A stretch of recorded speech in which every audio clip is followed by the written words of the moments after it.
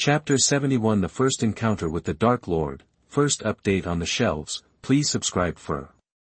You are listening at novelfull.audio. Boom! The door of the auditorium was pushed open, and Professor Quirrell, who taught the defense against the dark arts class, walked in from outside in a panic. This scene made Chu Yang feel very familiar. Troll! There is a troll in the basement. After shouting, Professor Quirrell fell straight to the ground. The whole auditorium was silent for about 2 seconds, and then screams rose and fell, and the students were frightened and fled. Quiet! Dumbledore, who was sitting in his seat, stood up, and his powerful majesty made the frightened students regain their reason. He said slowly, "The prefects of each grade are responsible for sending the students back to the college dormitory, and the teachers will follow me to deal with the troll." Under Dumbledore's instructions, the students left the auditorium in an orderly manner. Before leaving, Chu Yang also took a special look at Professor Quirrell, who was lying on the floor. Pretending to be dead, it must be said that this guy's acting skills are very good. No one present doubted his timidity and cowardice. In order to gain experience in defense against the dark arts, Quirrell deliberately interrupted his teaching career at Hogwarts and traveled to dangerous areas. From this point of view alone, Quirrell is not a coward. But unfortunately, it was during that trip that he met the remnant of Voldemort. Quirrell failed to resist Voldemort's temptation and eventually joined him. Quirrell became Voldemort's temporary Horcrux, brought it back to Hogwarts, and stole the Philosopher's Stone for it to regenerate. Not only did he fail, but he also lost his life. In Chu Yang's opinion, Quirrell is a pitiful guy. If he hadn't met Voldemort, he might have become a teacher loved by students. Someone once commented that if Quirrell had been firm enough in his heart, he would not have ended up like this. But how many people can stick to their original intentions under the instigation of the Dark Lord? Chu Yang looked at him with pity. Quirrell wanted to create a riot through the troll, and then go to the secret room on the 3rd floor to steal the Philosopher's Stone, but there was a terrifying 3-headed hellhound guarding there, so he was doomed to fail. To be on the safe side, Chu Yang quietly followed Quirrell when he was taking action. On the other side, on the way to the underground classroom, Dumbledore noticed something was wrong, so he asked the teachers to deal with the troll first and returned alone. No one thought that Dumbledore would choose to escape from a troll, so there must be something more important happening. When Dumbledore arrived at the Chamber of Secrets, Quirrell, who failed to break through the defense line of the 3-headed hellhound, had already left, but Dumbledore still saw some clues from the scene and became alert instantly. "Principal Dumbledore, I just saw Professor Quirrell coming out from inside." Chu Yang walked out of the shadows and almost scared Dumbledore to high blood pressure. After he calmed down, he immediately asked, "Are you sure that you saw Professor Quirrell just now?" "Yes." Chu Yang explained, "At that time, I left late and found that Professor Quirrell, who should have fainted, left quickly after you left, and his actions were very suspicious, so I followed him all the way to this place." After Professor Quirrell went in, there was a lot of noise inside, and he seemed to be driven out by something. Hearing this, Dumbledore's expression was a little complicated. After Quirrell came back from going out, he always felt that he was a little strange, but he didn't take it seriously. Combined with Chu Yang's words just now, Dumbledore could already guess that the reason for the other party's drastic change in temperament was probably because he was bewitched by Voldemort. Thinking of Quirrell as his former student, Dumbledore felt a pang of heartache. However, he quickly calmed down his emotions and stared at Chu Yang in front of him. With a flash of relief in his eyes, Chu Yang not only keenly perceived Quirrell's abnormality, but also monitored his every move without alarming him. His psychological quality and personal ability were excellent. Over the past few months, Dumbledore has almost gotten used to the surprise that Chu Yang brought him. He almost forgot that Chu Yang was the candidate for the future savior Harry. Chu Yang asked, "Principal Dumbledore, Professor Quirrell seems to be in a bit of a bad state." "He did encounter a little problem," Dumbledore replied casually. He was hesitating whether to tell Chu Yang about Voldemort, because Chu Yang has always performed very well, so well that Dumbledore wanted to give up those meaningless guidance behaviors to him and say something more practical. Who knew that Chu Yang took the lead and bowed and said, "In this case, I believe you will handle these things well." "Just kidding, it's okay to show your presence occasionally, but you really want me to help you fight Voldemort?" Chu Yang couldn't help but complain that he could only help destroy 1 or 2 Horcruxes in secret, and he couldn't even think about facing Voldemort head-on. Dumbledore was still in a daze.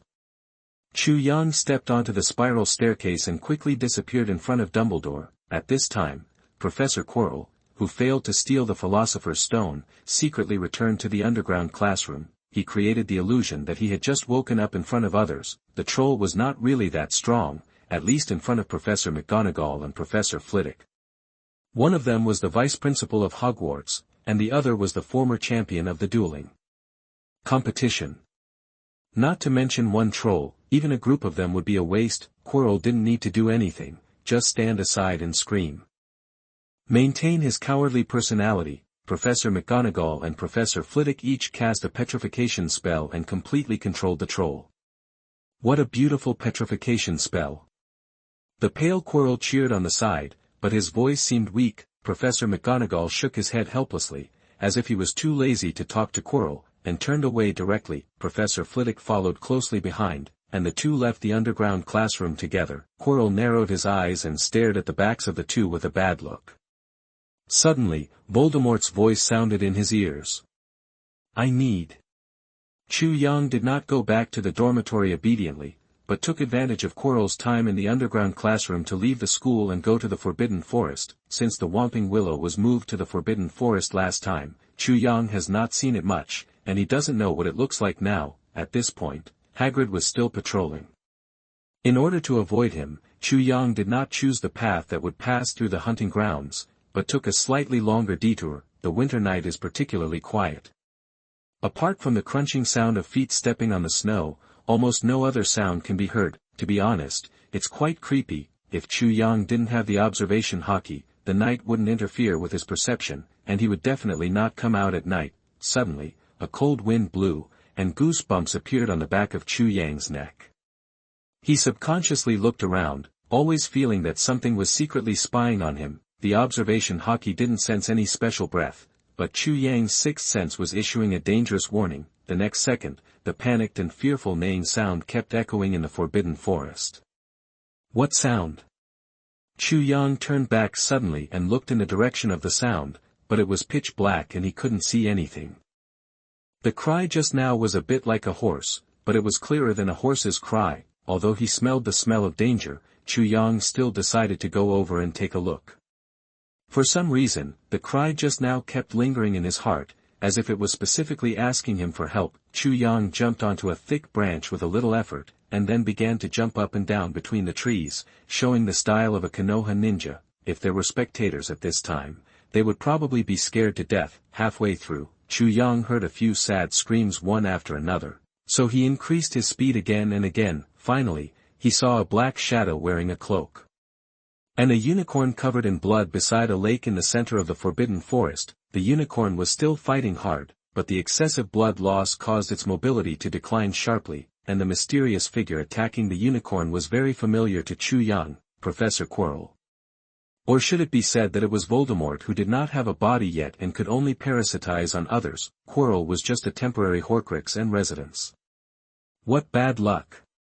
Chu Yang, who had just tried to avoid Voldemort, now bumped into him by accident.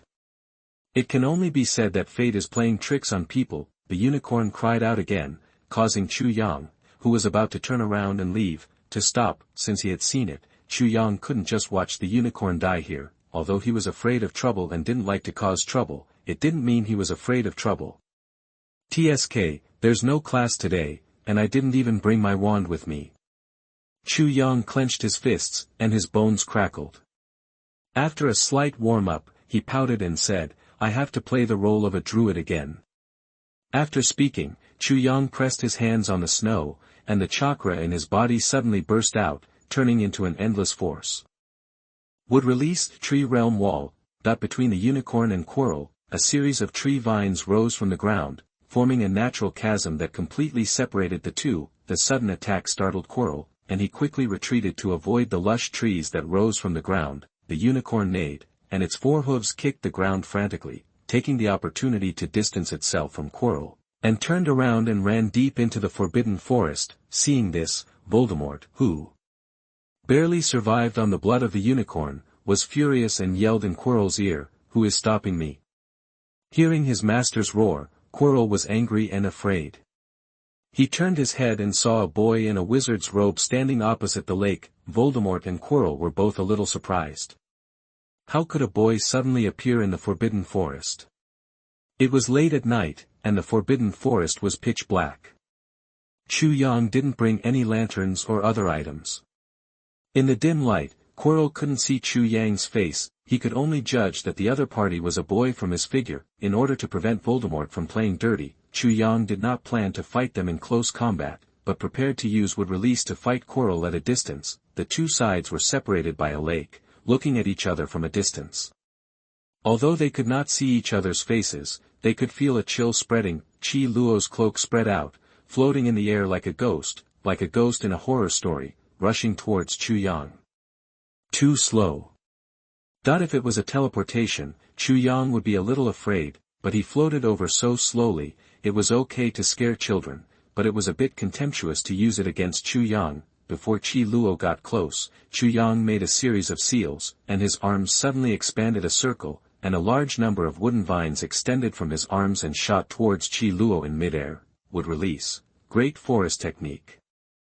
Qi Luo, who had no time to react, was hit by the thick wood. Suddenly, his eyes went black and he fell from the air into the cold lake. In fact, Quirrell had been alert to Chu Yang's spell casting, but when he saw that the other party had not taken out the wand for a long time, he thought that the boy in front of him had been scared silly, so he subconsciously relaxed his vigilance. The result was that he was tricked as expected. Although it felt great to beat Voldemort violently, Voldemort could not be killed without destroying the Horcrux. He was simply trying to disgust this old guy. The lake was rippling, but Chu Yang waited for a long time but did not see Professor Quirrell come out of the lake, so he walked forward and used his observation hockey to sense the breath at the bottom of the lake. Nothing. Quirrell had already cast a spell and escaped. Chu Yang used his observation hockey to search along the lake for a while. After confirming that Voldemort and Quirrell had left, he followed the blood trail left by the unicorn to the depths of the Forbidden Forest. If it could not be found in time, the unicorn would definitely die from excessive blood loss, and what Chu Yang did became meaningless. Fortunately, the unicorn didn't run far before it fell down exhausted under a big tree. Chu Yang went forward to check its injuries and began to treat it. Compared with using wood release chakra directly, the mixed natural magic power has a better healing effect on magical creatures. In order to pull the unicorn back from the brink of death, Chu Yang consumed a huge amount of natural magic power, and the leaked magic power could even affect the land under his feet. In the area where the unicorn was lying on its side, flowers slowly bloomed, and the creatures around it who felt the life force involuntarily approached this place. Firenze, a centaur who was patrolling the Forbidden Forest, also felt this unusual power, so he quickly moved towards the source of power. The centaur tribe in the Forbidden Forest was not friendly to humans, especially wizards, and Firenze was an alternative. He was quite curious about humans. Firenze's upper body was human, with blonde hair and blue eyes, and he looked very handsome, while his lower body was a horse with silver mane, and he looked like a meteor when he moved quickly in the dark night. When Firenze arrived, he immediately saw Chu Yang treating the unicorn's injuries. The huge natural magic power dissipated in all directions, blooming green fluorescence representing life, and the surroundings were full of flowers and vegetation. Firenze's sapphire-like pupils suddenly revealed a look of shock. The impact of this sacred scene on Firenze was difficult to describe in words. He even subconsciously half-knelt on the ground, following his instinct to worship the miracle. The unicorn, whose signs of life were like a candle in the wind, rekindled with the help of Chu Yang. It let out a long cry of joy and slowly stood up. Ha! Chu Yang sat on the ground, panting. It was the first time he felt hollowed out. The unicorn lowered its head and gently stroked Chu Yang's pale face. Its white body was shining with a bright light, sacred and beautiful. Sir, you saved the life of the unicorn. Please allow me to thank you on behalf of the forest. From now on, your life will always be blessed by the forest. Firenze took small steps and slowly walked to Chu Yang. He bowed slightly and said with respect, "You are not in good condition now. Can you allow me to carry you back to a safe place?" The safe place mentioned by Firenze was Hogwarts. He could tell from Chu Yang's clothes that he was a student there. Then I'll trouble you. Chu Yang nodded weakly. His whole body was as soft as mud. Firenze bent down and was about to pick up Chu Yang, but the unicorn next to him stretched its head and knocked him away, rubbing its head against Chu Yang's body.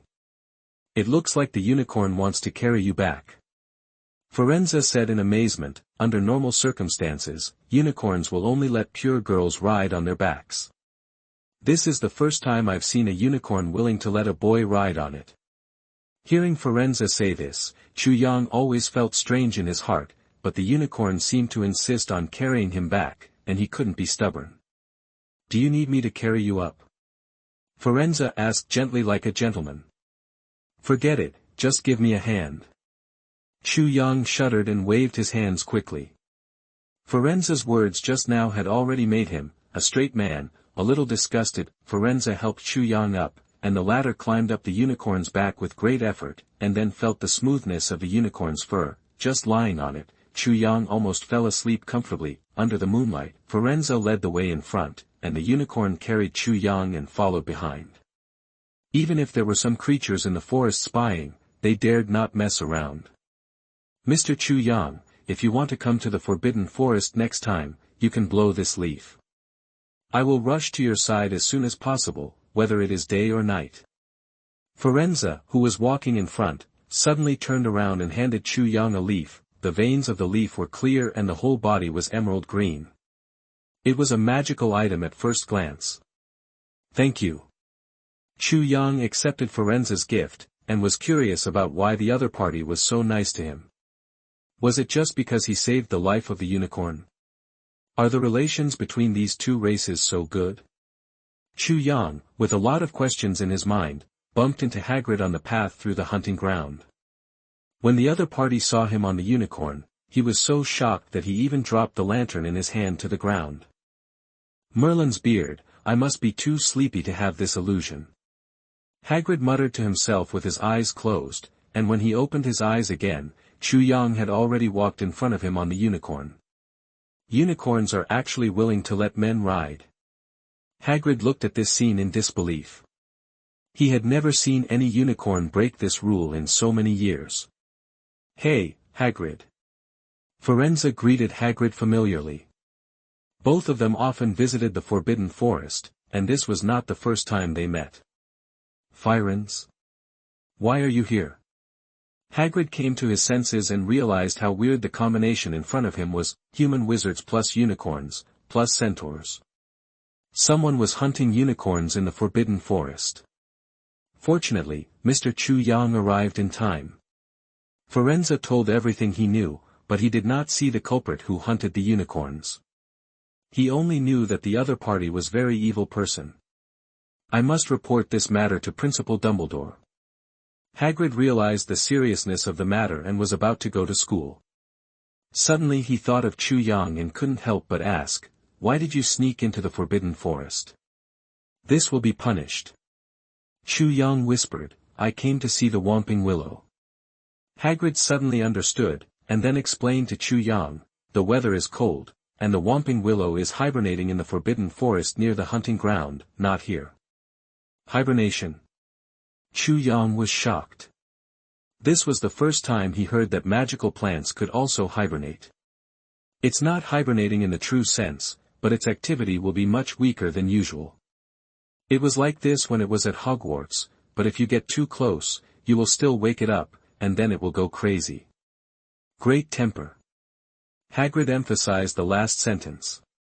He had just witnessed it not long ago, and the scene was quite shocking. In that case, let it continue to rest. Chu Yang sneezed as soon as he finished speaking. After his magic power was nearly exhausted, his ability to withstand the cold temporarily declined.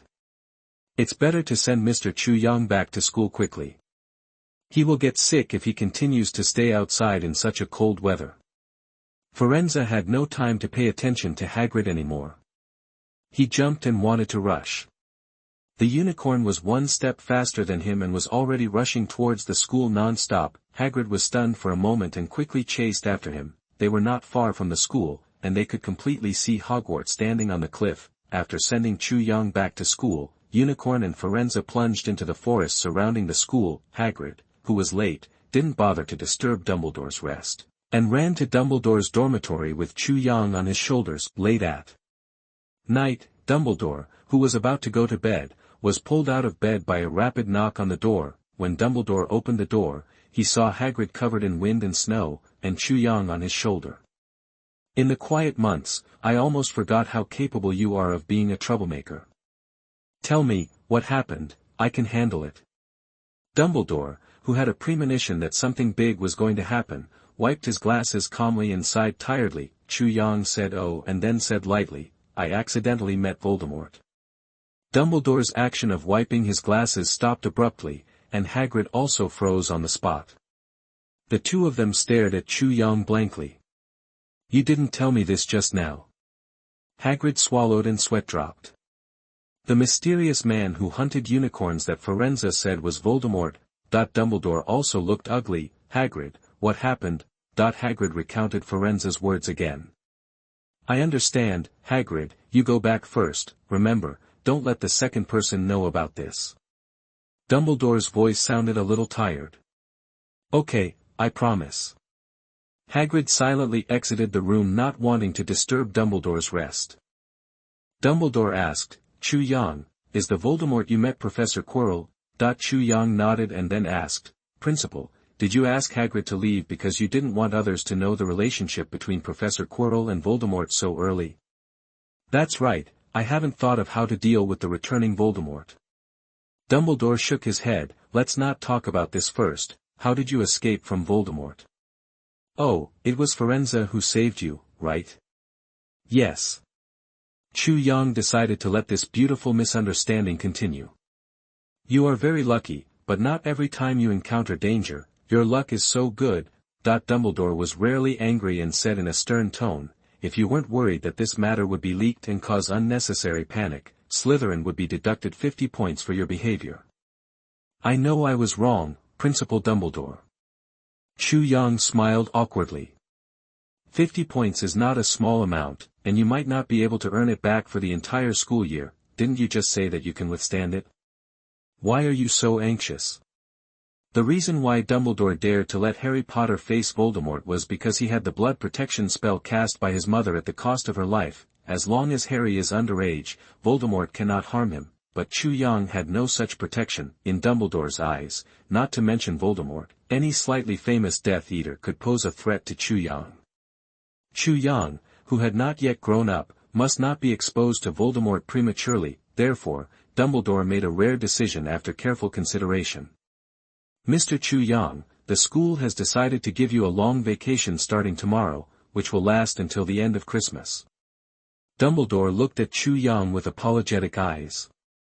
As the principal, he cannot guarantee the safety of students at Hogwarts. He thought he was derelict in his duty. Christmas is over. Chu Yang's mind was full of questions. He had just received permission to go to the Forbidden Book area. Why was he on holiday? "Yes, with your progress, there won't be any problem even if you miss more than a month of classes," Dumbledore said with a smile. Dumbledore was silent for a while and sighed, "This is for your safety. For an outstanding Slytherin like you, Voldemort will not let you go. When he comes to find you again, you have only two choices. Either become his Death Eater or be killed by him. In fact, it won't happen. If Voldemort comes to me, I will only beat him violently." Chu Yang wanted to answer like this, but Dumbledore would definitely think him crazy, so he could only agree to Dumbledore's arrangement. It was not only Chu Yang who felt uncomfortable, but also Chi Luo, who was hit hard by Mu Dun. There is no doubt about the power of wood release. The blow moved Quirrell's internal organs. It is no exaggeration to say that half of his life was lost. If he hadn't run so fast, Voldemort would have had to replace himself with a temporary Horcrux. Even if he escapes by luck, it won't get better without a few months. As a result, it would be difficult for Quirrell to continue teaching the defense against the dark arts class at Hogwarts. Regardless of whether Dumbledore was aware of his identity or not, Voldemort did not want him to continue to appear in front of people, so that night, Quirrell quietly disappeared from Hogwarts. The next day, Dumbledore, who learned the news, did not feel relieved because of Quirrell's disappearance. He knew that Voldemort would not leave Hogwarts easily without getting the Sorcerer's Stone. they must be hiding somewhere in the castle. This 1,000-year-old castle holds so many secrets that not even Dumbledore can understand them all. Even if Voldemort wanted to hide, it would be difficult for him to find him out. Voldemort and Quirrell, who have turned from light to dark, have undoubtedly become more threatening, and it is urgent to let Chu Yang temporarily leave Hogwarts. Before leaving, Chu Yang, with Dumbledore's permission, went to the Forbidden Forest again and successfully found the Whomping Willow. After not seeing him for several months, the Whomping Willow's huge body grew taller again, like a growing tree. 1,000-year-old trees, after conveying some natural magic power to the Whomping Willow, it slowly sat down and fell into a deep sleep like a well-fed child. Chu Yang didn't care about it anymore, took out the leaves given by Firenze, put them to his mouth and blew them, calling for the other party's arrival. A unique melody echoed in the Forbidden Forest, and not long after, the sound of horse hooves came from the depths of the Forbidden Forest. Firenze, who had an almost perfect face, jumped up, stood tall and tall beside Chu Yang, and said with a smile, "Dear Mr. Chu Yang, we meet again." Chu Yang said straight to the point, "I have something that I hope to get your help with." Firenze bowed slightly and said sincerely, "Please tell me, as long as it is within my ability, I will try my best to fulfill your request." Just when Chu Yang was about to speak, the sleeping Whomping Willow suddenly woke up from his deep sleep as if he felt Firenze's breath. The behemoth's awakening caused the surrounding mountains to shake, as if the entire Forbidden Forest was about to collapse. The Whomping Willow swung its branches as hard as steel whips and struck Firenze hard. It thought Firenze would pose a threat to Chu Yang, so it subconsciously launched an attack.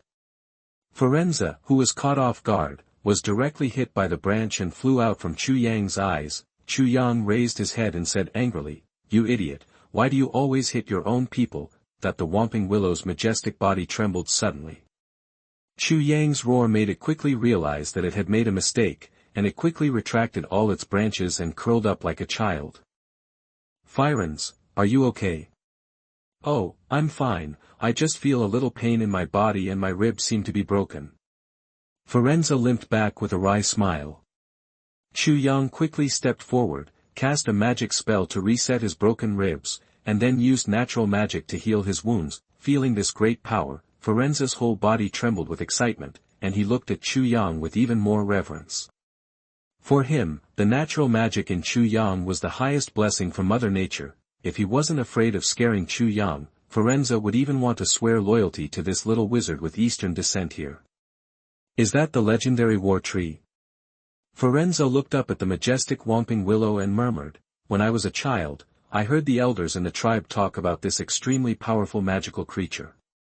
There are no traces of the guardians now, only some tree spirits are still active in the forest." Chu Yang curled his lips. "This is a piece of shit giant war tree. It's not even a tree spirit guard. It's just an ordinary Whomping Willow." Firenze was stunned for a moment and said with a wry smile, "Although I don't have much experience, I have never heard that the Whomping Willow can grow to this extent." Chu Yang raised his head and glanced at the Whomping Willow, which was as tall as Optimus Prime. "All right, I take back the word mediocre. The mysterious man from last time may come to the Forbidden Forest again to hunt unicorns." Chu Yang pointed at the autistic Whomping Willow and said, "I called you here because I hope you can protect the unicorns with it." Ethnic group. Firenze immediately nodded and agreed. "No problem. I have been patrolling the Forbidden Forest from last night to now." "Then I'll trouble you." Chu Yang said with a smile, "This guy is a bit stupid, you have to help me keep an eye on him." After dealing with the Whomping Willow, Chu Yang left the Forbidden Forest and went to Hagrid's hut, where Dumbledore was discussing something with Hagrid. Looking at Chu Yang pushing the door open, Dumbledore was not surprised. He seemed to have known that he had been to the Forbidden Forest for a long time. "Professor Dumbledore, can I ask you a favor before I leave?" Chu Yang looked at the other party and said straight to the point. "What's the matter?" Dumbledore did not agree immediately, but asked cautiously. It must be said that he was really afraid of Chu Yang's ability to cause trouble. "I want to learn apparition." Chu Yang looked directly at Dumbledore and said, "Given my current situation, I think I will be safer after learning this spell." Dumbledore pondered for a while and reminded, "This spell is only available to students over 17 years old." Do you know why? Chu Yang nodded and replied, the process of operating will put a considerable burden on the human body, and it requires a high degree of concentration. If you are not careful, life-threatening accidents may occur. Dumbledore said, it is usually difficult for young wizards like you to control their thoughts. If during the transfer process, the intention to go somewhere is not firm enough, the interruption of the spell is a minor matter, and more importantly, your body will be separated in the process. It is also commonly known as separation. Chu Yang took over the words and said solemnly, Professor Dumbledore, I have thoroughly understood the dangers of this curse. Hagrid advised from the side, Chu Yang, you are still too young. You should wait a few years. Generally, only students in 5th grade and above are allowed to learn apparition. No, Hagrid, he has the ability to learn this magic spell. Dumbledore looked deeply at Chu Yang, since you have understood the dangers involved, I respect your will. So Dumbledore began to teach Chu Yang how to disapparate in Hagrid's hut. Hagrid wisely exited the hut, leaving the not-so-large space to them. Remember, goals, determination, calmness, be firm in your chosen goal, concentrate on it, and feel the changes in your body. Let's start from a closer place first. Hagrid was listening to Dumbledore's voice outside the room, and his thoughts suddenly drifted back to his school days. In the Transfiguration class back then, Dumbledore also guided the students to cast spells bit by bit. A moment later, a figure suddenly appeared, interrupting Hagrid's memories. Hagrid looked at Chu Yang in front of him and asked unexpectedly, I don't think you came out of the house. How do you feel? You will feel dizzy even if you try it for the first time. Chu Yang, who looked as usual, shook his head. With his physique, apparition would not make him feel uncomfortable. A genius is a genius. It would take a normal person a long time to learn this, but you can do it in 10 minutes.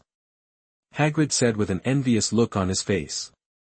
It's just a matter of moving from inside to outside the house. It's not that difficult. Chu Yang smiled and said, when one day I can return to the school from London in one go, you can praise me again. Apparition cannot be used in Hogwarts, so under normal circumstances, you can only move around the school as anchor points. Squeaked that the door of the room was pushed open by Dumbledore. He walked out slowly and said, you have mastered the key. How about trying to go to Diagon Alley? I will be watching you from the side. After hearing this, Chu Yang immediately began to use apparition in front of Dumbledore. The image of Ollivander's wand shop appeared in his mind. The surrounding space was distorted, and an invisible pressure surged from all directions. Soon, the pressure dissipated, and when Chu Yang came to his senses, he was already standing in the wand shop, and Mr. Ollivander was sorting the shelves. The next second, Dumbledore suddenly appeared next to Chu Yang and chuckled, Are you not planning to return to London at all and want to be an apprentice here? Chu Yang looked at him in surprise, thinking that the saying that people become better with age is absolutely correct. He could actually guess this. That's actually good. Dumbledore nodded, then you stay with Mr. Ollivander, I believe he will take good care of you. At this time, Ollivander came out after hearing the sound. They looked at Dumbledore and Chu Yang in surprise. What happened? Mr. Ollivander asked curiously. At this time, neither Dumbledore nor Chu Yang should appear here. Dumbledore smiled and said, It's nothing. Chu Yang will have an early vacation starting today. Don't you want to accept him as an apprentice? I just happened to come here to learn something from you. Ollivander took a deep look at Dumbledore, whose deep eyes seemed to be telling something. Then, he nodded in agreement and said, I am very happy that he can come, and I will take good care of him. Then I'm sorry to bother you. Dumbledore thanked him, then bent down and said in Chu Yang's ear, You just stay here, you don't need to go back with me. As for your luggage, I will have it sent to Came here. After saying that, Dumbledore cast Disapparation and disappeared. In this way, Chu Yang became the first freshman to leave school since the beginning of the school year. His early vacation made his classmates full of envy, but not long after Chu Yang left school, rumors began to spread in the school. Some say he was expelled from school for violating school rules. Some people also say that he is a person who cannot be offended. Hermione, Ron, Harry, Neville and other classmates who were usually close to Chu Yang were all worried about this. Some are happy and some are sad. Draco ushered in his first spring at Hogwarts. Without Chu Yang, he could finally stand up straight and look down on others with his family background, and he no longer had to worry about the pressure from his father, and quickly put on an arrogant attitude of God is the boss, I am the second. Draco not only moved into Chu Yang's dormitory with a swagger, but also began to frequently target those students who had a good relationship with Chu Yang. When the rumor spread to every corner of Hogwarts, Dumbledore did not specifically explain the reason why Chu Yang left. After leaving school, Chu Yang worked as an apprentice in a wand shop. He followed Ollivander to systematically learn the process of making wands. The days of being an apprentice in a wand shop were actually no different from studying in school, and even the schedule was similar. The only difference was that Chu Yang had less opportunities to read free books. Diagonally opposite the wand shop was Flourish and Blott's bookstore, where Chu Yang could buy whatever he wanted at any time. Although the collection was not as rich as that of the school library, there was no shortage of necessary textbooks. Before the end of the holiday, Chu Yang must master all the ways to make a wand, and then find alternative materials so that himself in different worlds can successfully make a wand. The reason why Chu Yang chose Ollivander as his wand-making teacher is not only because he is one of the most outstanding wand makers in the world, it is also because Ollivander is a wand maker who keeps moving forward, constantly improving the wand craft, and even subverts the traditional wand in the eyes of wizards. This is very compatible with Chu Yang, as they both hate old and rotten things. Before Ollivander made wands, almost all wand makers would make wands according to the preferences of the customers, and there was never a question of whether it was suitable or not. It was Ollivander who established the relationship between wands and wizards.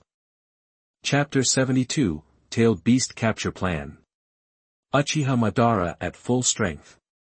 Please subscribe, vote, and you are listening at novelfull.audio. In addition, he was the first wand maker to insist on using powerful magical materials for the core of his wand. In the past, many wand makers gave up using these powerful magic materials because they pursued the stability of their wands. They preferred to choose some ordinary magic materials. Relatively common magic materials can be easily integrated into the wand wood as the core of the wand, while powerful magic materials will become even more uncontrollable in the process. No one knows how Ollivander controls this process. Among wand makers, many covet Ollivander's exclusive secrets. For the old man to be able to live to this age safely and unharmed, he obviously has something. After working as an apprentice in the wand shop for half a month, Ollivander finally told Chu Yang the secret. Treat all the magic materials in your hand as living things. Imagine that they can breathe, and that breathing will produce a unique pulse. By grabbing that, you can easily integrate them. Only if you have worked in this industry for a long enough time and been exposed to enough magical materials, can you have the opportunity to feel the pulse I mentioned. The reason why I am optimistic about your future in this field is not only because you are smart enough, but also because I feel something similar from your magic power. You can tap into the magic and this special pulsating resonance. Chu Yang asked curiously, then what should we do? I don't know what to do. After all, these are just my guesses. Ollivander took out a large amount of materials and placed them in front of Chu Yang. Now I can only communicate in the most primitive way and hold the materials in my hands. Here, wrap them in magic and try to feel it. Are you sure it won't explode? Some magic materials are very active. Chu Yang suspected that the old man was experimenting on him, and something was wrong in his eyes. As long as you don't try to fuse them together, they won't explode. Ollivander coughed dryly and urged, let's get started. Chu Yang held the magic material in front of him in his hand, and then wrapped it with magic power as Ollivander said. Chu Yang, who had never tried this before, really felt a strange pulse. It's like a human heart beating. Do you feel it? Ollivander excitedly approached Chu Yang and asked, what does it feel like? Heartbeat. Chu Yang replied truthfully. That's right, you can master the trick as long as you practice repeatedly. Ollivander nodded with satisfaction. With your talent, you will soon be able to meet my requirements. Next, you can try the core of the staff and the fusion of stick and wood. When you reach this point, you are ready to become a master. It's just that the supply of goods is a bit insufficient. I don't know why. It's hard to see unicorns recently. It's also hard to find phoenix tail feathers and dragon heartstrings. There's no point in practicing with ordinary materials. At this point, Ollivander suddenly felt worried. Upon hearing this, Chu Yang immediately replied, "Don't worry, if nothing else, I can get the unicorn hair." Ollivander glared at him angrily. "Do you think unicorns are the kittens and puppies you raise at home? Although unicorns are considered to have a good temper among magical creatures, it does not mean that they will be easygoing. Get you close. It's better for women. If a man appears around a unicorn, it will run away immediately. If you add 2 more legs, you won't be able to catch up." Chu Yang was too lazy to talk to an old man, especially such an old man. He pulled out an empty suitcase from under the cabinet, and when Ollivander turned around to sort out the wand box, he used apparition and disappeared into the wand shop. The next second, Chu Yang's figure appeared in the forbidden forest.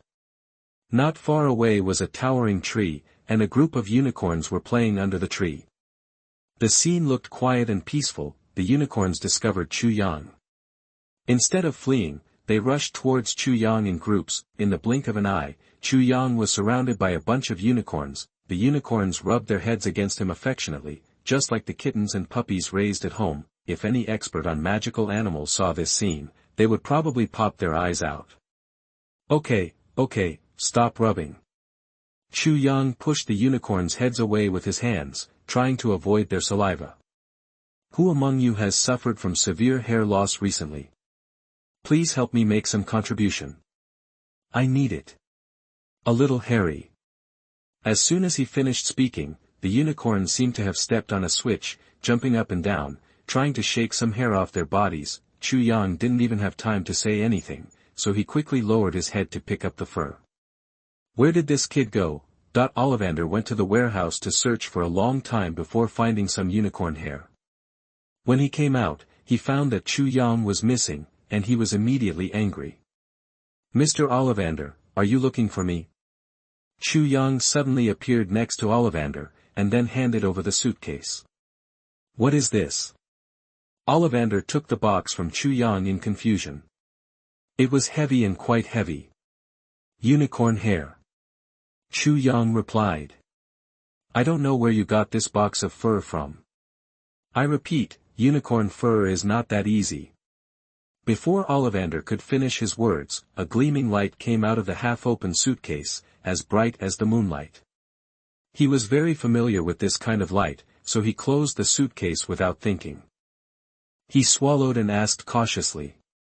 "Do you really have a bunch of unicorns at home?" Naruto World, the tailed beast capture plan is coming to an end. Except for the 9 tails, whose exact location is not yet known, and the 8 tails, which has escaped capture several times, all other tailed beasts have been successfully sealed. The plan that was supposed to go smoothly turned out to be unexpected. Although Konoha tried hard to block the news when it captured the tailed beasts, it was eventually discovered by ninja forces from other countries. Konoha's strength was already superior to other ninja villages, but now news of the captured tailed beasts had spread, causing people to panic for a while. Even the daimyo of the Land of Fire could not withstand the pressure and sent people over to ask if the news was true. In desperation, Senju Hashirama had no choice but to come forward in person to explain and make the idea of allocating tailed beasts public. Because of this, the 5 Shadows Conference had to be held hastily in advance and the location was chosen in the Kingdom of Thunder. Senju Tobarama took over the Hokage's official duties when Senju Hashirama left, and Uchiha Izuna, the top leader of the ANBU, accompanied Senju Hashirama to the Land of Thunder to attend the meeting as a bodyguard. Senju Hashirama continued to show his trust in the Uchiha family. The departure of Uchiha Izuna vacated the ANBU command in the village, especially the ANBU team responsible for tracking the tailed beasts. This unit is usually personally in charge of Uchiha Izuna. After careful consideration, Senju Tobarama decided to hand over the temporary command of the ANBU to Uchiha Madara. But Uncle Madara refused without hesitation. "I am only responsible for fighting the tailed beasts, I don't care about other things." Uncle Madara firmly rejected this matter and became more and more Buddhist. Now it was Senju Tobarama's turn to have a headache. Konoha's talent reserve is pretty good, but it is difficult to find suitable candidates when it comes to dealing with tailed beasts. After all, even Uchiha Izuna has let the 8 tails escape several times. After much deliberation, Senju Tobarama finally thought of a little bastard with wild ideas. Ninja school. Chu Yang is in class. Today's class was an intensive training session for throwing ninja tools. Chu Yang took the students to an outdoor shooting range to practice shuriken and kunai, 2 common throwing objects. The third generation in their childhood still performed outstandingly. They were still very talented, but they were among the best in all aspects. On the other hand, Shimura Danzo, who is equally naughty, has much worse grades than the third generation, and is only below average in the entire class. Both Koharu and Mido Kazuo are better than him. Chu Yang was about to give him a few words of instruction to help him concentrate, when a teacher suddenly came over and whispered a few words in his ear. "Teacher wants to see me." Chu Yang looked surprised, but he still put down the work at hand. After handing over the rest of the lessons to the substitute teacher, Chu Yang hurried to the Hokage building. When the first Hokage was away, Senju Tobarama stayed here almost 24 hours a day to handle official duties. "Teacher." Chu Yang opened the door and saw Qian Shu Feijian, who was bowing his head to deal with documents. "Oh, you're here." Qian Shu Feijian exchanged a few words with Chu Yang, then pulled out a scroll from the pile of documents at hand and handed it to Chu Yang. "Come and take a look at this first." Chu Yang took the scroll from his hand, opened it and read it carefully. He frowned after reading only 1 or 2 lines. Is this information about the tailed beast? There are also previous mission records. That's right. Senju Tobarama nodded and tapped the table with his fingers. Originally, this should be given to Uchiha Izuna, but you also know that he is not here now. So, this job was given to me? Chu Yang looked embarrassed. Dealing with naughty children was much easier and safer than dealing with tailed beasts. Get ready and let's go. Qian Shu Feijian's understatement almost made Chu Yang fly into a rage. Listen, is this human talk? Those are the 9 tails and the 8 tails. They are considered to be the top combat powers in this world. They will die at the last moment. Good.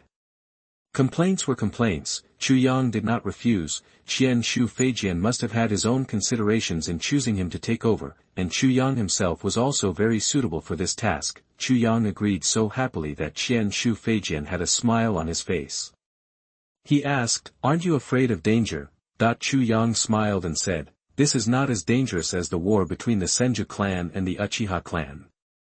It's easy to dodge open spears but hard to defend against hidden arrows, and the terror in people's hearts is far greater than that of tailed beasts. Actually, I've been hoping that you could take over this matter from the beginning. If it can be completed successfully, your prestige in the village will be greatly improved. It's not too late to intervene now. The plan to weaken the Uchiha is successful, but at the same time, their influence in Konoha village should be continuously reduced. Letting the ANBU out is a risky move, and you must always pay attention to it." Senju Tobarama reminded, "After this mission is over, until Uchiha Izuna and his eldest brother come back from the Land of Thunder, you will temporarily be in charge of the ANBU. During this period, do something, do you understand?" Chu Yang nodded. He understood the hidden meaning of Qianju Feijian's words, which was to let him familiarize himself with ANBU's business in advance and make plans for the future. Afterwards, Senju Tobarama tested Chu Yang's progress in ninjutsu before letting him go. The next day, Chu Yang left Konoha with 3 teams, totaling 12 ANBU members. The goal of their trip was the 8 tails. According to the mission records, the last place where the 8 tails appeared was at the border between the country of Taki and the country of Fire. Chu Yang deduced that the 8 tails should be in the country of Taki. Taki country is a special country. Its geographical location is not good. It is surrounded by 4 countries. As long as a war breaks out, it will be attacked from both sides. If there were not many waterfalls in the country and many settlements are hidden in the waterfalls, it is estimated that the people here would have a hard time living, but such a country in a bad situation has its own ninja village earlier than other small countries. You must know that in the era when the 5 major countries just established ninja villages, many countries could not gather enough ninjas to establish ninja villages. The ninja villages in Taki country are similar to other settlements. They are also hidden behind waterfalls and are in a state of retreat and concealment. Chu Yang felt that they were a little sad. After entering Taki country, Konoha's Umbu did not conceal their whereabouts too much. In addition to the fact that the Umbu was established not long ago and their business capabilities were not very proficient, it was more due to contempt for strength. The war between the two families had just ended not long ago. Most of the Konoha ninjas still uphold the value of respecting the strong, especially the Uchiha clan. As long as it does not affect the mission, Chu Yang has no intention of restraining or educating his subordinates. If you fall behind, you will be beaten. If you are not good enough, don't blame others for not giving you face. This is an eternal truth. The land area of Taki country is not large. With the speed of ninjas, it takes at most 1 week to walk all the land. In order to save time, Chu Yang arranged 3 Umbu teams to act separately. Their main task is to lock the tailed beasts, not to fight them head-on. If you are careful, there will be no danger to your life. This plan was opposed by some team members. Lord Yang, before the operation began, Lord Tobarama repeatedly emphasized that we should ensure your safety. This is the first priority, even more important than capturing the tailed beasts. Although he understood the teacher's good intentions, Chu Yang felt that this order was a bit worried. If protecting me is more important than capturing the tailed beasts, then what is the meaning of our coming here? Travel? Chu Yang said in a deep voice. The team members looked at each other, and finally someone stood up and said, "We must leave someone behind to protect your safety." Chu Yang looked at him deeply and asked coldly, "What's your name?" The team members were startled, and then looked at the man who was speaking with pity. A trace of panic flashed in the man's eyes, as if he was afraid that Chu Yang would regard him as a thorn in the eye for contradicting his boss, but then he said firmly, "Uchiha Yangdo." Yangdo. Chu Yang's indifferent face suddenly had a smile, and he said in an approving tone, "Then please stay, and the others will disperse according to the original plan." Uchiha Yangdo showed an ecstatic expression. The members of the other 2 teams were stunned, and then they realized that Chu Yang was testing them, and immediately showed a look of regret. Everyone realized one thing: this guy named Yangdo will definitely be reused after he returns. Pay attention to search behind the waterfall. After hearing Chu Yang's last instruction, the team members dispersed with jealous expressions and quickly disappeared from Chu Yang's sight. The only thing they can do now is to find the whereabouts of the tailed beast as soon as possible. Only in this way can they win back a city. When Yangdo was the only one left by his side, Chu Yang began to release the domineering of observation haki to detect the breath of the Eight Tails. As the top combat force in the world of Naruto, the Eight Tails has a very strong momentum.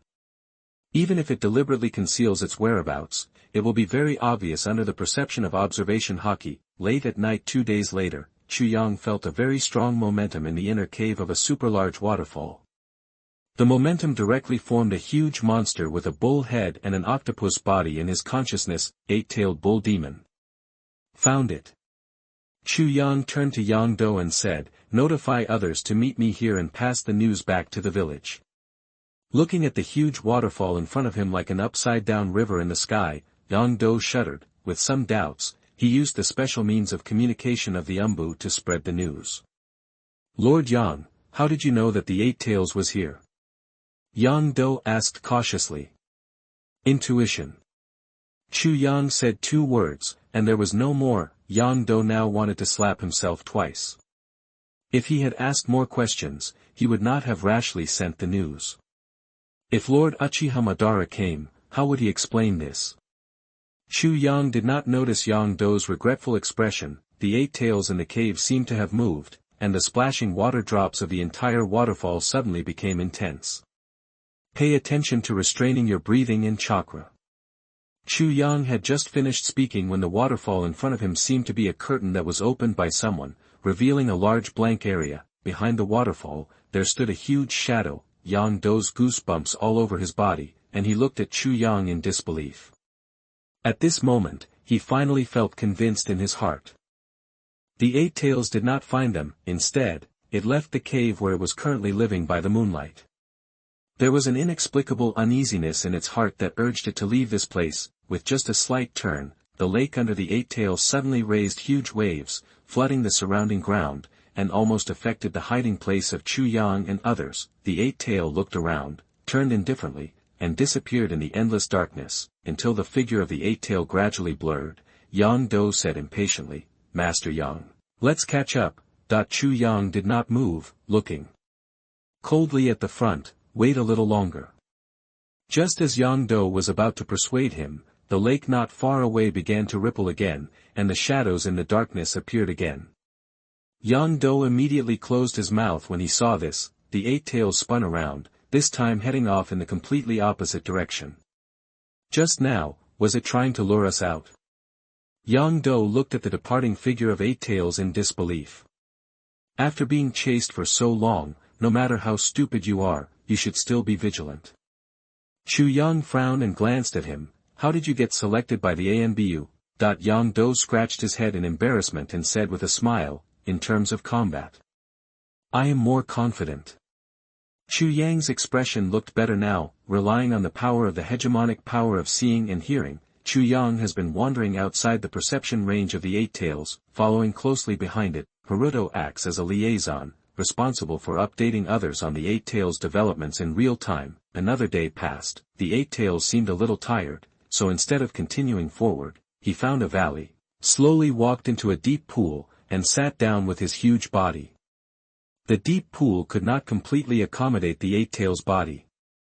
It sat in it with half of its body exposed, just like an ordinary person lying in a bathtub. The scene looked a bit funny. Lying in the deep pool, Yatsuo leaned against the mountains behind him and slowly closed his eyes. At this time, all the members of the ANBU team had gathered around Chu Yang. Seeing that the time was right, he ordered, "Deploy the barrier." After everyone accepted the order, they instantly disappeared in front of Chu Yang. 3 teams, totaling 12 people, surrounded the Eight Tails from 12 different directions. 12 people formed the seal at the same time. After a moment, 12 different rays of light shot into the sky, and then converged into a polygonal diamond-shaped barrier. "I'll trouble you next, Madara Uchiha-sama." A black shadow jumped down from the waterfall and slowly walked towards Eight Tails following Chu Yang's voice. Uchiha Madara chuckled softly and said, "Well done, boy, no wonder Hashirama and Tobirama value you so much. If you are an Uchiha clan member, I might accept you as a disciple." Uchiha Madara's powerful chakra instantly woke up the Eight Tails who had just fallen asleep. The latter stood up and let out a deafening roar. The surrounding areas were shaken, and the rivers and seas were overturned, as if the end of the world was coming. Chu Yang suddenly realized a problem. He shouldn't stay here. The aftermath of the battle between Uchiha Madara and the Eight Tails could easily destroy everything around him. What a mistake. Not caring about admiring the highest level battle in the Naruto world, Chu Yang walked away from the battlefield as quickly as possible. The next second, he felt a wave of heat coming from behind him. Fire escape. Fire extinguishes. Chu Yang turned around, but the fire in the sky was so bright that he couldn't open his eyes. The raging flames had the potential to reach the sky. His heart trembled. He didn't dare to delay, and ran with all his strength to the edge of the barrier. Just as he breathed a sigh of relief, the hair all over Chu Yang's body exploded. He quickly formed seals and raised barriers around him. Would release tree boundary wall. As if feeling that a tree boundary wall was not enough, Chu Yang continued to transfer chakra, and layers of protection soon rose up around him, with mountains and mountains rising up. On the other side, Madara's big fire extinguisher submerged the Eight Tails. Not to be outdone, the latter used his huge tail to set off a wave, which continued to sweep across and eventually turned into a huge tsunami. The fire curtain collided with the tsunami, and the high-temperature water vapor suddenly erupted and rolled in. The trees and flowers on the surrounding cliffs quickly withered and turned yellow the moment they came into contact with the water vapor. Banyi puffed up his chest and blew gently. The breeze from his mouth continued to spread, forming a strong hurricane and blowing away all the water vapor in front of him. As expected, the first tree boundary wall was destroyed by the high temperature. Master Ban looked back at Chu Yang, then raised his head and said with a smile, "I wanted to warm up a bit, but it seems I don't have that much time to play with you. Let's end the battle as soon as possible." Having said that, Madara directly summoned the complete form of Susanoo. An energy giant wearing armor rose up from the ground and faced the Eight Tails. Its power was not compromised at all. The eight-tailed bull demon seemed to feel the threat, and roared again, opening its bloody mouth, and the dark red chakra gathered into a ball-tailed beast jade.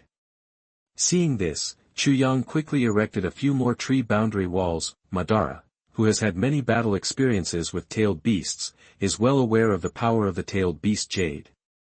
Susanoo's 4 arms are fully extended, and the long sword in his hand is ready. Buzz buzz. There was an oppressive vibration in the air, which was the sound of the 8 tails compressing the tailed beast jade. The 12 ANBU elites maintaining the barrier outside were all overwhelmed by this terrifying and oppressive force. Suddenly, the shaking stopped. The tailed beast jade was spat out by the 8 tails, sliding through the air like a cannonball, tearing through the air. In the blink of an eye, he flew in front of Uchiha Madara. The long sword in Susanoo's hand was cut down at the same time, and it struck the tailed beast jade fiercely. Violent energy fluctuations swept around like a tsunami. Under the vibration of this force, cracks continued to appear in the diamond-shaped barrier, like a mirror about to break. At this moment, Susanoo exploded with terrifying power and used his long sword to cut the tailed beast jade into 4 pieces and flew out in different directions. One of the petals flew to where Chu Yang was. Damn it, can this be an accidental injury? Chu Yang watched the tailed beast jade as big as a football field flying towards him, and couldn't help but curse in his heart. When the tailed beast jade fell, the dozens of defenses he had worked so hard to arrange were instantly wiped out, but fortunately, these tree walls also helped him block the remaining power of the tailed beast jade, so that he did not suffer any damage. When Chu Yang opened his eyes again, he saw only the devastated land, waterfalls, green mountains, trees, flowers, and plants, have all disappeared.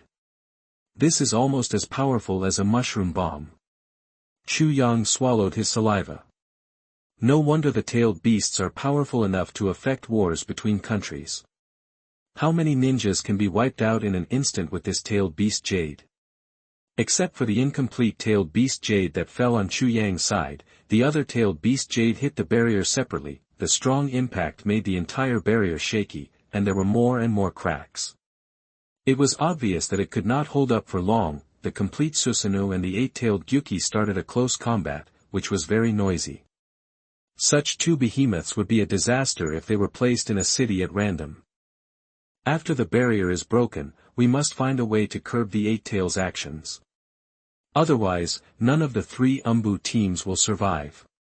The barrier used by the Umbu is not small in size, and it will definitely be backfired after being violently broken. In severe cases, it may cause casualties, but even if it is not the most extreme case, most people will lose their ability to move. Chu Yang's would release has a strong restraining effect on the tailed beasts, which can play a role of surprise. But this also means that Chu Yang has to take the risk to intervene in the battle between Uchiha Madara and the 8 tails. The risk factor is rising in a straight line. Yang Do is a good guy. It would be a pity if he died here. Moreover, the teacher hopes that I can cultivate confidence in the Umbu. He is a good choice. Chu Yang was thinking while making full preparations. As the battle between Susanoo and the 8 tails became more and more intense, the barrier could no longer withstand the aftermath of the battle between the two, and collapsed with a crisp sound of breaking. The loss of chakra turned into a storm that swept everyone. All 12 members of the Umbu were severely injured and completely lost their ability to move. Without the shackles, the 8-tailed Gyuki became more and more unscrupulous, as if he had entered a violent state. On the contrary, without the barrier, Uchiha Madara became the one who was tied up, because the aftermath of the battle between the two could affect the Umbu members who lost their ability to move at any time. What should I do? Uchiha Madara, who was thinking about countermeasures, suddenly saw Chu Yang coming over here from the corner of his eye. What is he doing? Uchiha Madara's eyes flashed with doubt, and then he suddenly realized something and dispersed the long sword in his hand. The violent 8-tail swept all its tails towards Susanoo, tightly wrapped around its body, and tried to drag Susanoo towards itself. Susanoo's 4 arms grabbed the 4 tails of the 8-tail respectively, and the 2 sides began to wrestle. In terms of strength, the tailed beast was still slightly better, and Susanoo was slowly dragged. At this time, Chu Yang had already rushed to a position not far from the Eight Tails, and the Eight Tails in the fierce battle did not notice Chu Yang approaching it. Chu Yang began to make hand seals. He wanted to use the sealing technique inward release to restrict the movement of the Eight Tails. Of course, this was just a restriction. To achieve the effect of the seal, it must be performed by Hashirama Senju himself. It had to be Hashirama Senju in Sage mode. As Chu Yang completed the hand seal, a huge red torii appeared above the head of the Eight Tails, falling rapidly and landing accurately on its 8 tails. This is the Myojinmen, a special sealing technique for the tailed beasts inward release. Originally, Myojinmen was supposed to be performed in Sage mode, but Chu Yang made a slight modification to it during his tenure at the school, so that this ninjutsu could be performed even without Sage Chakra. The surging tailed beast chakra on the 8 tails suddenly stagnated, just like a vehicle on the highway suddenly stepped on the brakes. The strong 8 tails suddenly softened. With Chu Yang's current level of would escape, it was already extremely difficult to limit the 8 tails without learning the Sage mode. Good opportunity. Uchiha Madara laughed heartily. Susanoo's suddenly exerted force, pulled the 8 tails in front of him, and broke free from the tail restraint. Chakra gathered in his hands again, and the long sword appeared. Under the control of Uchiha Madara, the 4 long swords slashed at the tail of the 8 tails at the same time. The sound of muscle tearing sounded, and the 8 tails fell in response. The painful 8 tails howled to the sky. Uchiha Madara took advantage of the victory and pursued, without giving the 8 tails time to breathe, and the Scarlet Sharingan stared at the extremely weak 8 tails. After a moment, the 8 tails stopped struggling, and his eyes gradually became numb and empty. Chu Yang understood that the 8 tails had been controlled by the Sharingan, and Uchiha Madara would seal it and hand it over to the right person to become a Jinchuriki. The battle was over, and the Umbu members recovered their mobility after a period of rest. Everyone came to Uchiha Madara, and without saying a word, they knelt down one by one, with ashamed faces behind their masks. Mada, it's all our fault that we failed to maintain the barrier, which added a lot of trouble to your battle. Mada, please punish us for our incompetence. That the words of apology were endless, and the indifferent Madara only felt that the guys in front of him were very noisy, and said impatiently, with your ability, can you stay in the Umbu? When I think that the safety of Konoha actually depends on you guys to protect it, I really can't rest assured. Hearing this, the heads of the 12 Umbu members buried lower, and Chu Yang felt that if Madara continued to talk, they would have to bury themselves alive in the ground. Thank you Senju Yang. If he hadn't blocked the 8 tails in time, at least half of you guys would have turned into corpses. After saying that, Madara snorted coldly, turned to look at Chu Yang, and finally there was a smile on his cold face. If I read correctly, the ninjutsu just now should be the Myojin that Hashirama developed not long ago. Men, when did he teach you? Chu Yang smiled and gave a sloppy look, and explained, Master Hokage didn't teach me, I learned it secretly myself. He didn't even know the specific time when Senju Hashirama learned the Sage mode, so he could only guess it roughly. Fortunately, Master Ban had already heard about Chu Yang's talent, so he didn't doubt his statement. Madara asked curiously, Hashirama's Myojin gate needs to be activated in a special state, but when you used it just now, it seemed to break this restriction. Was it the change Senju Tobarama made for you? Chu Yang hesitated for a moment, then shook his head, it's not the teacher, I made some adjustments myself. Hearing this, Mr. Ban looked at Chu Yang for a while, with an inexplicable look on his face. If possible, I really want to snatch you away from the Thousand Hands clan. After the 8 Tails capture plan was successfully completed, Chu Yang led the ANBU team back to Konoha for repairs. Madara, who returned to the village first, handed the sealed 8 tails to Senju Tobarama for processing. At this point, most of the tailed beasts have been sealed by Konoha, and now only the Kyuubi has no news. After this operation, Chu Yang was also recognized by the ANBU, and his reputation gradually spread. A group of ANBU members headed by Yodo began to have a relationship with Chu Yang, and with the help of the route secretly established by Senju Tobarama, the matter of cultivating forces in the ANBU went more smoothly than Chu Yang expected. The Umbu problem was going on smoothly, but for Chu Yang, capturing the 9 tails was the highlight, since the ANBU team had not been as effective as it should be in the head-on battle with the 8 tails. Uchiha Madara suggested that they withdraw from the operation to capture the Nine Tails, in other words, capturing the Nine Tails has become a matter for Chu Yang and Uchiha Madara. Chu Yang was flattered by Master Ban's love, but he refused in his heart. The scene where the tailed beast Jade destroyed the world last time was still vivid in his mind. To be honest, if that thing is shot, even the ashes may not be found. Therefore, Chu Yang expressed strong opposition in front of Qian Shu Feijian. Faced with Chu Yang's resistance, Senju Tobirama couldn't force him, and the Nine Tails capture plan was temporarily shelved. Demons destroy the world. After completing a large number of ghost hunting missions, Chu Yang has completely mastered the state of sun breath complete concentration in Changzhong. Judging solely from the level of breathing techniques, Chu Yang is already a pillar-level swordsman. Of course, in terms of actual combat power, Chu Yang is far beyond the highest level in this world. Even if Ji Guiyuan is reborn, it will be difficult to get an advantage from him. At this moment, if Kibutsuji Muzan dared to appear in front of Chu Yang, he would face a swordsman countless times more terrifying than Enichi Jigua. During this period of time, Chu Yang had been killing evil spirits almost day and night, and the number had almost reached 50. This also makes him known to everyone in the entire Demon Slayer Corps, making him the hottest new swordsman. Even Ubuyashiki Yoya is.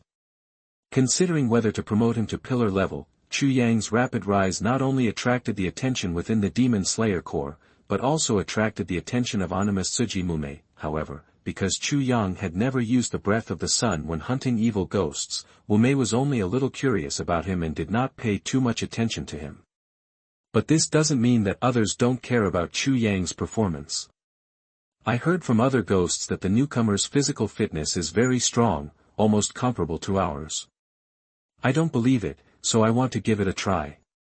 Said Yuozuo of Shangshuan-san. There was a condescending tone in his tone, as if he was looking down at Chu Yang from the clouds and treating him like an ant. During the 12 ghost months, all ghosts have the same idea. In their perception, ghosts are the manifestation of human evolution, and humans themselves are a race that has been eliminated by nature. I'm also very curious about who can hunt down such a large number of ghosts in such a short period of time. If you find him, please be sure to notify me to watch the battle. Tong Mo, who was on his second string, covered his mouth with a fan and chuckled softly. Yuozuo didn't even look at him, with a look of disdain on his face. It's not just a matter of a day or two for him to look down on Tong Mo. Yuozuo likes to fight against the strong, and when he encounters a strong one, he is even stronger. Therefore, he can't stand Tong Mo, who preys on women and children all day long, and thinks that the other party lacks the dignity of a ghost. After Shangxian 2 and Shangxian 3 both expressed their interest in Chu Yang, in the eyes of other ghosts, Chu Yang was already a dead person and had no value of attention, including Ghost Dance Suji Mume also thinks so. Chu Yang didn't know yet that he had been targeted by Yuozuo and Tong Mo. He had just completed a mission and was on his way to Butterfly House. While hunting evil spirits with high intensity, Chu Yang rarely returned to the temple where he practiced with Beiminjiu Xingming. The reason is simple. He has no time to cook and is too lazy to cook. Mingyu Xingming often goes out to inspect the movements of ghosts, so he is the only one left in the temple. Instead of guarding the dilapidated temple alone, Chu Yang thought it would be better to come to Butterfly House to have a meal. As a place for the injured to recover, the food in Butterfly House was delicious and nutritious, and the portions were particularly large, which could withstand Chu Yang's efforts. Chu Yang is also very welcome in the Butterfly House. Almost all the injured here regard Chu Yang as an idol. After all, apart from him, few people in the history of the Demon Slayer Corps can kill such a large number of demons in a short period of time. In addition to worship, many new swordsmen will humbly ask Chu Yang for advice. Whether it is experience against enemies or sword skills, they can learn a lot. Mikomo, who is recovering in the Butterfly House, has recovered some mobility. She doesn't want to stay in the bed all the time, so she provides some help in the Butterfly House to the best of her ability, relieving the pressure of Kocho Shinobu as Kane's assistant. Her teacher Urokadaki Sakanji has never come to the Butterfly House once. Mikomo is waiting for him to see her. Chu Yang pushed open the door of the Butterfly House and happened to meet Kocho Kane, who was about to go out.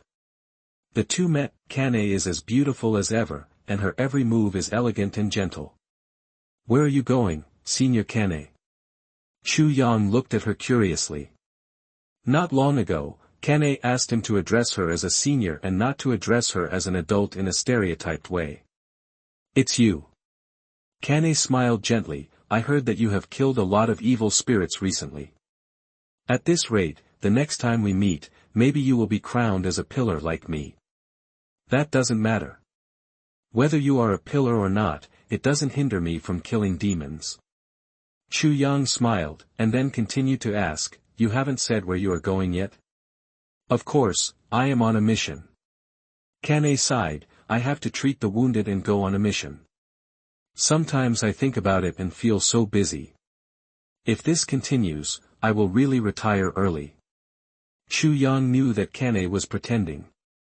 In fact, she enjoyed her current state more than anyone else, but he was too lazy to expose her. Most of the members of the Demon Slayer Corps complained, but their determination to kill demons was incomparably tenacious. Then I wish you a safe journey. Thank you. After exchanging pleasantries, the two passed by each other, but after walking a few steps, Chu Yang suddenly felt a palpitation and turned back abruptly. What came into view was the back of Kane walking slowly forward, looking so fragile, like a wisp of catkins in the wind, which could be destroyed by the storm at any time. Chu Yang felt like there was a big stone blocking his heart, and he felt indescribably awkward, looking at the back of Butterfly Kane walking alone. Chu Yang had a bad premonition and couldn't help but blurt out, Senior, if you feel bored, I can go with you.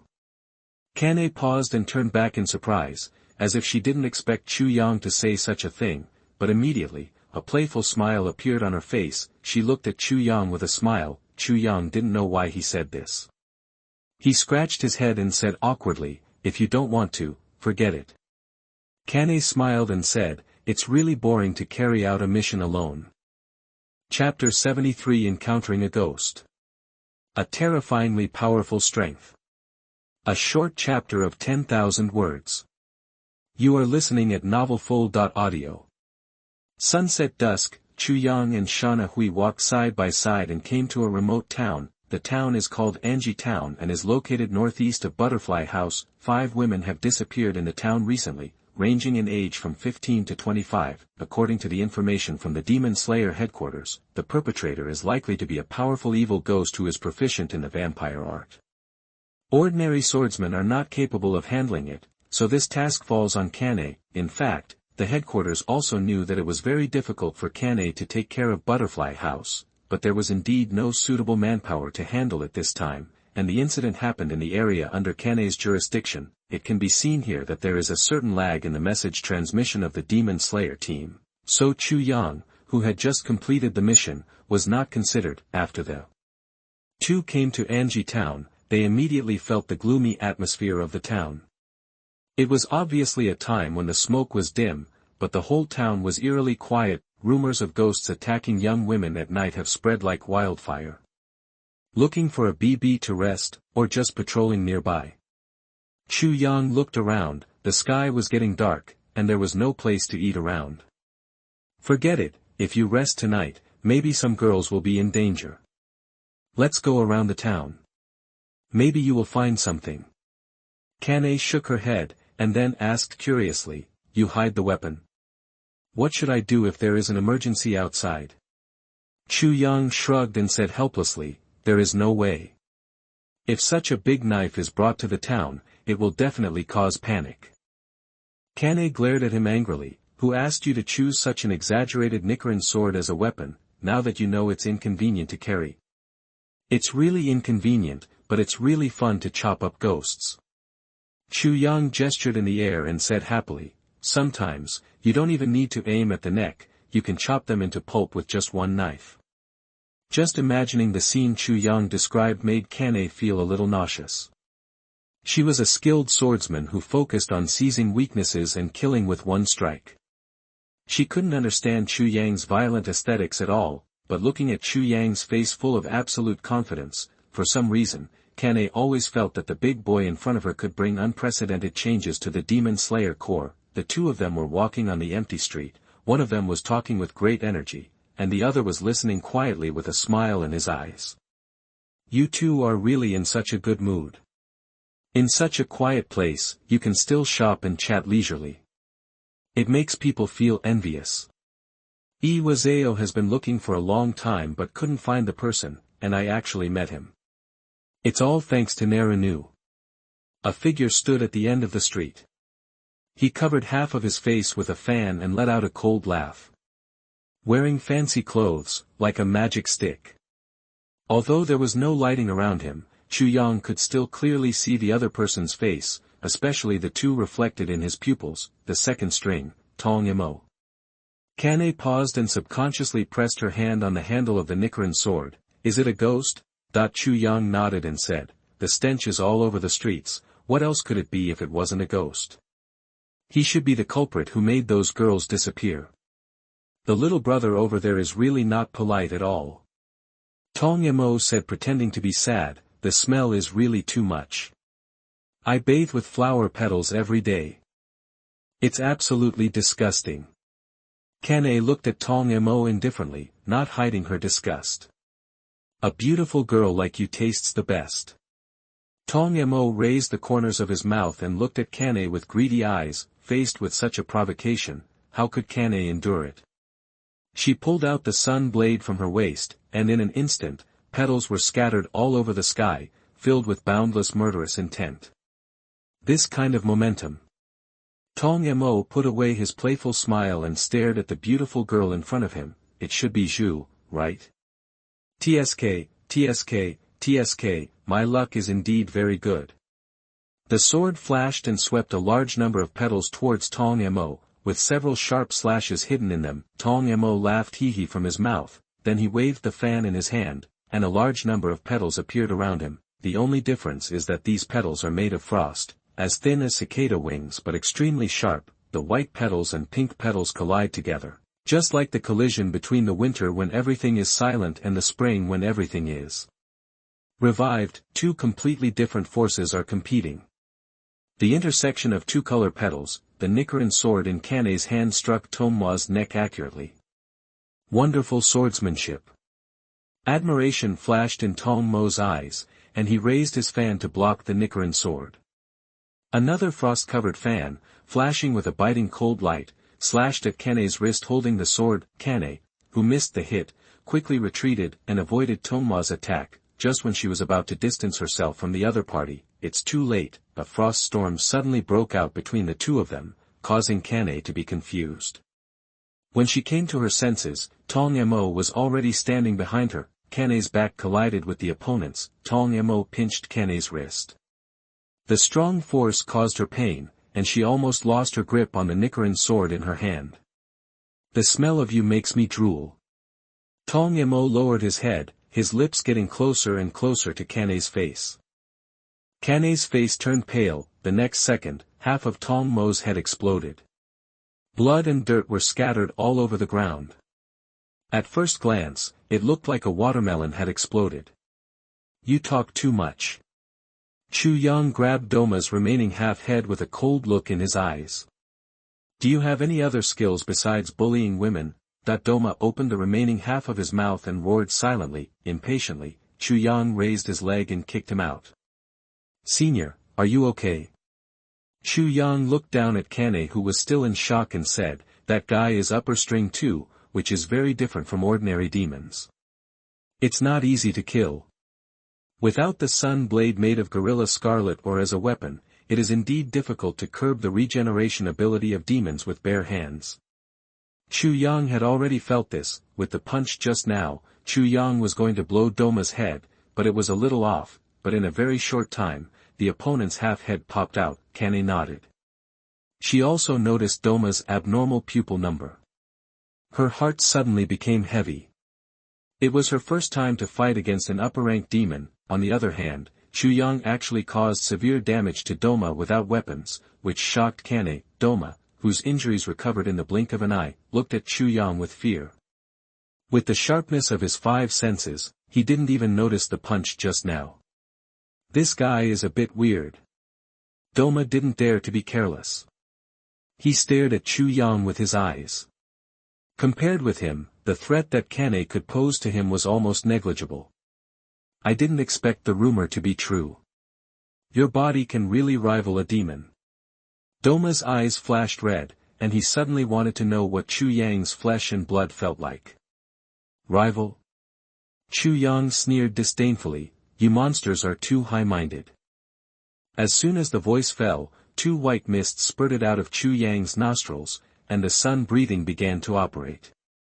The white mist turned into a blazing flame in repeated cycles. Kane, who was standing by, was also very surprised.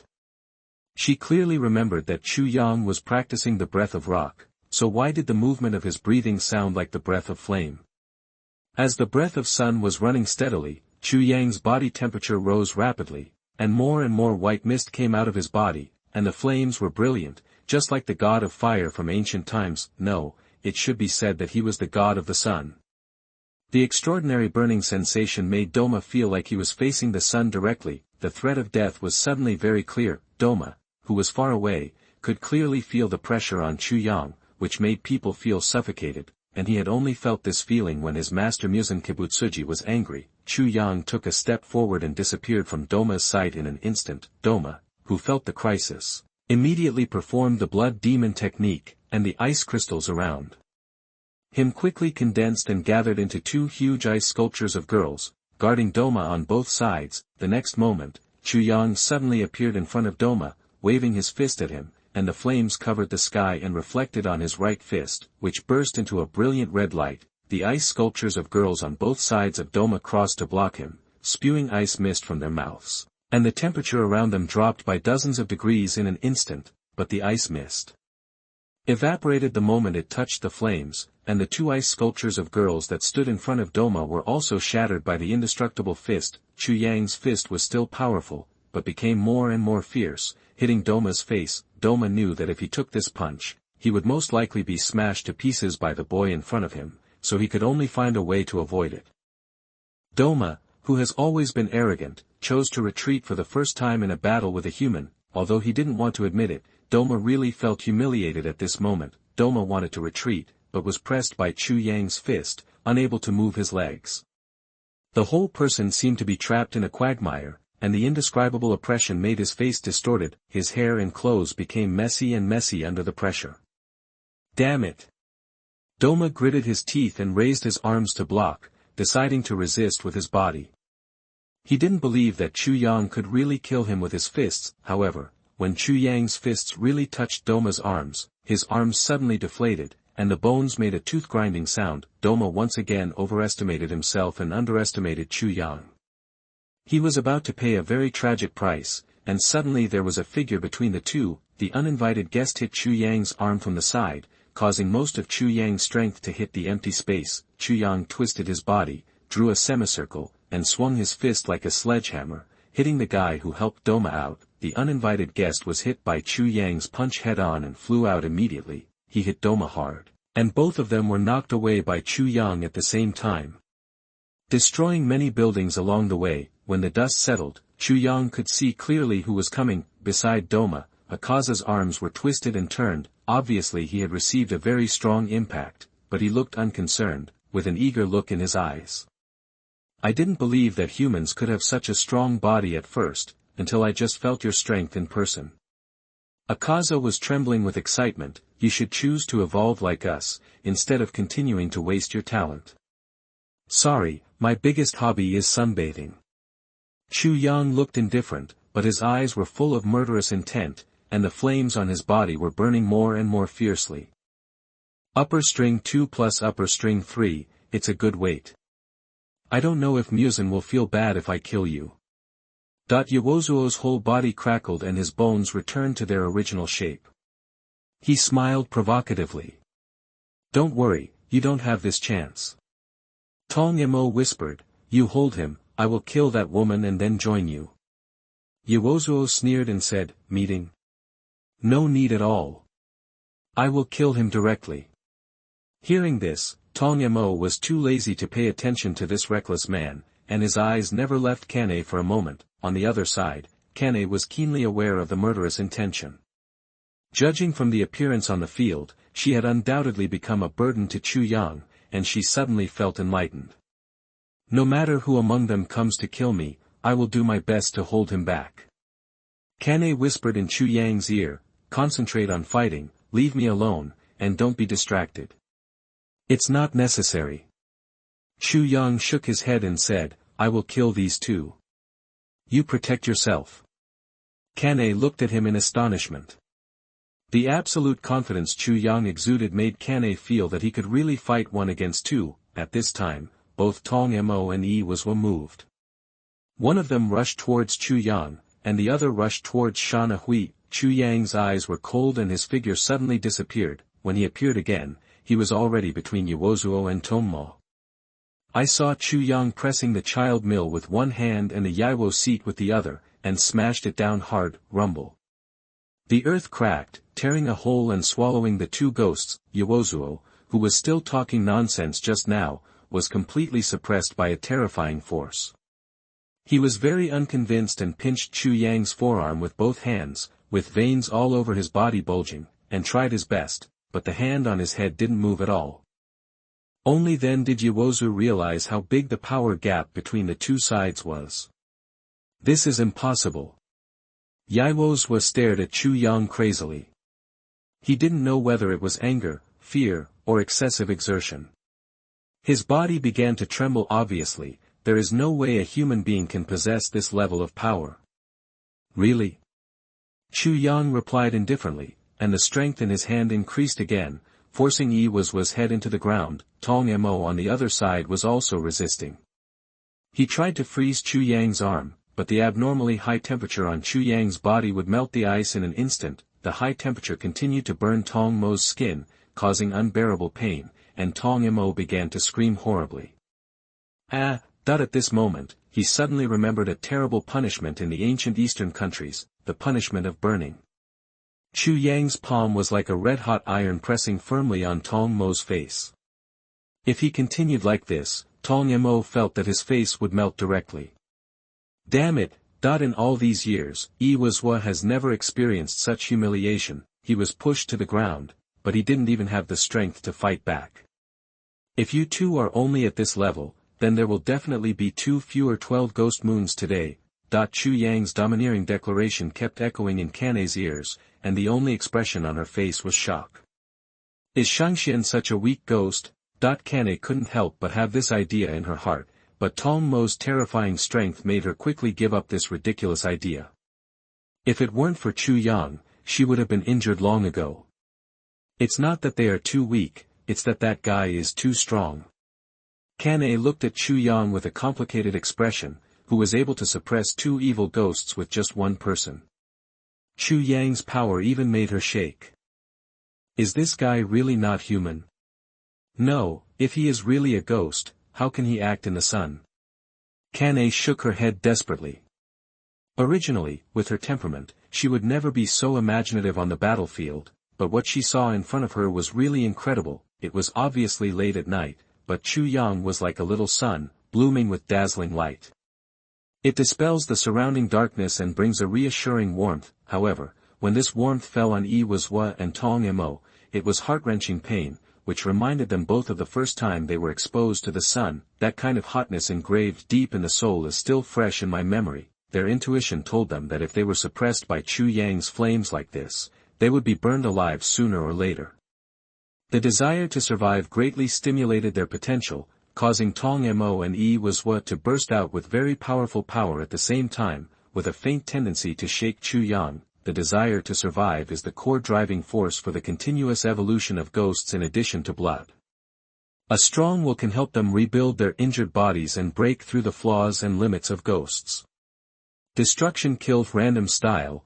Yaozuo stretched out his fists and no longer defended blindly. He took the initiative to attack Chu Yang and counterattacked with the mentality of risking death for injuries, even if his head was crushed by Chu Yang, but Tong Mo obviously did not have this awareness. The terrifying power that always shrouded his face made him dare not give it a try. He waited silently, hoping that Iwazwa's explosion would expose Chu Yang's flaws. If he gave up resistance and fought back like Iwazwa, his head would be crushed by Chu Yang in the next second. Yaozuo's fists were so fast that they could no longer be seen clearly with the naked eye. The blurry shadows of his fists were like meteors cutting through the night, landing precisely on Chu Yang's chest. Under normal circumstances, not to mention humans, not even any ghost among the 12 ghost moons could block such a violent attack head-on, but Chu Yang is like a giant Buddha sitting in the world, facing the violent storm of attacks. He remained motionless. When the fist landed on him, only the sound of metal and stone clashing continued to be heard. Ding ding dang dang. Chu Yang's mouth corners slightly raised. The armament hockey on his body, when it only covered the upper body, was very hard. With Akaza's strength, it was impossible to break it. Only when Muzan took action himself could there be some hope. Doma, who saw everything, was extremely shocked. Watching the scene in front of him from a third-person perspective, it was too terrifying for a ghost. He even began to doubt whether he could really survive from this man's hands. Akaza also showed despair. Why could this man resist all his attacks with his flesh? Could he really not be hurt? Is there really such a person in the world? This is impossible. Even if it is Lord Muzan, I am confident that he can get hurt. Ghosts are the greatest life, the highest level of evolution, and the only chosen by heaven. Humans are just eliminated ants. Akaza, who was in a frenzy, had bloodshot eyes and a fierce and ferocious expression. The fighting spirit on his body was like a blazing flame, which actually blocked the sun-like light to a certain extent. Doma's eyes flashed, and he saw the hope of life. Finally, he made up his mind to fight with Akaza. The temperature of the air dropped suddenly, and even a thick layer of frost condensed on the ground behind Doma. You two are really good at tossing. If you accept your fate obediently, you can suffer less pain. Chu Yang felt that this sentence was a bit wrong, and shook his head again. You have to be punished, otherwise those lives that died in vain are too pitiful. Don't talk to me in that condescending tone. Do you think you are Lord Muzan? Akaza completely exploded, and he stood up slowly against the terrifying pressure on his body, gradually showing the momentum to compete with Chu Yang. Chu Yang couldn't help but show an admiring expression. As a warrior, Akaza was perfect. His fighting spirit and will were both excellent. Among the 12 demon moons, only he and the number 1 ranked Kokoshibo could be called strong. The tortured Doma took the opportunity to escape from Chu Yang's clutches, and retreated to a safe distance with lingering fear. The idea of attacking Chu Yang with Akaza just now gradually dissipated. He wanted to escape, but he was a little hesitant and fell into a dilemma. At this moment, his injuries did not show any signs of improvement. His originally handsome face was like a rag hanging on his neck. This feeling is really the same as being severely burned by the sun. There is something wrong with this guy's breathing method. Realizing this, Doma's mind suddenly flashed a scene he had never seen before. In the picture, in front of him stood a man wearing a red haori, a red sun earring, and red and black hair. The man stood in the dark and stared at him indifferently. The fear hidden deep in the cells suddenly broke out. Doma suddenly realized that this was not his memory, but the memory of Muzan Kibutsuji. What kind of man could push Muzan-sama into a desperate situation? When this question came to his mind, Doma subconsciously looked at Chu Yang with a stunned expression. Isn't this the man in front of him? At the same time, Akaza was fighting bloody battles, and his blood dyed the entire street red. On the other hand, Chu Yang was clean and didn't look like he had experienced a big battle. Whether Chu Yang broke his arm or his leg, Akaza could recover from the injury in a few breaths, but seeing that his attack couldn't even damage the opponent's clothes, the determined Akaza still felt powerless in his heart. At this time, Kane, who was watching the battle, noticed the fatigue flashing across Akaza's face, and felt relieved. She laughed heartily and said, "Very desperate, right? Now it's finally your turn as a group of monsters to feel such despair. But your despair is nothing compared to the despair that ordinary people feel when they meet a demon, and it's nothing compared to the despair that most members of the Demon Slayer Corps feel when fighting you. Feel it well. Fall into hell with this despair." Kane's voice was very harsh, igniting Akaza's anger and his remaining courage. He resolutely launched the last full-strength attack. Destruction killed final style. Akaza's fighting spirit turned into a sky full of flying needles, like a torrential rain falling on Chu Yang head-on. Chu Yang slowly walked towards Akaza. With every step he took, the surroundings would be baptized by the rain of needles. and the floor tiles would shatter and become ruins in the blink of an eye. When Chu Yang stood in front of Akaza and scathed, Doma's psychological defenses completely collapsed. He had no other thoughts except to escape. This evil ghost who sat high in the second position of the waxing moon finally realized the feeling of being an ant. Akaza, you just sleep well here. I will report your bravery to Lord Muzan. As if he felt sorry, Doma muttered something when he left, but a gust of petals was blown by the wind and fell right in front of him. Doma's expression was stiff. As soon as he looked up, he saw Kane's smiling face with a mocking meaning. I won't let you leave here. Kane's tone was firm and resolute, and there was also the hatred for ghosts accumulated over the years. Doma was almost crazy with anger. What cats and dogs dared to stop him these days? He had a gloomy face and a cruel smile on his face. Who do you think you are? He can kill us, but it doesn't mean you can too. It doesn't matter. When he kills the ghost, it will be your turn. Kane said indifferently, the worst-case scenario is that I die in your hands. As long as you don't have a chance to escape, I don't care. Doma took a deep breath. The woman in front of him had already made the worst plan, so he would definitely not be able to get away easily. Akatsuka stared at Chu Yang in a daze. He was only one step away from him, but the man in front of him was like a god sitting in the clouds, making people want to look up unconsciously. But Akatsuka had his own god of faith, so Chu Yang's appearance severely shook his faith. For a warrior, the shaking of faith is more serious than physical injury. This is an irreparable wound. Why are you so powerful? Akatsuka raised his question again, but he questioned his firm belief. It turns out that ghosts are not a manifestation of human evolution, and humans can be so powerful. Maybe it's because I often bask in the sun. Sunlight can promote the body's absorption of calcium and strengthen the body. Chu Yang said seriously, but he had already laughed in his heart. It was originally a joke, but I didn't expect Akaza to listen to it and fall into deep doubt. I'm not strong enough because I don't bask in the sun. Ghosts can't walk in the sun, which is indeed a fatal flaw. Akaza closed his eyes. Chu Yang sighed, then smashed the opponent's neck with a punch, and regret flashed in his eyes. Akaza's name was Kamaji when he was alive. He was a good person. In his youth, he often committed theft in order to treat his seriously ill father. Although he took some detours, it was understandable. At least, he was a filial child. The father felt that he was a burden to Kamaji and chose to hang himself. After losing his only relative, Kamaji became extreme and irritable.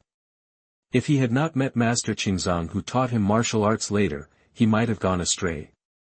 Kamaji was 15 years old that year. Kamaji settled down in the master's dojo, but he was the only disciple in the whole dojo. Master Qingzong's wife had just passed away, leaving behind a sick daughter, and the two depended on each other for life. Master Qingzong did not have any prejudice against him because of the mistakes Kamaji had made before, and he also gave his sick daughter Renshue to him to take care of, fully demonstrating his trust. In this way, Kamaji spent a peaceful and warm period of time. During this period, Renshue fell in love with this child who seemed ferocious but was actually very gentle. Kamaji, who had not lived a glorious life before, never realized that Renshue liked him. At the age of 18, Master Qingzong planned to hand over the dojo to Kamaji and let his daughter and Kamaji make an engagement. Kamaji took Renshue to watch a beautiful fireworks display, and the two confessed their feelings to each other. Excited, Kamaji returned to his hometown to inform his deceased father of the good news of his marriage. However, fate played a trick on him. It was this short separation that separated Kamaji and Renshue forever. The kendo field next door had always been jealous of Master Qingzong who had few disciples but could guard a large dojo. The two sides had deep resentment, but because they were not the opponents of Master Qingzong and Kamaji, they had kept it secret. As Kamaji returned to his hometown, this group of scum chose to poison the well in the old way to kill Master Qingzong and Renshue. Kamaji, who thought he could finally usher in happiness, collapsed. He killed 67 people in the kendo field with his bare hands, emptied the entire dojo, and completely cut off the inheritance. Then, he met Muzan Kibutsuji and became Akaza. In the long years, Akaza forgot all the memories of Kamaji, leaving only the obsession with strength, because deep in his soul, he always believed that he was not strong enough, so he did not protect his family. If I become as strong as this person, then my life may be completely different, right? That before his life disappeared, the image of himself in Akaza's mind merged with Chu Yang's figure, and the head that fell to the ground showed a relieved smile. Watching Akaza completely turned into ashes, Chu Yang felt a little regretful. After becoming a ghost, Akaza never took the initiative to hunt ordinary people. Most of the civilians who died because of him were affected in the battle, but this does not mean that Akaza is innocent. His crime is just lighter than other ghosts, that's all. If fate can treat this young man a little better, his life will really be very different. There is no time to lament for Kamaji's miserable life. Chu Yang rushed straight towards Doma, who was fighting with Kane. Doma, who wanted to escape, was extremely ruthless. Kane was already injured in many places at this time, and her beautiful Haori was covered with blood. Get out!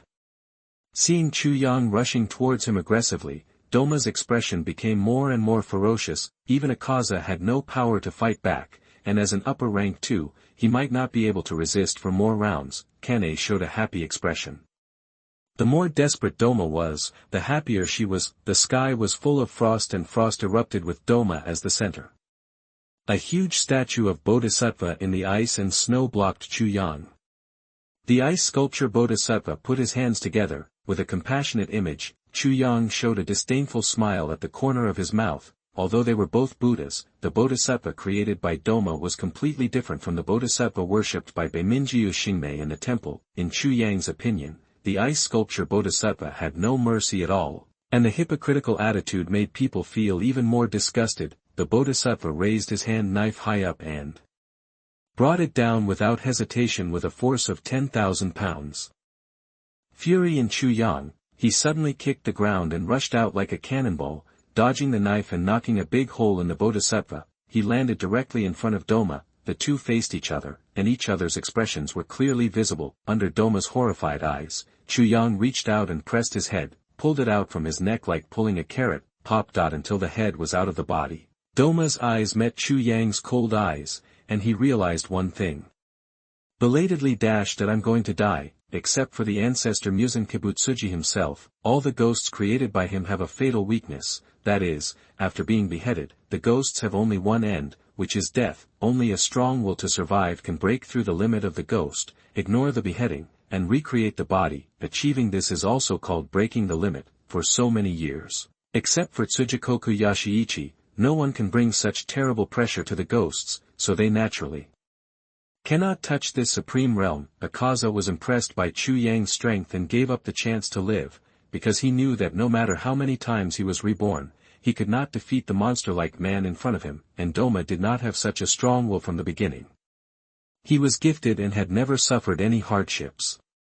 He was a born villain who enjoyed bullying the weak. Doma and Akaza are two completely different lives, and there is no comparison at all. This guy is actually afraid. Kane, who lost too much blood, was weak in her steps, but she still dragged her tired body to Doma. After a brief moment of fear, Doma's expression returned to normal. He looked at Kane indifferently and said regretfully, "It's a pity that I couldn't let you and I go to the underworld together. It should have been very interesting." "It doesn't matter. Those who were harmed by you will wait for you on the road until we meet again." Kane said indifferently, with a glimmer of satisfaction in her eyes, "Go there and accept the punishment." Doma laughed softly, staring at Chu Yang and said, "I am looking forward to the day when you meet Master Muzan. Will it be the end of the era of demons, or will the Demon Slayer Corps be completely annihilated in history? It's a pity that I can't see this day. It has nothing to do with you." Chu Yang threw Doma's head out and watched him burn to ashes in the flames of the sun. Breathing, Kane breathed a sigh of relief, and a tide of fatigue came over her instantly. Her body could no longer hold on, and she staggered and fell down. Chu Yang was quick to hold her shoulders and let her lean on him. "I'm sorry, I didn't help much in the battle just now, and I have to trouble you to take care of me." The weak Kane squinted her eyes and muttered. If Chu Yang hadn't had good hearing, he wouldn't have heard her at all. "When I was in the butterfly house, didn't the senior take care of me all the time? Don't be so polite," Chu Yang said, and then slowly injected the would escape chakra into Kane's body to help her restore her vitality. The battle just now has attracted many people, standing in front of their doors and windows to watch. Fortunately, It was late at night and it was pitch black outside. They couldn't see anything. Chu Yang's crows have passed the information back to the headquarters. It won't be long before the logistics personnel will arrive. After a while, Kane's complexion improved a lot and she was barely able to walk, so the two took advantage of the night to leave the town. If they stayed any longer, the residents of the town would be unable to hold back. Not long after the two left the town, they met Inari on the small road outside the town. Kane's sister Kocho Shinobu was also in the crowd. After seeing Kane covered in blood, she couldn't help but rush out. The two sisters hugged each other. Kocho Shinobu burst into tears. It was the first time Chu Yang saw her cry so sadly, and he couldn't help but stand aside and enjoy it with relish, who knew that Chu Yang would be in trouble after watching it for a while. "You idiot, why did you follow Sister Kane here? It's because of you that Sister Kane was injured." Kocho Shinobu said angrily, "If it wasn't for protecting you, how could Sister Kane be injured by the ghost?" Chu Yang smacked his lips. He still liked Kocho Shinobu a few years later. Although she was vicious and liked to be weird, she was still cuter than the little girl in front of him. At least she wouldn't wrongly accuse anyone. Some members of Inari stayed to take care of Kane, and the other part went to the town to clean up. The fierce battle between the two sides destroyed many public facilities, but everyone ignored Chu Yang, because this guy was clean all over, not to mention blood. Even his clothes were not torn. In the eyes of others, it was Kane who risked her life to protect Chu Yang. Kane grabbed the corner of Kocho Shinobu's clothes, pulled the roaring Kocho Shinobu back to her side, and smiled bitterly. "Don't embarrass yourself. If it weren't for Chu Yang, I would have died long ago. He killed two ghosts alone, and I couldn't help it all." Kane's voice was not loud, but it clearly entered everyone's ears. Everyone's movements paused for a while, then returned to normal and continued to be busy. Kocho Shinobu was also stunned for a moment, subconsciously thinking that she had heard it wrong, until she saw her sister's serious look. "Didn't he hold you back and get you injured?" Kocho Shinobu looked at her sister in disbelief and asked. "To be precise, I was the one who held him back. We just met Upper Moon 2 and Upper Moon 3 of the 12 demon moons. I am no match for any of them." Kane frankly told what happened just now, and openly admitted that she was no match for the demons. As a pillar, it takes a lot of courage to say such things. Silence. The scene was terrifyingly quiet. The fact that Chu Yang killed two evil demons alone and protected the flower pillar was shocking in itself, but what was even more shocking was the identity of the two evil demons. Upper Moon 2. Upper Moon 3. For these late-stage personnel, it was horrifying enough to hear about the lower moon from the wounded. They had never seen a member of the Demon Slayer Corps who was alive to tell the information about the upper moon, because everyone who met the upper moon was dead, including the former pillar-level swordsman. Seeing the shocked expressions of the people around her, Kane suddenly realized something and asked Chu Yang in surprise, "What information did your crows pass out?" Chu Yang shrugged and replied, "They said you were injured and asked them to send someone to treat you quickly. Why didn't you report to the Lord that you killed the waxing moon?" Kane was a little dizzy with anger, and asked word by word, "You guys have to pick out important things to pass on. I picked out important things to say." Chu Yang said as a matter of course, "You are injured like that, isn't it important?" Kane's scolding voice stopped abruptly, and she looked at Chu Yang with a dull look, and then her fair face began to turn red, spreading from the roots of her ears to her neck. Kohiko Shinobu didn't have time to care about how Chu Yang killed the waxing moon, and her eyes kept wandering between the two of them, looking like a bystander. "Oh, there's something wrong with these two people." Chapter 74: The Man Who Ends Everything. 10,000 word chapter. Please subscribe. You are listening at novelfull.audio. The information detailing the battle with the two waxing moons was officially sent out, and they arrived at the Demon Slayer headquarters when the sky was dark. Ubuyashiki Yoshiya, who was suffering from illness and couldn't sleep, received the report immediately. After reading the first page of the report, his hands holding the letter began to tremble involuntarily. After enduring the excitement and reading the entire content, Uyashiki Yoshiya breathed a long sigh of relief, as if he had let out all the depression he had accumulated over the years. after hearing the noise, Abuya Shikiyamane entered the room and saw her husband sitting by the window. She originally thought that her husband would feel uncomfortable because of the pain, but she did not expect that his face was full of smiles. "What happened to make you so happy?" Abuya Shikiyamane slowly walked to her husband and put a coat on him. The wind was strong at night. For a patient like him, if he was not careful, the next day it's like a serious illness. Tianyin, do you believe that there are really people in the world who can kill evil spirits with their own strength? Abuyashiki Yoya had not yet recovered from the afterglow of excitement, and his whole body was trembling slightly. This caused his wife to think that he was very cold, so she covered him with a coat. Abuyashiki Amane said angrily, "Don't every swordsman in the Demon Slayer Corps kill evil spirits with their own skills? This is nothing to make a fuss about. It's worth letting you sit by the window in the middle of the night and blow the cold wind. No matter how powerful the swordsman is, he still needs to use the Nichiren sword to cut off the neck of the evil spirit. I'm talking about the kind of person who doesn't need the Nichiren sword and can kill the evil spirit with only the strength of his body." Abuyashiki Yaoya looked at his wife with burning eyes, as sincere as a child. "You should have passed the age of hero worship." Abuyashiki Amane shook her head and laughed, but soon she stopped laughing because her husband's eyes were extremely serious, as if he was telling something real. But this kind of thing seems to be a fantasy to everyone in the Demon Slayer squad, because no one knows better than them how powerful ghosts are, and those who can crush such monsters with their bodies can only be more powerful. Monster. It can't be human. Abuyashiki Amane noticed the action report in her husband's hand. She took a deep breath and asked, "Is it what was written in this report that made you think this way?" Abuyashiki Yoshiya handed the report to his wife and said with a gentle smile, "Take a look, the content inside may subvert your imagination." Abuyashiki Amane took the report and read it for a long time. During this period, her expression changed again and again.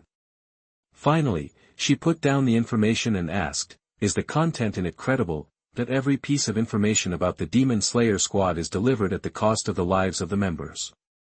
The Abuyashiki family has never questioned this. This may be the first time, therefore, when Uyashiki Amane asked, she was stunned. This is the information sent back by Kane. As for the person mentioned in her information, I mentioned it to you not long ago. Abuyashiki Amane began to recall every word her husband had spoken to her. Is he the stepson accepted by Mr. Xing Ming? Abuyashiki Amane suddenly understood, and then his expression gradually became shocked. I remember it was only a few months ago that he took the final assessment. There are always some people in this world who are gifted. Abuyashiki Yoshiya chuckled softly, then closed his eyes and fell into deep thought. The room became quiet, and Abuyashiki Amane watched her husband quietly from the side. After a long time, Abuyashiki Yoshiya said in a deep voice, "I want to hold a Hashira meeting." Tokyo, as the ancestor of ghosts, Tsuji Musen is currently living in a drug store in the form of a child. He did not do it to enjoy the wealthy life of a medical family, but to enjoy the family's rich collection of medical books. From the day he turned into a ghost, Tsuji Musen has been chasing one thing unswervingly, green flower of the other side. No matter how many ancient books Kibutsuji Musen read, he could not find any records about the blue higan flower, so much so that he doubted whether this flower really existed. Whenever he thinks that the so-called blue higanbana flower may not exist, Kibutsuji Musen will immediately fall into an extremely violent mood. The moment when Onibutsuji Musen was in a bad mood was also the time when the number of missing people in Tokyo skyrocketed. Wuhan was flipping through the books when a picture he had never seen before suddenly flashed through his mind. In the picture, he was being held in someone's hand and looked at with extremely contemptuous eyes. The look in his eyes instantly reminded him of the swordsman who had cornered him hundreds of years ago. As more and more images flooded into his mind, Wu Mei's expression became more ferocious, and his anger even made it difficult for him to maintain the form of a child, and he almost revealed his true form. The intense anger was mixed with a trace of indescribable fear. How could such a person exist in the world? Did he also take some kind of special medicine? Or, is he another ghost created by the doctor besides himself? Countless questions came one after another, like a tide sweeping through Wu Mei's mind. The absolute power displayed by Chu Yang had nothing to do with the word human. since Chu Yang killed Tong Mo and Yi Waswo with his bare hands, Wu Mei did not think that the terrifying young man in his mind was the new swordsman of the Demon Slayer Corps mentioned in the intelligence not long ago. After Wu Kuai watched the entire process of Yi Waswo's death, the fear hidden deep in his soul began to expand crazily, along with deep self-doubt. That familiar fire like the scorching sun is a terrifying nightmare that Wu Kai can never erase for the rest of his life. He knew very well that it was the breath of the sun. Impossible. I was in that era and killed all the swordsmen who knew the breathing of the sun. This breathing method cannot exist in the world. It must be impossible. Muzan wanted to deny the existence of the breathing of the sun, but the clear picture in his mind slapped him in the face. The domineering flames wrapped around Chu Yang's body could even suppress 2 waxing moons at the same time. After seeing the flames on Chu Yang, Muzan was sure that the other party must be a human, because no ghost in the world could withstand the burning of the breathing of the sun. The strong fear made Muzan's body tremble uncontrollably. As the ancestor of ghosts, he could not calm himself down. The inhuman ability shown by Chu Yang far exceeded that of Tsujikoku Yorichi at that time. Although Tsujikoku Yorichi was powerful at that time, he still needed the help of the sword in his hand to kill evil ghosts, but Chu Yang didn't need it. He could blow up the head of the waxing moon with a pair of fists. I must gather the remaining demons in the 12 demon moons. Muzan Kibutsuji suppressed his fear and summoned his subordinates. The demons who received the order began to gather in the infinite city. Muzan Kibutsuji brought not only a curse to the Ubuyashiki clan, but also a magical ability to predict. When the Ubuyashiki clan was determined to eradicate Muzan Kibutsuji, the ability to predict gradually appeared in the descendants of this clan. With the ability to predict the future, the Ubuyashiki clan escaped Muzan Kibutsuji's pursuit several times, and continued to expand the Demon Slayer Corps and deal with it for 1,000 years. Ubuyashiki Yoya was eager to see Chu Yang, and wanted to see the revelation about the future from him. This may be the biggest turning point for the Ubuyashiki clan in 1,000 years. The crows kept coming in and out, and countless messages came and went, and finally gathered into 2 big words, gather.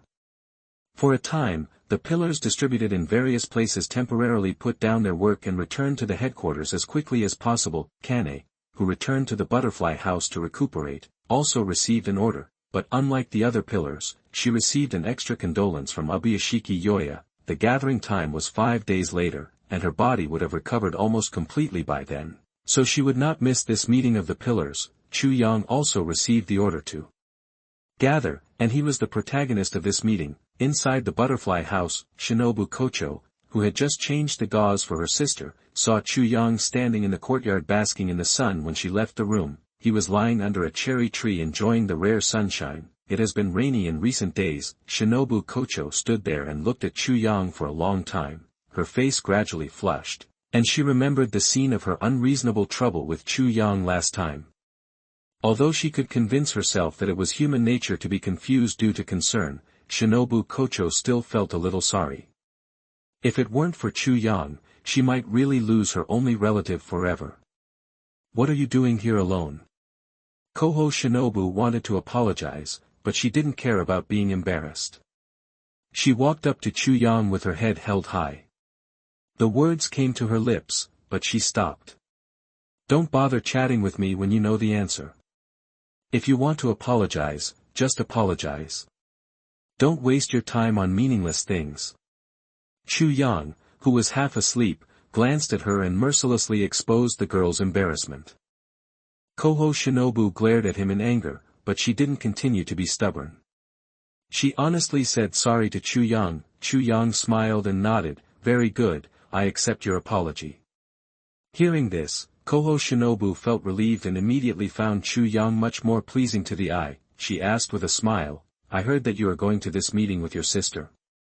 After all, we killed 2 evil spirits who ranked high in the waxing moon. The headquarters must have a detailed understanding of the whole process. Senior Kane's report alone is not enough. Chu Yang looked at the sky leisurely. Kocho Shinobu looked at him from the side. She always felt that he didn't seem to care much about the current tense situation. Thinking of this, Kocho Shinobu suddenly became curious again. She asked carefully, what is the strength of the waxing moon? Is it really like what Sister Kane said, that it is difficult to match the opponent with only one pillar? Chu Yang picked up a few fallen cherry blossoms and chewed them dry in his mouth. When the fragrance of the flowers filled his mouth, he said vaguely, it depends on the situation. Even between the pillars, there is still a gap in strength. If it is Mr. Xingming, he can still suppress one of Doma or Akaza in a one-on-one fight. Kocho Shinobu blurted out, what if it's like you, 1 against 2? Chu Yang did not answer Kocho Shinobu's question. She began to appreciate the ever-changing clouds without distraction. Kocho Ren did not continue to ask, although she did not get a direct answer from Chu Yang, she already had her own answer in her heart. You two are quite leisurely. Kane, wearing a white feather, walked over slowly, her face was a little rosier than before. Sister, you should rest more in the room. Kocho Ren hurriedly walked towards Kane, wanting to reach out to help her, but was rejected by Kane. I have rested enough, it's time to prepare for the meeting. Chu Yang, you should also pack up. Kane smiled. Her voice was gentle and she spoke slowly, without giving people a feeling of being forced. I don't have anything to pack, if you have no problem, we can set off now. Chu Yang stood up and patted the dirt on his body. Butterfly Ninja turned his head and glared at Chu Yang, and said, my sister's injury hasn't healed yet, why can't we wait a little longer? Why are you so anxious? It's not that he is anxious, it's me that is anxious. Kane hit the Butterfly Ninja on the forehead with her finger and said angrily, the other pillars have arrived at the headquarters one after another, and we haven't set off yet. Do we want the Lord and them to wait like this? The aggrieved Butterfly Ninja's eyes were covered with mist, and he looked at Kane pitifully. Anyway, while I'm away, you and Mashi are optimistic about Butterfly House, and you also need to take good care of Shanahu. She is still young and has experienced some bad things. As Kane spoke, her voice became smaller and smaller. The Butterfly Ninja looked up and found that her sister was as teary-eyed as herself. Kane suddenly hugged Butterfly Shinobu with all her strength. Shao Shinobu, just wait, we will end all this soon, and then you can be an ordinary girl, enjoy your life, and don't have to be in the hospital all day long. Running around the Butterfly House, you still have to worry about my safety. Don't worry about me, sister, I'm always happy with you here. Butterfly Nin hugged Kane quietly, and the emotion of lost and found in her heart became stronger. After a while, the two sisters separated. Butterfly Ren stopped playing petty emotions and solemnly apologized to Chu Yang again. Chu Yang waved his hands and didn't take it to heart at all. Afterwards, Chu Yang and Kane left the Butterfly House and went to the headquarters accompanied by In. Although the situation was urgent, the two still followed the rules and covered their eyes tightly. The more critical the moment, the more important it is to maintain a normal mind and do the usual things well. Chu Yang was tall and tall. In order to send him to the headquarters, hidden, team members spent a lot of energy. By the time the two of them arrived, the sun had already set. Ubuyashiki Yoya and all the pillars are waiting for them. Before the restraints on his eyes were untied, Chu Yang could already feel a familiar aura. Minjiu Xingming stood at the front of the pillars and walked towards Chu Yang. With a compassionate smile on his face, he personally removed the black cloth covering Chu Yang's eyes. Well done. Minjiu Xingming said softly, then he turned around and took Chu Yang and Kane into the courtyard. Ubuyashiki Yaoya was standing in the courtyard, watching Chu Yang quietly. At this time, although he was not completely blind, his vision was blurred a lot, and he could only roughly see the outline of the young man. The two people's eyes met in the air, and just for a moment, many pictures emerged in Ubuyashiki Yoya's mental world. The picture kept flashing by and finally stopped. Ubuyashiki Yoya's breathing suddenly became rapid. He walked quickly to Chu Yang and held his hand excitedly. You are the one who ends everything. That the one who ends everything. Everyone's expressions suddenly changed wildly. Ubuyashiki Yoshia's words had an extraordinary weight. They represented that the Demon Slayer Corps' feud with ghosts for nearly 1,000 years since its birth could finally see the dawn of its end. Kane, who was standing not far behind Chu Yang, covered her mouth excitedly, with tears shining in her eyes. She came today just to hear these words from her lord. The one who ends everything. Minjiu Xingming clasped his hands together, lowered his head and kept murmuring, with tears streaming down his face. Haha, my luck seems to be very good. Not long after I became a pillar, I was able to realize my wish to kill all the evil spirits. While others were in a daze, a boy who looked about the same age as Kane laughed heartily. His long golden red hair that looked like the sun caught Chu Yang's attention. Most of the pillars of this generation are similar in age. Including Kane, they are all around 17 or 18 years old. They are quite young. In modern times, they are only high school seniors. They also became pillars almost at the same time. Yuzhuan Tianyuan and Beiminjiu Xingming are slightly older, one is 23 years old and the other is 25 years old. Purgatory and Juro, don't be ridiculous. That kid is so young and has only been a member of the Demon Slayer Corps for a few months. You don't really think he can kill the waning moon on his own, do you? Let me see, he probably used some little trick to deceive Kane. Those two ghosts are not the waxing moon at all. The boy who mocked Chu Yang had a long and narrow scar on his face, spanning the bridge of his nose, and a silver-white hedgehog head, which was very eye-catching. The most important thing is that his attitude is the most arrogant among all the people Chu Yang has ever seen. Chu Yang could clearly feel, this white-haired boy didn't take anyone in the courtyard seriously. Shut up. Sania.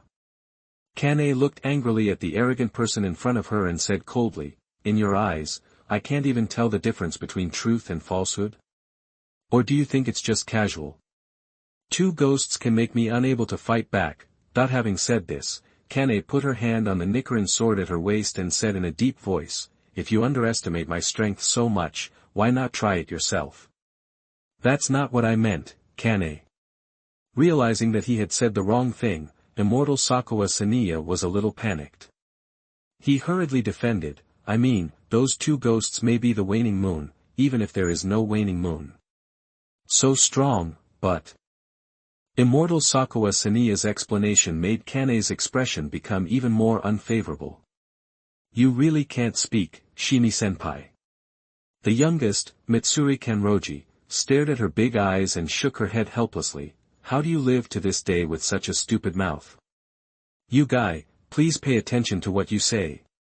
Immortal Sakawa Shiya turned around and yelled angrily, gritting his teeth as if he wanted to eat a person. Chu Yang stretched out his hand, pushed back the half-drawn knife that Kane had already pulled out, and said with a smile, there is a better way to prove it.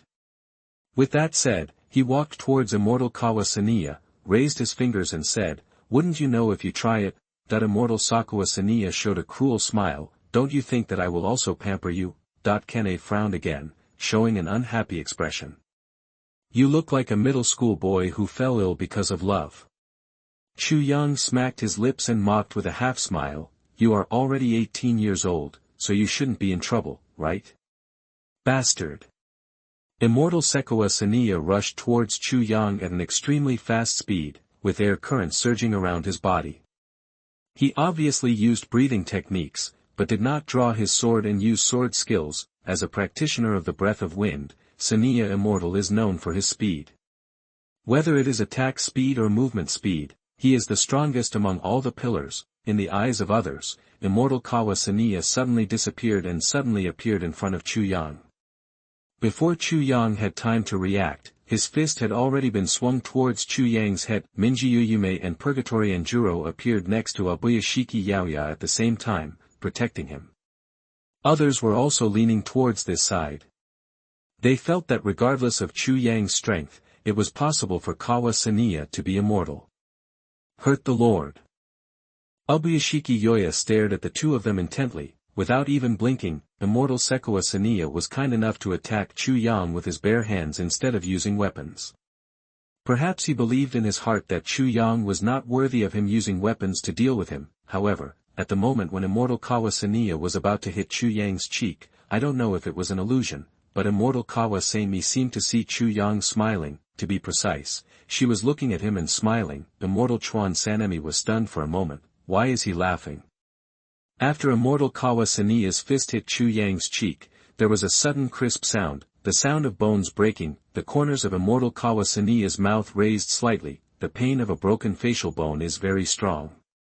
I hope the kid in front of me won't shout too loud, so as not to seem like I'm bullying him. The next second, Immortal Kawasaniya's expression gradually began to look strange. He only felt a heartbreaking pain coming from his finger bones, and it was getting stronger and stronger. Only then did Immortal Mikawa realize that the bones that were broken turned out to be his own, not his. That guy didn't even try to hide. He just took the fist with his face. Immortal Kawasaniya's hair stood on end, and he instinctively wanted to distance himself from Chu Yang, but the moment he stopped his hand, he suddenly felt that his arm was clamped tightly by something. Immortal Kawasaniya looked up and saw that Chu Yang had squeezed his arm, and the smile and chill on his face became stronger. He shivered, fear flashing through him. He finally reached out his other hand to the Nichiren sword. Chu Yang noticed the movements of Immortal Kawashimi, but did not stop him. To him, Immortal Kawashimi's resistance was not as strong as that of Tong Mo. He just wants everyone present to know how powerful he is. Immortal Kawasaniya is just a poor reference point. Immortal Kawasaniya, who was already furious, no longer had any scruples. He pulled out the Nichiren sword and slashed at Chu Yang's hand without saying a word. He didn't believe that even so, Chu Yang still wouldn't let go. Everyone watched this scene with breathless concentration. They screamed in sorrow and wanted to stop it, but their sleeves were pulled by Yoya Shiki behind them. Don't even move. Ubuyashiki Yoya said softly, causing Hashira beside him to stand still. Kane was relatively calm, because she knew that Immortal Kawasaniya's Nichiren sword might not be able to cut off Chu Yang's hand, so, in full view of everyone, Immortal Kawasaniya's Nichiren sword and Chu Yang's arm collided hard, and sparks flew out instantly, just like two pieces of metal with the same hardness colliding. Everyone's pupils shrank suddenly, and they all showed expressions of disbelief. The most unbelievable among them is the Immortal Kawasaniya himself. But Chu Yang didn't give him time to react. After the Nichiren saber fell, Chu Yang raised his right fist and hit Immortal Kawasaniya's face hard. Poof. The blood bloomed a brilliant flower in the sky. Ha! Immortal Kawasaniya wailed in midair, and you can fully imagine how much pain he was suffering at this time. Even if Chu Yang kept his hand, most of his facial bones were still fractured. After landing on the ground, Immortal Kawasaniya's head was dizzy. He struggled to get up, but his limbs could not use the strength. Blood blurred his vision, and he stared at Chu Yang with squinted eyes. Just one punch. Just one round. He was defeated by the man in front of him with an absolute advantage. The opponent didn't even use the Nichiren sword. But he tried his best. Rout. Undoubted rout. How could Immortal Kawasaniya be so arrogant as to endure such a defeat? He clenched the Nichiren sword desperately. Breath of wind, Jio's shape, Wei Tuatien typhoon. Immortal Kawasaniya quickly rushed in front of Chu Yang, used all his strength to strike, and made continuous spinning slashes around Chu Yang's body. The Nichiren sword slashed out a large number of wind blades, pulling each other. Like a real typhoon, Chu Yang's location was the eye of the storm, experiencing the most terrifying attack. Kane took a few steps forward nervously. The increasingly fierce battle between the two sides exceeded her expectations. She was worried that if Chu Yang continued to fight like this, he might really kill Fushigawara Shia. After all, it was difficult to stop fighting at this level. Countless wind blades scraped across Chu Yang's body like steel knives. Through the wall-like tornado, people could only faintly hear the sound of metal colliding, and the occasional sparks, as bright as fireworks. Only Fushigawara Shia, who was as deep in the center of the storm as Chu Yang, could see clearly that Chu Yang did not deliberately defend against these dense wind blades. He just stood there quietly, looking at himself with interest. That look seemed to be saying, "Is this your all-out attack?" Fushigawara Shia was very unwilling. He wanted to roar, but his mouth was filled with only bitterness. "Yes, this is all I have." Fushigawara Shia, who was in self-doubt, gradually became confused. The double blow of physical and mental pain completely broke this young genius. He couldn't hold on any longer. Fushigawara Shia's eyes went dark, and his consciousness fell into a state of confusion.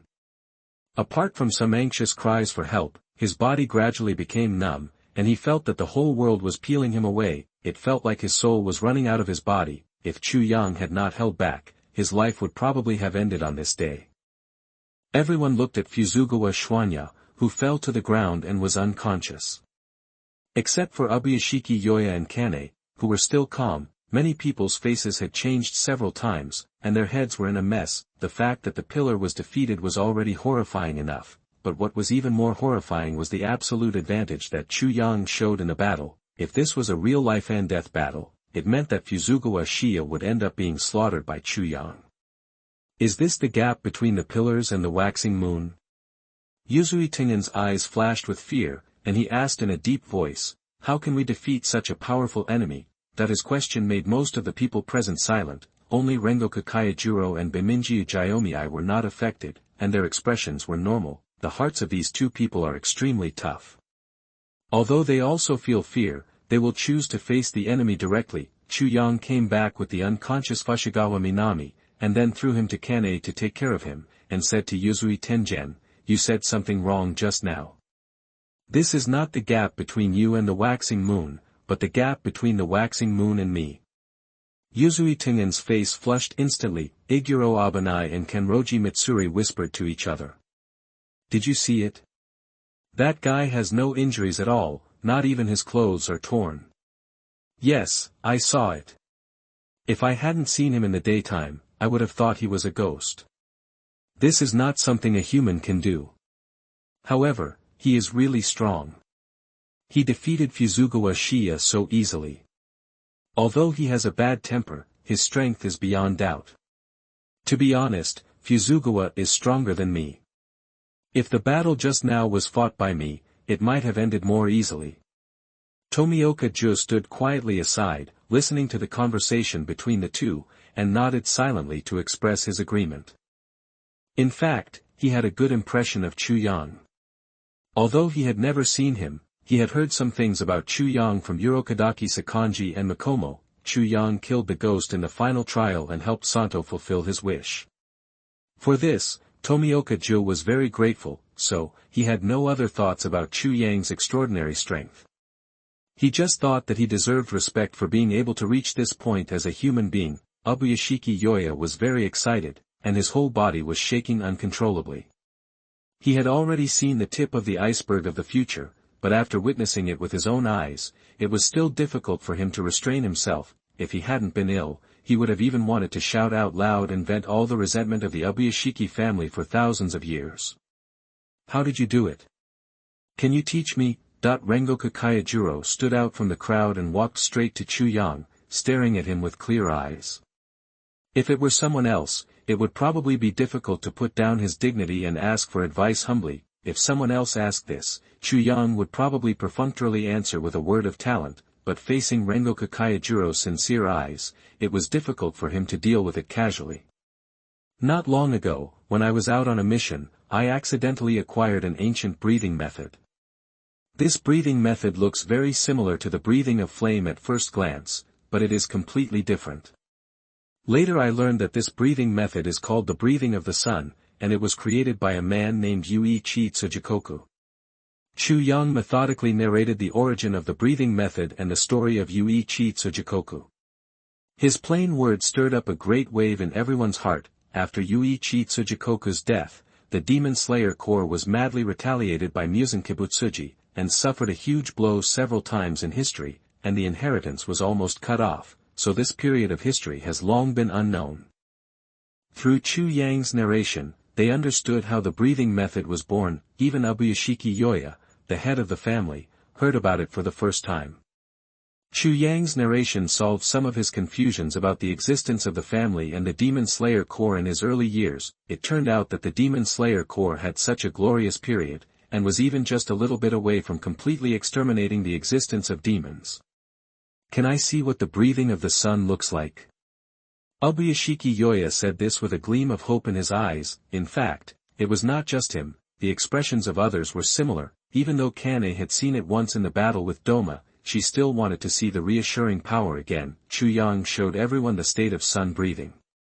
When the airflow like flames wrapped around him, the momentum looked very similar to the breathing of flame, but soon everyone noticed the difference. The temperature generated by sun breathing is much higher than that of flame breathing. It really feels like being burned by the scorching sun.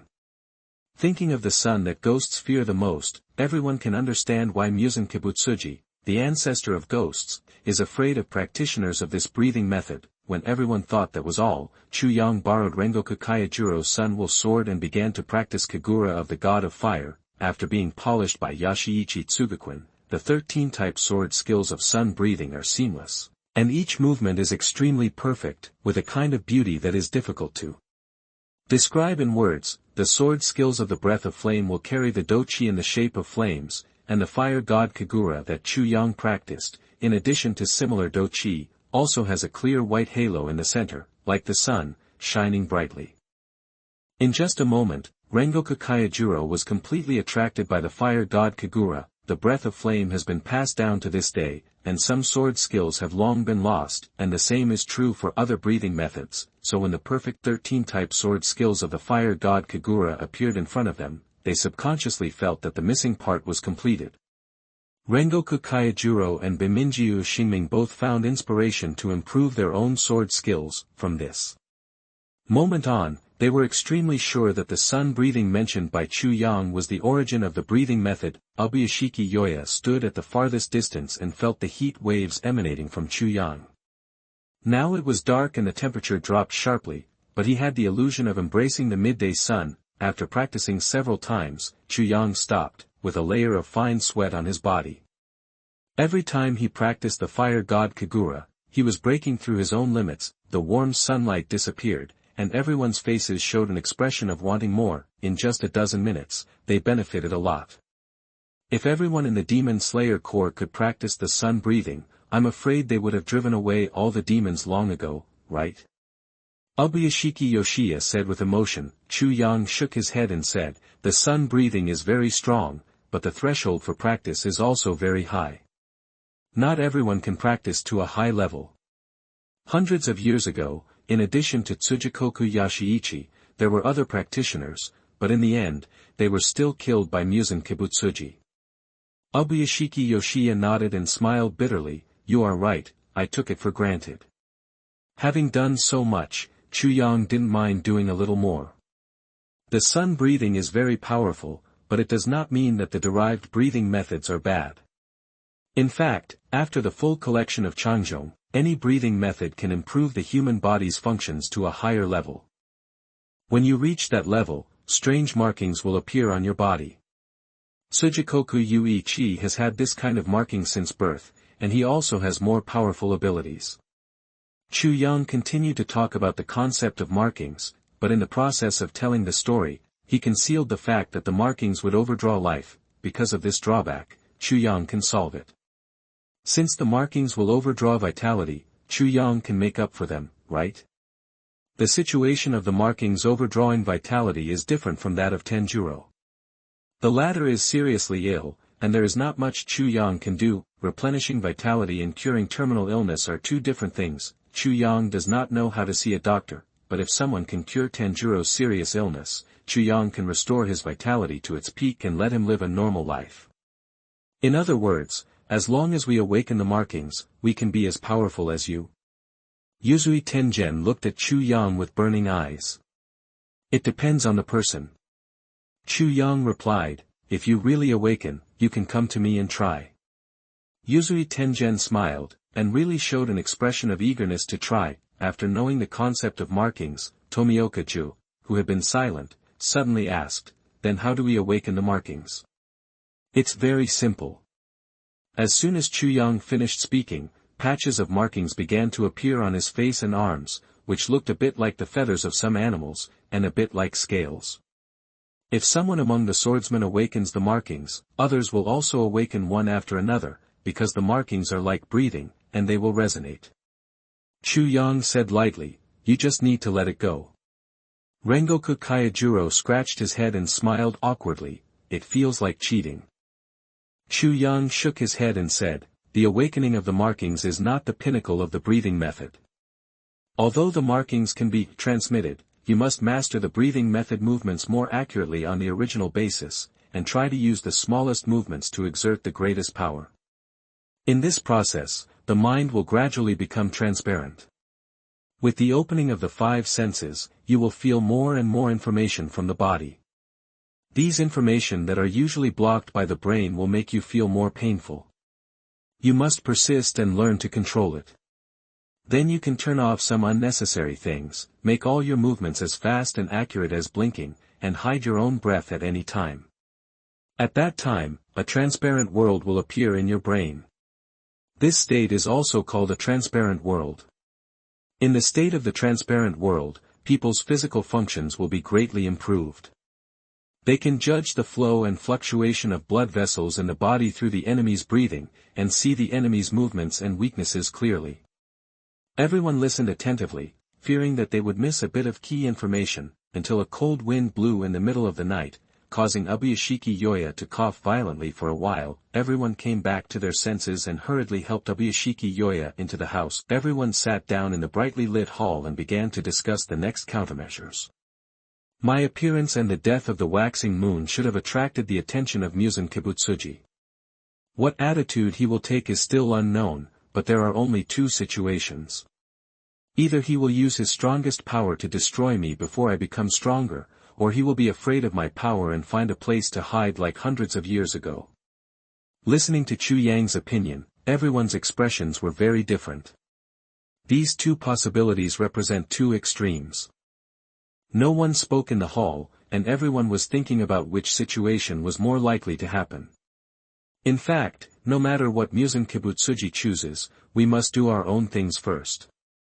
Ubuyashiki Yoya looked around, and his gentle eyes gently caressed everyone. Only after awakening the markings and understanding the transparent world can we fight against it. Before that, any preparation we make will be in vain. So, starting from today, I will temporarily shrink all the power of the Demon Slayer Corps, not giving the other side any chance to erode us, and wait until you all fully awaken the markings, and then make a concerted effort to fight Muzan Kibutsuji in the final decisive battle. At the same time, inside the Infinite City, Muzan Kibutsuji summoned a large number of demons. In addition to the 12 demon moons, there are many evil demons who have survived for many years and comprehended the blood demon art. Muzan Kibutsuji only did one thing: give them a lot of blood, so that they can evolve with an extremely weak probability. Most of the demons present will die because they can't bear his blood, but Muzan doesn't care at all. In the Infinite City, blood surges like a tide. There is an indescribable beauty mixed in with the weirdness. Chapter 75: The Completion of the Soul Palace and the Unfortunate Voldemort. A short chapter of 10:0. You are listening at novelfull.audio. Because of Chu Yang, the two camps of the Demon Slayer world fell into a strange balance in a short period of time.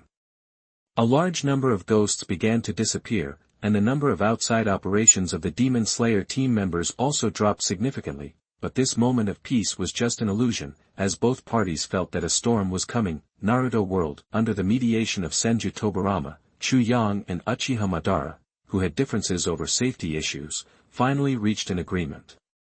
The number of Umbu participating in the operation was reduced according to Uchiha Madara's wishes, but the premise was that it must be enough to protect Chu Yang's safety. In the end, it was decided to lead 3 team members who were proficient in Earth Escape, led by Uchiha Yodo, to participate in the operation. They were responsible for protecting Chu Yang's personal safety. Other ANBU members focus on gathering intelligence. In fact, for the entire tailed beast capture plan, the Hyuga clan is more suitable for exploration work than the ANBU where the Uchiha clan gathers together. However, out of the idea of balancing the Uchiha clan, Senju Tobirama was unwilling to use the Hyuga clan rashly. If too many casualties were caused, the Hyuga clan would be at a disadvantage in the competition with the Uchiha clan. As it is now, it is most appropriate to consume the Uchiha clan's vitality for the right reasons. Based on the intelligence that the ANBU had collected for many days, Chu Yang quickly locked the location of the Ninetales. By coincidence, the Ninetales happened to be wandering on the border of the Land of Fire at this time. So soon, Senju Tobirama issued an order to capture the Kyubi. On the way to capture the Ninetales, Chu Yang kept thinking, why did the Ninetales appear at the border of the Land of Fire? So far, all tailed beasts have moved away from the Land of Fire. Each tailed beast's IQ is no worse than that of humans, and they can detect the reasons for the disappearance of their companions. Logically speaking, the Kyubi cannot appear so close to Konoha village. There should be some special reason forcing it to come here. The ninja traveled very quickly. Starting from Konoha village, it took only 1 day and 1 night to reach the target location. Next, we have to rely on Chu Yang's knowledge and domineering power to conduct a blanket search to find the location of the 9 tails. During the whole process, Uchiha Madara had been silently observing Chu Yang's actions. After a long time, he discovered that Chu Yang did not like to use complicated tracking techniques, but simply relied on his naturally powerful perception to detect the traces of the 9 tails. Isn't this bad? No. This is very good. In Uchiha Madara's view, skills can be polished through time and experience, but talent cannot be interfered with. What you look like when you are born will remain that way throughout your life. Uchiha Madara has always been a believer in talent. He has never believed that pure hard work can surpass genius. The only thing that can surpass genius is genius who works harder, especially in the special profession of ninja. It's a pity that this boy is not an Uchiha. If he could marry an Uchiha clansman, how talented would his children be? Uchiha Madara suddenly had such an idea in his mind, and then he got out of control. When Izuna comes back, we will discuss with him to see how to bring over Senju Yang. The marriage between the Uchiha clan and the Senju clan can further consolidate the harmonious atmosphere between the two parties in the village. The corners of Uchiha Madara's mouth raised slightly and his eyes shone. He thought this was a brilliant idea. Madara-sama, the Kyuubi is right in front, Yang-sama said, you can prepare to take action. Yang-do appeared next to Uchiha Madara and reminded him softly. The bloody Magatama in Uchiha Madara's eyes slowly turned. After looking over a large mountain, he saw Kyuubi sleeping soundly under the moonlight. It was early in the morning and there was silence all around. In addition to the chirping of insects and birds, any additional sound will be particularly noticeable. The strength of the 9 tails is different from that of any previous tailed beast. Even the 8 tails is still far behind the 9 tails, so this time, Uchiha Madara has to be a little more careful. For 9 tails, a weaker barrier is like paper and cannot block it at all. There is no need to expand it at all. It is better to let Uchiha Madara take action directly. This time, Chu Yang learned the lesson and left the battlefield before they started fighting. He even brought 3 human shields with him to block the damage. The battle between Uchiha Madara and the 9 tails was fierce, and the movement was much louder than the last battle with the 8 tails. This man and beast fought from the sky to the ground, and it was already difficult to evaluate from a human perspective. This is the domain of God. The team members including Yang-do looked at it with dull eyes. Chu Yang was thinking that if the Senju clan hadn't had the pervert Senju Hashirama, the whole clan together wouldn't be enough to defeat Uchiha Madara, and vice versa, Uchiha Madara and Senju Hashirama. These two people are strong men who transcend generations. Chu Yang was sighing with emotion when he suddenly felt a wave of malice coming towards him. Alert! Chu Yang first yelled to remind his companions, then he quickly formed a seal and set up a defense in front of him. The tree boundary wall rising from the ground just blocked the opponent's attack. Snort! A group of humanoid black creatures appeared in front of Chu Yang, seemingly angry that he blocked his attack. Seeing such a weird creature, Uchiha Yodo and the other 3 ANBU members all showed shocked expressions. Only Chu Yang was a little surprised and confused. This black creature is the product of Kaguya Otsutsuki's consciousness, Black Zetsu. It was supposed to be hiding in the dark and controlling everything, so why did it suddenly appear and attack itself? If it weren't for you, that guy Uchiha Izuna would have died long ago. The pain that Uchiha Madara should have suffered was ruined by you, this damn guy. That while Heiju was furious, he was still cursing Chu Yang, and the resentment in his heart was visible to the naked eye. Chu Yang suddenly realized that his appearance seemed to have greatly hindered Heiju's plan. Uchiha Madara did not go on a dark path as he arranged. On the contrary, Konoha village became more united than ever before. As the leader of the Umbu, Uchiha Izuna spends all day with Senju Hashirama, and Black Zetsu has no way to start. It could only vent its anger on Chu Yang.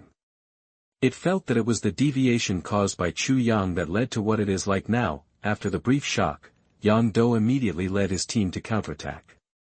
No matter who came, they would be regarded as enemies after attacking them. The 3 Umbu cooperated in using ninjutsu and blocked Black Zetsu's path with Earth Release. Haruto used Sharingan and rushed to Black Zetsu's side, trying to control him with Genjutsu. The moment the two looked at each other, their bodies froze at the same time. Captain Yang Do has the enemy under control.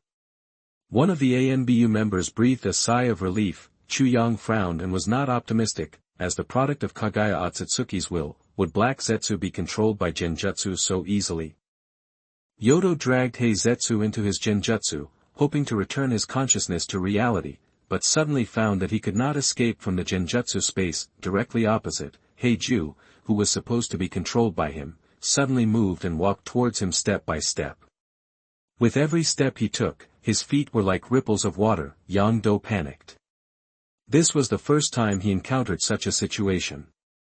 I'm very familiar with the Sharingan. It's not a wise choice for you to use illusions to deal with me. Black Zetsu smiled coldly. What's more, you are just a 3-Magatama Sharingan, and you can't even reach the realm of Manjikyu. Not even achieved. TSK, TSK, TSK. Heizetsu's mocking words made Yang Do's heart tremble. The other party is obviously really familiar with the Sharingan and knows how to deal with it. After being stunned for a moment, Yang Do felt that he was being restrained by something. When he looked down, he saw a large number of tree roots spreading from his legs to his body. The tree roots spread very quickly, reaching Yang Do's waist in the blink of an eye, so much so that he tried to break free, but he couldn't use any strength. By the time Heizetsu walked up to Yang Do, the latter had been swallowed by a big tree, leaving only his shoulders and complete head outside. Unable to move, Yang Do's eyes showed extreme fear. He was good at illusions and knew what he was about to encounter next. Heiju pressed one hand on the big tree, stared at Yang Do with his inhuman eyes, and said with a stern smile, "Don't be busy now, it's not too late to be scared later." After almost 10 seconds passed in the real world, Chu Yang realized that something was wrong. If Yang Do had really controlled Heiju, there was no way that he hadn't done anything yet. Chu Yang stepped forward quickly, formed a relief seal, and released Yang Do's illusion, only to find that his face was pale and he was looking at him in horror. The reaction is really fast. He was going to stay in my illusion space all day. Heiju let out a horrifying laugh, staring at Chu Yang like an abyss. Whether you kill Uchiha Izuna or not is not that important now. Through this period of observation, I found that both Senju Hashirama and Uchiha Madara value you very much. Then, as long as I kill you, Uchiha Madara, who will take you on the mission with you, will definitely create a barrier with the two Senju brothers. At that point, everything will be back on track.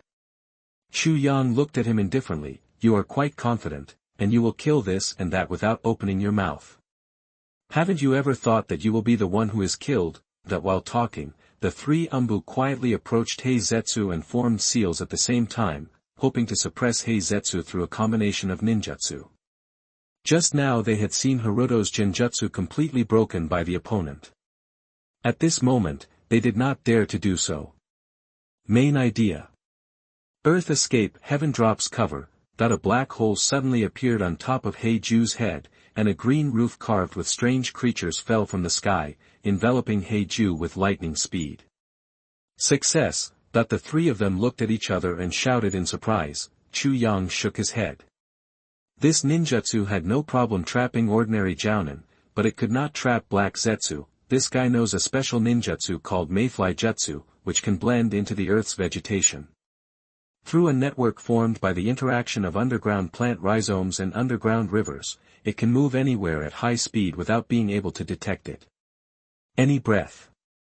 Don't be careless. The enemy is not trapped by this ninjutsu, please focus on me. Chu Yang, who had no time to explain, could only yell to let his teammates be careful. The roar shook the bodies of the three of them. Fortunately, the power of seeing and hearing did not fail. Even though he was separated from the ground, Chu Yang could still clearly feel Heiju's movement trajectory. He threw Hiroto, who was severely mentally shocked, towards the location of the three Umbu, then formed seals with his hands and activated would release. Since Heiju is wandering underground, the tangled tree roots under his feet can just control him. As Chu Yang launched would escape, the surrounding ground began to vibrate violently, and then pieces of it bulged, as if there was a sleeping dragon turning over underground. Seeing and hearing Seibaki sensed that Heiju stopped moving, but Chu Yang was not sure whether the opponent was controlled by him. so he could only continue to increase his strength and let the roots of the tree wrap around him. After receiving Yongdo, the three Umbu took him to a safe place. Now they were still unsure of Black Zetsu's location, so they couldn't help even if they wanted to. Suddenly, Chu Yang sensed that Black Zetsu had moved. He was not controlled by the tree roots, but was moving rapidly along the tree roots towards Chu Yang's location. Chu Yang was about to release the connection with would release, when Black Zetsu followed the tree roots and drilled in front of Chu Yang. The two faced each other, and Black Zetsu laughed and said, "You should also experience the pain of that kid."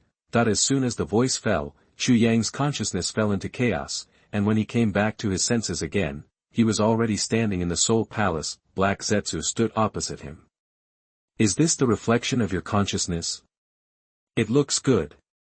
With such a magnificent palace hidden in your mind, do you want to be the king?" "Ha ha ha ha." Black Zetsu laughed up to the sky and said playfully, "You are not old, but you have great ambitions. You not only want to be the leader of Konoha village, but also the king of this world."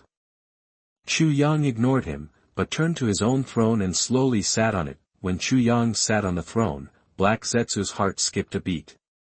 This kind of strong warning had never been seen before. Chu Yang's mouth corners slightly raised, and he teased, "You are the product of Kagaya Otsutsuki's consciousness, a special existence between life and death.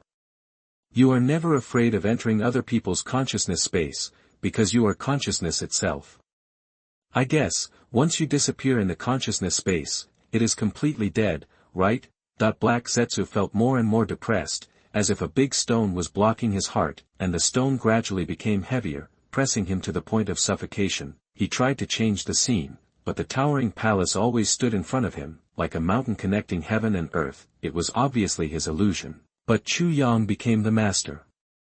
This situation was no different from before, except that the protagonist became different. Ju looked around and felt that the palace in front of him was very strange, as if there was an indescribable power.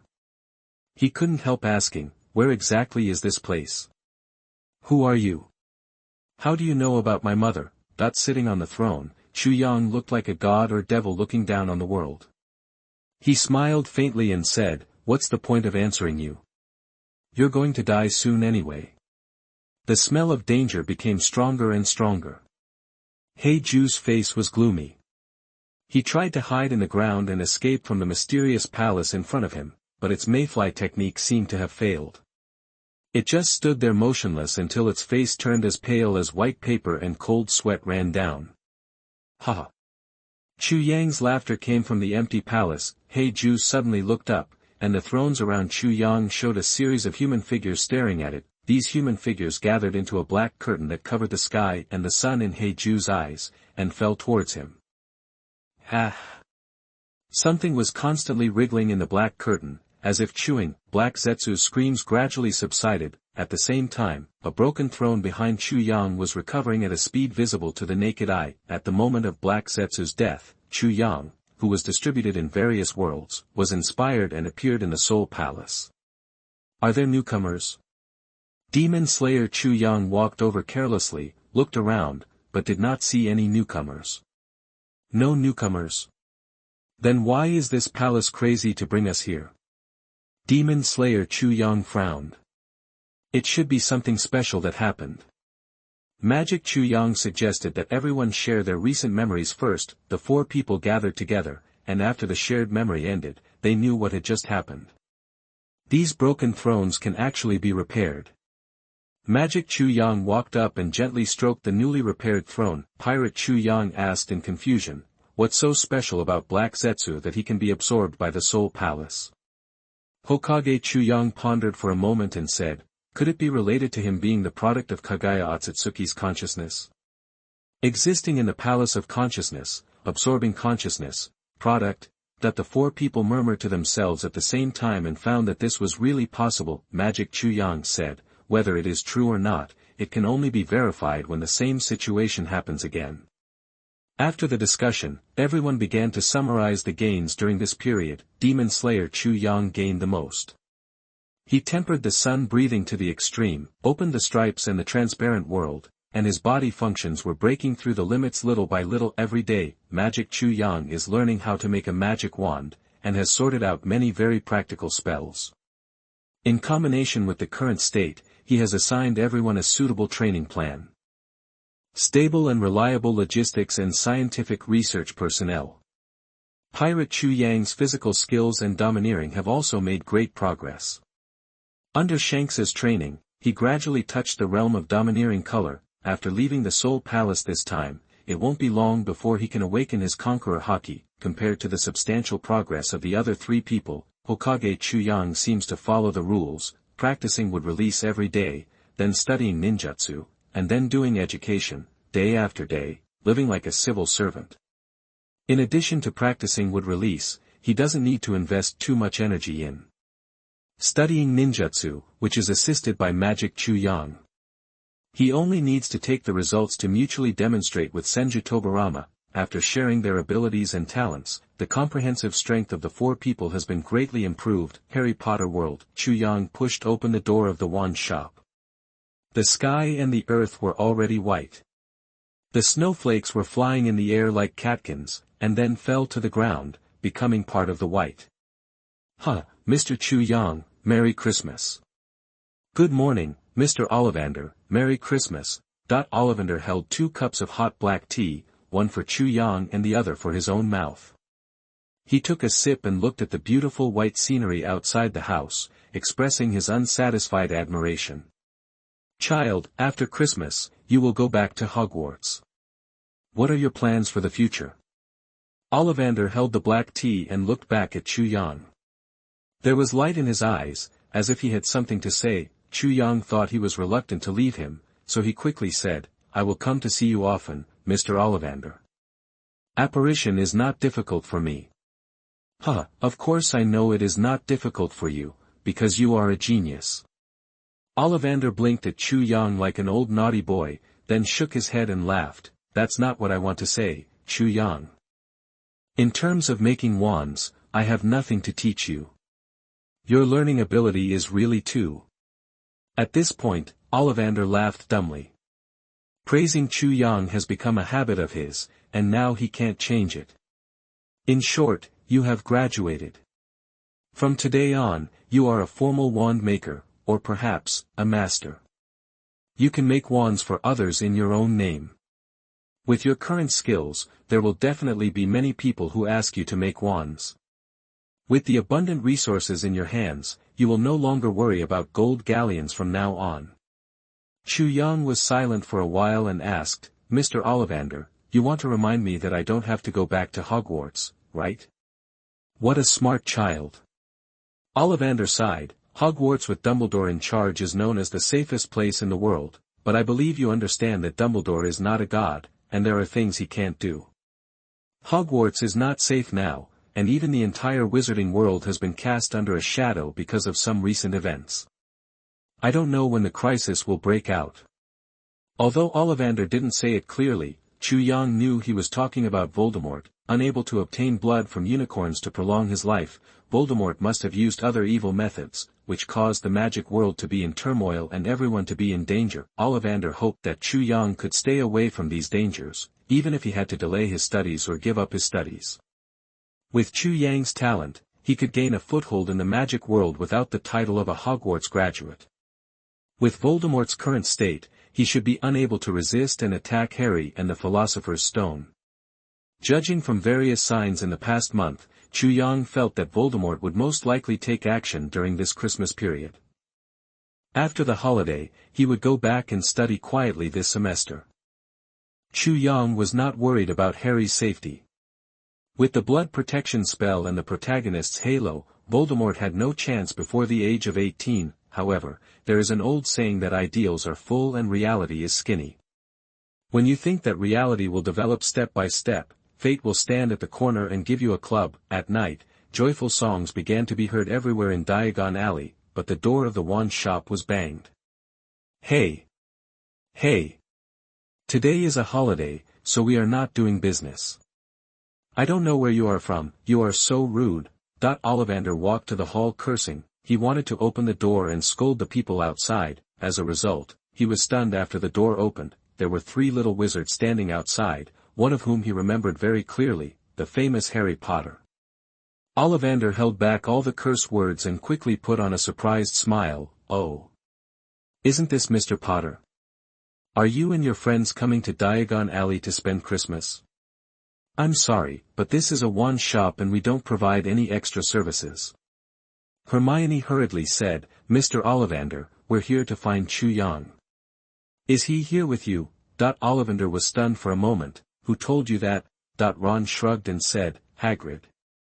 Harry and Hermione poked Ron's waist at the same time, signaling him to shut up. Chu Yang's whereabouts after the holiday is a secret, and only Dumbledore and Hagrid know it. The trio also learned about Chu Yang's whereabouts from Hagrid by chance. The holiday without any signs made them worry about Chu Yang, so they wanted to use this Christmas holiday to visit Chu Yang. If it were normal times, Chu Yang would definitely be very happy that they came to see him, but coming at this critical moment is a headache. Seeing the trio standing in front of him, Chu Yang couldn't be happy. Chu Yang was pushed out of the wand shop by Mr. Ollivander. The old man smiled and asked him to celebrate the festival with his friends. Without noticing Chu Yang's helpless smile, the trio put their luggage in the leaky cauldron and wandered around Diagon Alley excitedly. They were surrounded by a wide variety of Christmas goods, which made them dazzled. Ron, aren't you going home for Christmas? I want to, but my parents went to Romania to see my brother Charlie, who is studying dragons there. Oh, that's really nice. I hope they have a perfect Christmas. Thank you, Chu Yang. Where's Hermione? You should go back to spend the holidays with your parents, right? I wanted to do it originally, but I changed my mind temporarily. We have spent every Christmas together since we were little. This year I want to do something different. Chu Yang took a deep breath, trying to keep a smile, and then turned to look at Harry, who scratched his head and smiled he at him. Chu Yang turned around silently. If he continued to look, he would have a heart attack. The three of them were having fun all the way, and if they saw anything interesting, they would go up and play with it. If they saw something delicious, they would buy it directly.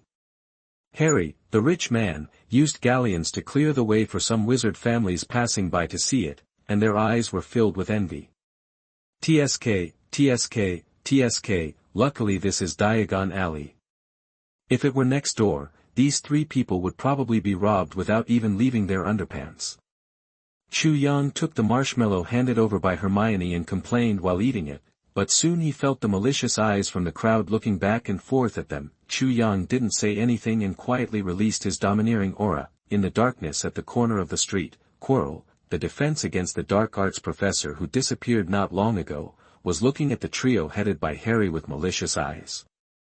Through seeing and hearing, Chu Yang sensed the whispers between Quirrell and Voldemort. It's all because you were exposed and attracted Dumbledore's attention. He moved the Sorcerer's Stone out of the Chamber of Secrets. Now there is no trace of the Sorcerer's Stone at all. Please calm down, my master.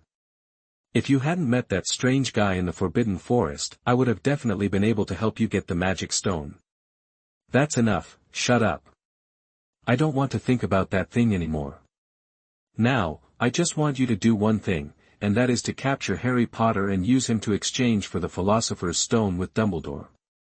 Don't worry, I will definitely fulfill your wishes.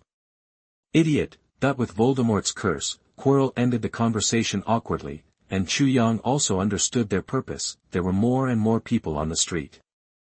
Quirrell gradually disappeared at the corner of the street. After a while, his figure appeared in Nocturne Alley. At this time, the trio seemed tired of playing. Chu Yang took them to a restaurant they frequented. After they sat down, he found an excuse to sneak out. After much thought, Chu Yang decided to deal with Quirrell and Voldemort while they were weak, otherwise, it would most likely affect Hermione, Ron, or even Mr. Ollivander. After covering himself in a black robe, Chu Yang followed the secret path to Nocturne Alley. Nocturne Alley, which is already very dark, looks even more eerie and weird under the background of the festival. Those various strange figures squatted in the narrow alley, laughing maliciously at Quirrell who had just arrived, but they obviously don't know that Quirrell's humbleness only exists in front of Voldemort. No one saw Quirrell's lips moving slightly. A ray of magic light shot out from Quirrell's wide cuffs, shooting at the dark wizards who provoked him with lightning speed. the spell hit one of the unlucky ones, and then spread into a strange circle of light, knocking away the remaining people. Only then did some busybodies who were watching the show see the wand under Quirrell's robe. Suddenly, like a frightened bird, he quickly disappeared at the edge of the alley. In just one round, Quirrell made these guys with evil intentions see how powerful he was. The deserted alleyway was eerily quiet. Quirrell put away his wand, lowered his head and continued walking forward, but after walking a few steps, he suddenly saw a person standing at the end of the alley. The person was covered in black robes. Quirrell couldn't see his face clearly, and his stature was short, which gave him a familiar feeling. "Who are you?" Quirrell frowned, asked the other person in an almost scolding tone, and once again reached for the wand hidden in his robe. It's just that the person opposite reacted much faster than him. The moment Quirrell reacted, the light of magical power lit up in the darkness. The spell spanned the long and narrow alley and accurately hit Quirrell's wand hidden under his robe, knocking it away. Expelliarmus. Quirrell looked ugly. He had never seen such a fast and precise spell cast, which could actually hit the wand hidden in his cuff from such a long distance. Damn it, do you bring your own telescope when you cast spells? Run! Voldemort, who was living in Quirrell's body, suddenly shouted, "He is the guy in the Forbidden Forest." Quirrell's expression changed, and he finally knew where that familiar feeling came from. The response is quite fast. Chu Yang sneered, then he waved his wand and activated the petrification spell. When Quirrell turned around, the magic dragged in the air into a meteor-like line and hit Quirrell's back. Quirrell's movements were frozen. Chu Yang walked slowly from the other end of the alley. When he was about to reach Quirrell's side, a large amount of grey mist-like things suddenly burst out of the other person's head. That's Voldemort in soul form. Feeling the danger, Voldemort instinctively rushed towards Chu Yang, trying to scare him away, but before he could get close, a burst of red light suddenly appeared on Chu Yang's body, and a breath of flame spurted out from Chu Yang's mouth and nose, surrounding him.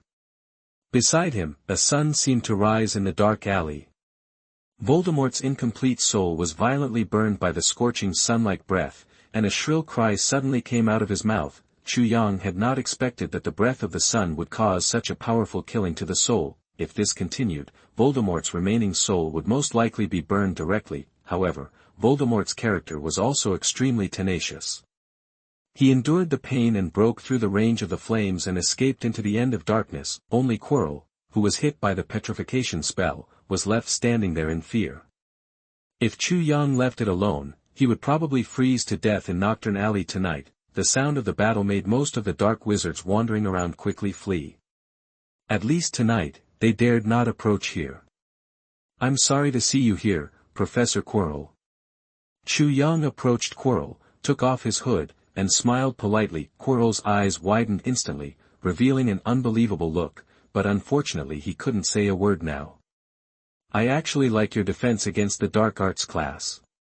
Chu Yang smiled, then pointed his wand at the ground at Quirrell's feet and chanted, "De Primo, the house collapses and the ground sinks." The collapse spell blew a big hole at Quirrell's feet, scaring him to let out a low roar. Chu Yang did not show any sympathy. He decisively kicked him down, and then quickly sealed the hole. After doing all this, Chu Yang disappeared into the darkness and left Nocturne Alley. "Chu Yang, why did you come back just now?" Ron and the others almost finished their food. Hermione complained angrily to Chu Yang, who had disappeared for a while. It can be seen that Chu Yang's disappearance without a word made her very worried. "Sorry Hermione, I felt a little uncomfortable in my stomach just now. Considering that you were going to eat, I didn't tell you." Chu Yang explained with an apologetic look. "Oh, so that's the case. Are you feeling better now? Roast chicken doesn't seem to suit you. Do you want me to order you some lighter food?" Hermione's temper came and went quickly. When she heard Chu Yang was not feeling well, she asked with concern. Ron and Harry, who were feasting on the side, also put down their food. They all looked at Chu Yang to express their concern. Chu Yang didn't want to disturb their interest, so he smiled and said, "I'm much better now, don't worry about me." After that, he picked up the food on the table with a fork and put it into his mouth, chewing it with a look of enjoyment. The three of them were relieved and began to fight for the food on the table. At this time, Hermione had no time to care about being a lady. Before Chu Yang had not come back, she had not eaten much and was very hungry. Just when Chu Yang and his friends were happily celebrating Christmas, Voldemort, who had lost his temporary storage, wandered alone in the wind and snow, like a lamp that could go out at any time. The Christmas holiday passed quickly, and Chu Yang and Hermione returned to Hogwarts together. Before leaving, Mr. Ollivander still tried to persuade Chu Yang to temporarily leave the magic world to hide from the limelight. He didn't know that Voldemort, the initiator of all the waves, would hardly come out to cause trouble in a short time. On the other hand, Dumbledore noticed that Voldemort and Quirrell had left Hogwarts, and the tense atmosphere in the school also eased a lot. Chu Yang didn't need to extend his vacation.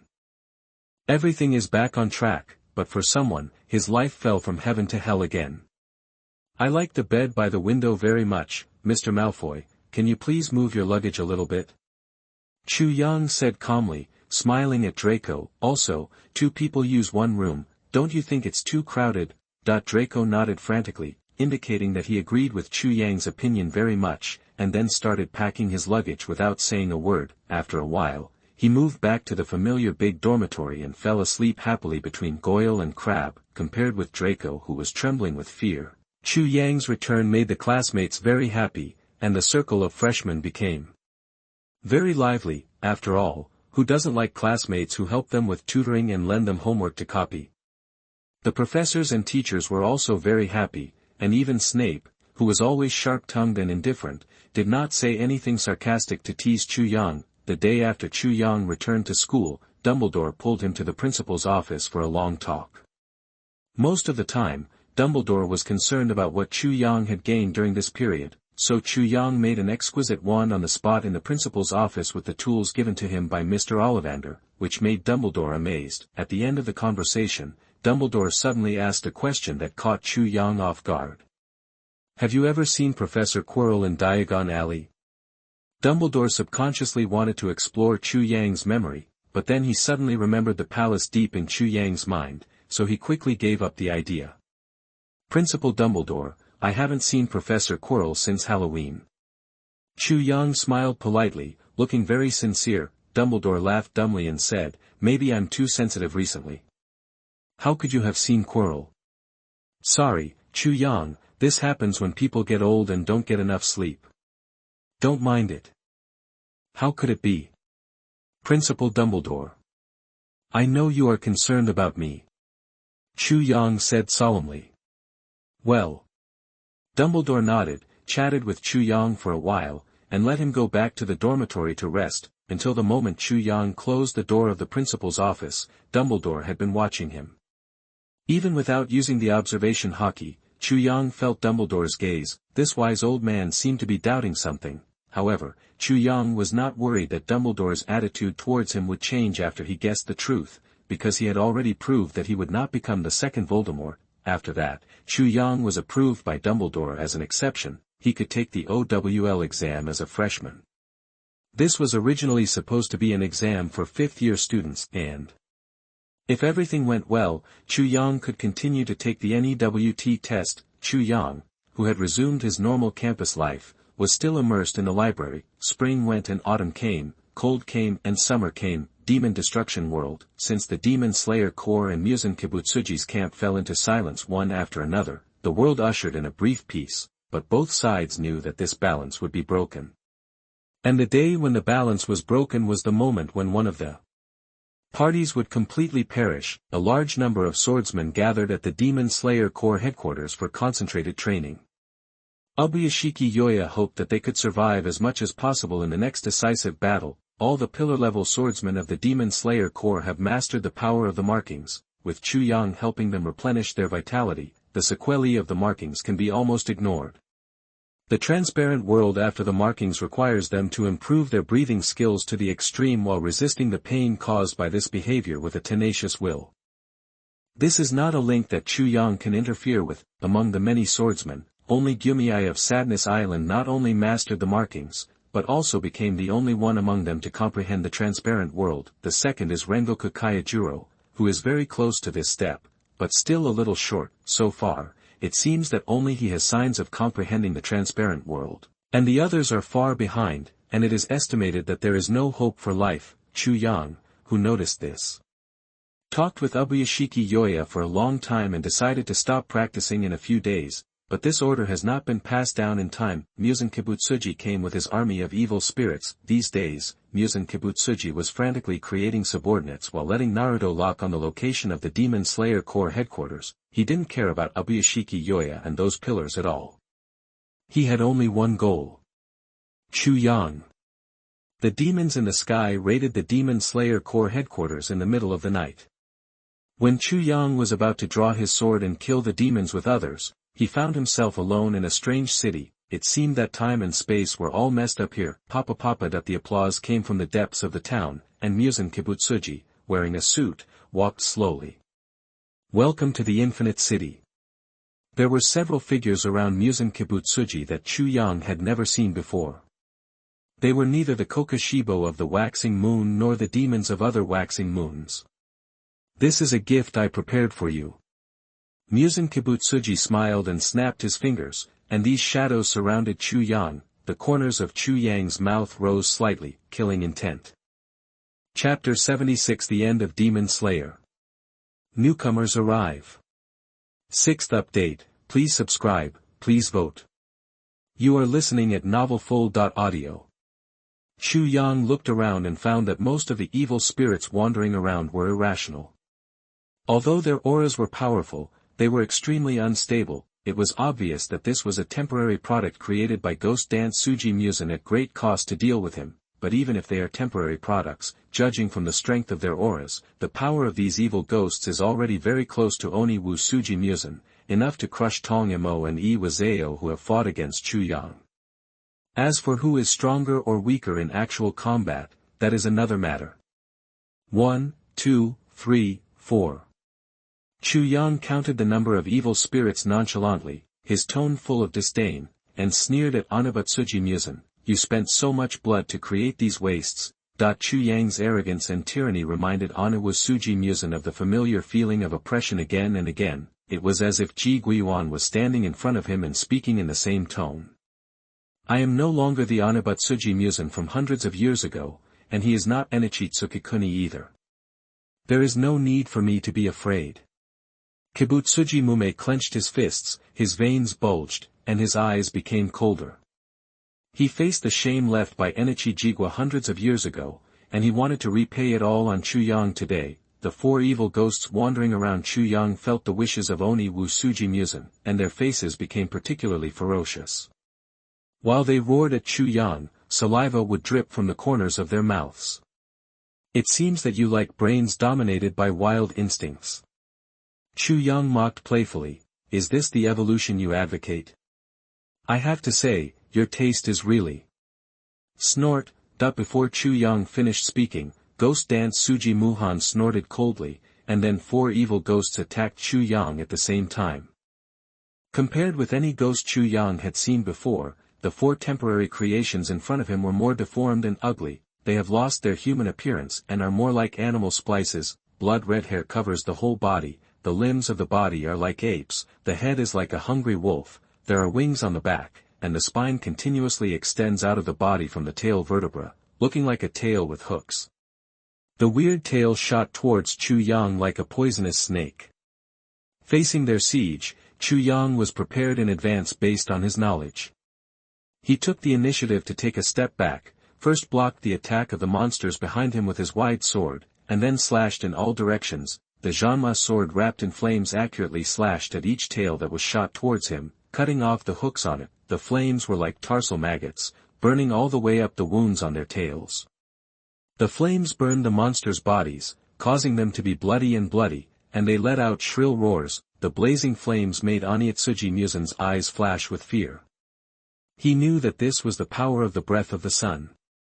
In the past, this was also the power he feared the most. But what made him feel a little relieved was that those monsters were not killed by Chu Yang with one blow, but slowly stood up. At this time, Chu Yang also realized the characteristics of this group of monsters. Not only were their strength and speed at the top level, but they also had powerful resilience comparable to Muzan Kibutsuji. They have multiple hearts and brains just like Kibutsuji Muzan, but they are not as sophisticated. If the little toy you made has only this strength, it will be too disappointing. Chu Yang thrust the sword into the ground and grinned, friendly reminder, you don't have much time left. Kibutsuji Musen took a deep breath, his face gradually turned rosy, and he didn't know if it was because he was angry and his blood was rising. He showed a sick smile, of course it's more than that, you can enjoy it well, this is what Sukuni Yuan has never got. Treatment.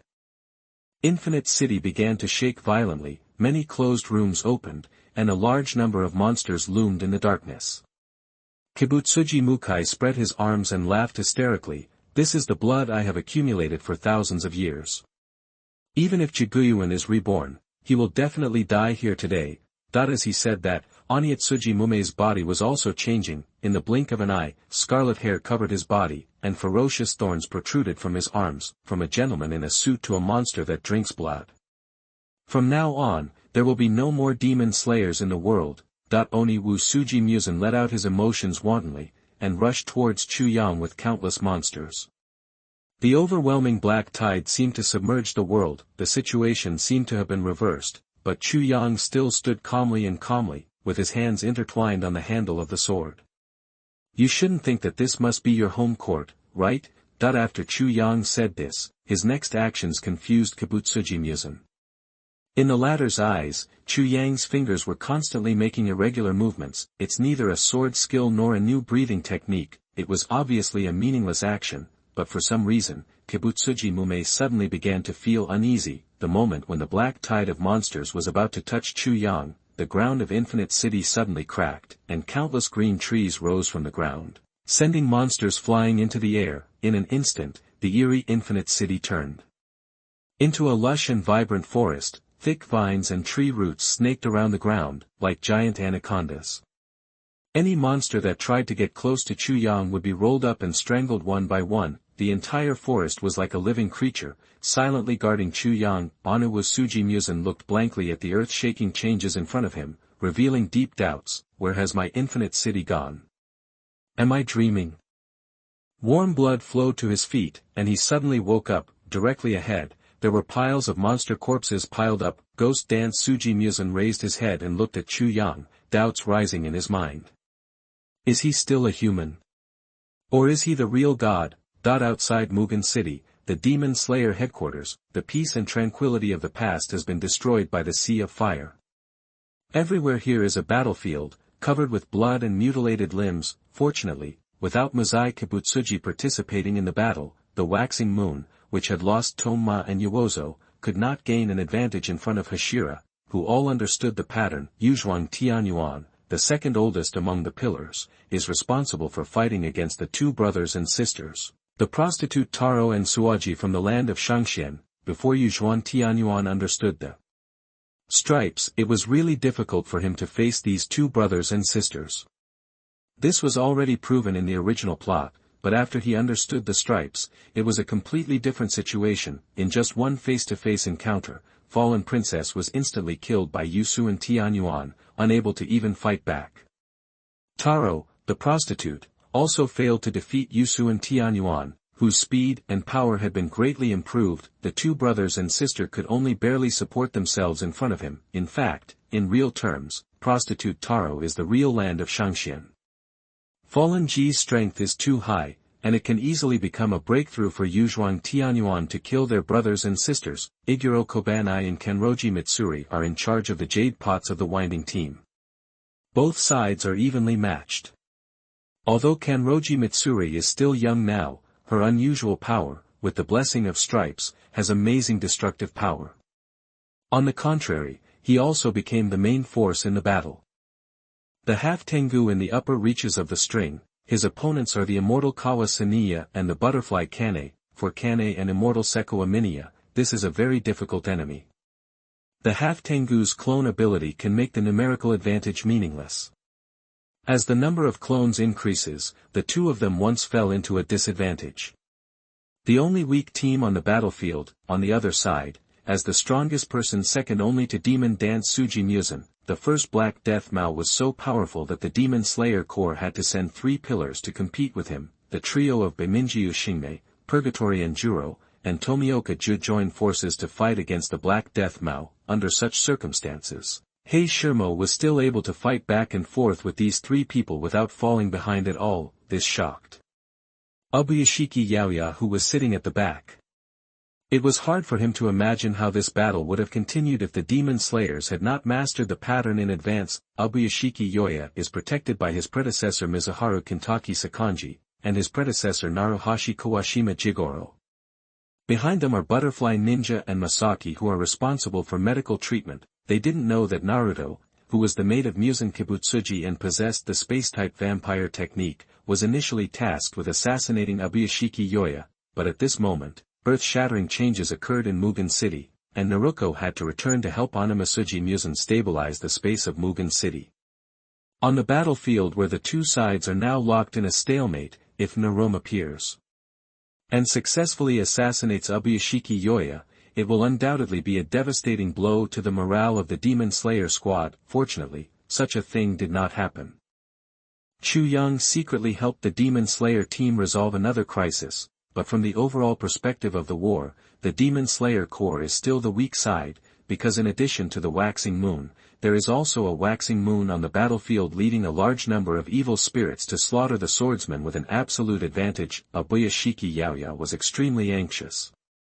Before the war started, he was full of confidence and felt that he would definitely win this war that was related to the fate of mankind. However, since Chu Yang disappeared quietly, his confidence has gradually collapsed. Only then did he remember that the prerequisite for victory was actually Chu Yang alone from the beginning, just like a certain scene he saw when he predicted the future. "Don't guard me here, hurry up and stop the waning moon." Ubuyashiki Yaoya turned to Nintaki Sakanji and Kawashima Jigoro and said, "Now only you can save those swordsmen." Kintaki Sakanji hesitated and said, "If something goes wrong with you." Ubuyashiki Yaoya shook his head and said, "Whether I die or not will not affect the overall situation at all. You should have been allowed to participate in the battle from the beginning. It is not too late now, and many people can be saved." Rintaki Sakanji and Kawashima Jigoro were still hesitating. They knew that their lord had said this deliberately to save those swordsmen. "Do you really need me to commit suicide before you are willing to take action?" Ubuyashiki Yaoya became angry at his subordinates for the first time. He accidentally bit his lip while speaking, and blood slowly flowed from the corner of his mouth. Seeing this, the two of them no longer hesitated, and disappeared next to Uyashiki Yoshiya at the same time, choosing to join the battlefield and join forces to fight against the 6 waning moons. Only then did the crisis situation ease. "Don't worry, my lord, I am also a swordsman and I will definitely protect your safety," Butterfly Ninja said firmly. "Me too." Zhen Shi's voice also sounded. "Thank you." Uyashiki Yaoya smiled and nodded, then held his wife Amane's hand tightly. The couple prayed secretly and in unison, praying that the turning point would come sooner so that those living lives could survive longer. God seemed to have heard their prayers, and the entire Demon Slayer camp suddenly began to tremble violently. A hole suddenly opened in a dark night sky, and then more and more black holes appeared. Many trees stretched out from the depths of darkness, constantly pouring out, as if they were trying to break open the confinement of space. Such a shocking scene made both sides temporarily forget about the battle. Kuroshibo saw the tip of the iceberg of the Infinite City from a certain space crack, and was shocked all over. He said in surprise, "What is Mingnu doing? Why did she let the Infinite City come here? Could it be Master Muzan has won?" Kuroshibo's voice instantly spread throughout the battlefield. After a moment of silence, the battlefield erupted in cheers. Daki cheered and did not forget to mock Yuzui Tengen, who had suppressed them to the point of being completely exhausted. "What should we do? It seems that you are going to lose. When Master Muzan comes, everyone will die." Jifutaro licked the corner of his mouth and looked at Yuzui Tengen with a sneer on his face. Yuzui Tengen did not say much, but was thinking in his heart that no matter what the price, he must kill the 2 brothers and sisters in front of him. Yuhu hid in a sturdy bottle and swayed, mocking Iguro Abanai and Kanroji Mitsuri with almost the same words. Hantengo did not mock Kane and the others, but turned back into a timid old man and said, Fortunately, Lord Muzan is here, otherwise I might really die here today. He is the only demon who has the upper hand in the waxing moon. but he speaks in such a tone, which makes people feel even more ironic. Kuroshibo said nothing, and the power he exuded was suffocating. Gumiai of Beiming Island clasped his hands together, and he had already made up his mind to die with Kokoshibo. As long as he could replace the strongest waxing moon, then others would naturally have more chances of winning when facing Musen Kibutsuji. Rengoku Kaijuro also had the same plan. On the side of the Demon Slayer Corps, everyone's face was pale, and many people looked dazed, and they almost gave up the idea of living. The terrifying scene above their heads has gradually calmed down, and the entire space has begun to stabilize. Did they really lose? Ubuyashiki Yoya stared at the cracks in the sky, his pupils bloodshot. The future he saw was not like this. He didn't believe it, and neither did Kane. He will never lose.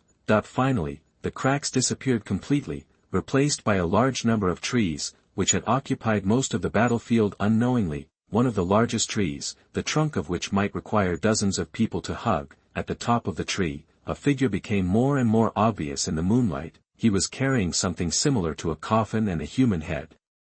The face of the head was occupied by huge eyeballs, and the eyes were full of fear. Daki, who was still complacent just now, recognized the identity of the head. Her face changed, and she screamed, "Mingnu! Oh, you know it?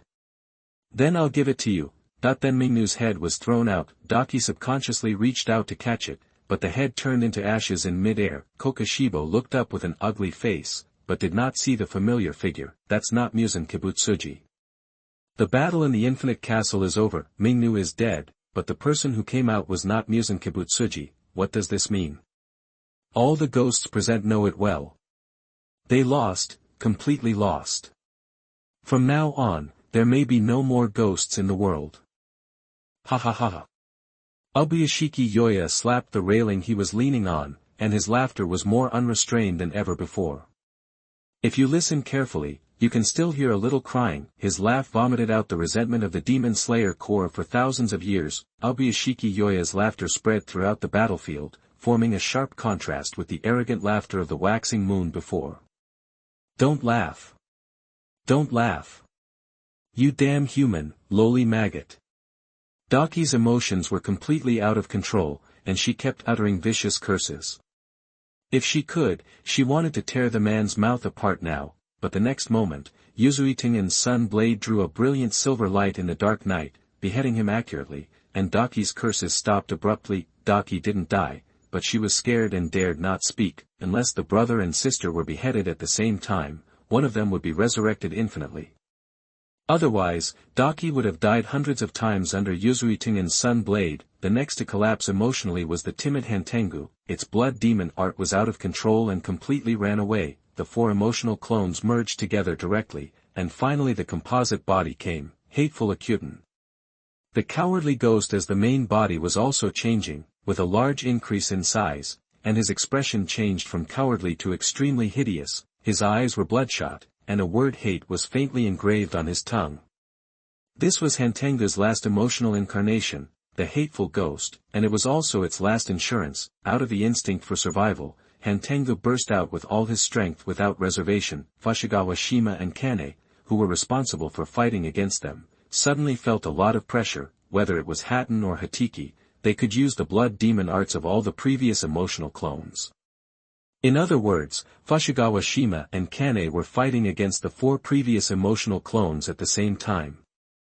They had to fight four people at once, just when the situation was critical. Biminjiu Jyomiai, Rengoku Kaijuro, and Tomioka Ju joined the battlefield at the same time. They didn't need to fight Kokoshibo anymore, because the people who dealt with Kokoshibo had returned, and at this time, Kokoshibo's mind was not on these three people. Kokoshibo, who was in extreme rage, stared at the tree coffin on Chu Yang's shoulder with 6 eyes on his face. It had a strong premonition that Musen Kibutsuji was in it. Shimo felt that he had not lost yet. As long as they defeat the man carrying the tree coffin and free Suji Musen, victory will still be theirs. Therefore, Shimo rushed towards Chu Yang with great momentum. It wasn't that Chu Yang had to keep Ghost Dance Suji Musen, but that he really couldn't kill this monster with 5 brains and 7 hearts. There is still a difference between the Ghost Dance Suji Muzai hundreds of years ago and the Ghost Dance Suji Muzai today.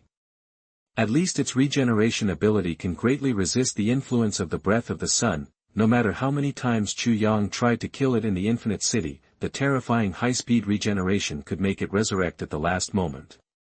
This is why Onitsuji Mume delayed Chu Yang for so long. Chu Yang found that he seemed unable to deal with this guy. If you want to completely kill Kibutsuji Musen, you must wait until dawn and let the sunlight burn it to death, in order to prevent Onitsuji Mume from repeating his old tricks and escaping from under his nose like he did hundreds of years ago. Chu Yang could only seal him up with a tree coffin. The effect looks pretty good. Heishimo walked vigorously along the tree body, all the way up, and rushed straight towards Chu Yang. This is a strange guy. Even after becoming a ghost, he still fights as a swordsman. He is also the only ghost in the 12 ghost months that uses the breathing method to fight.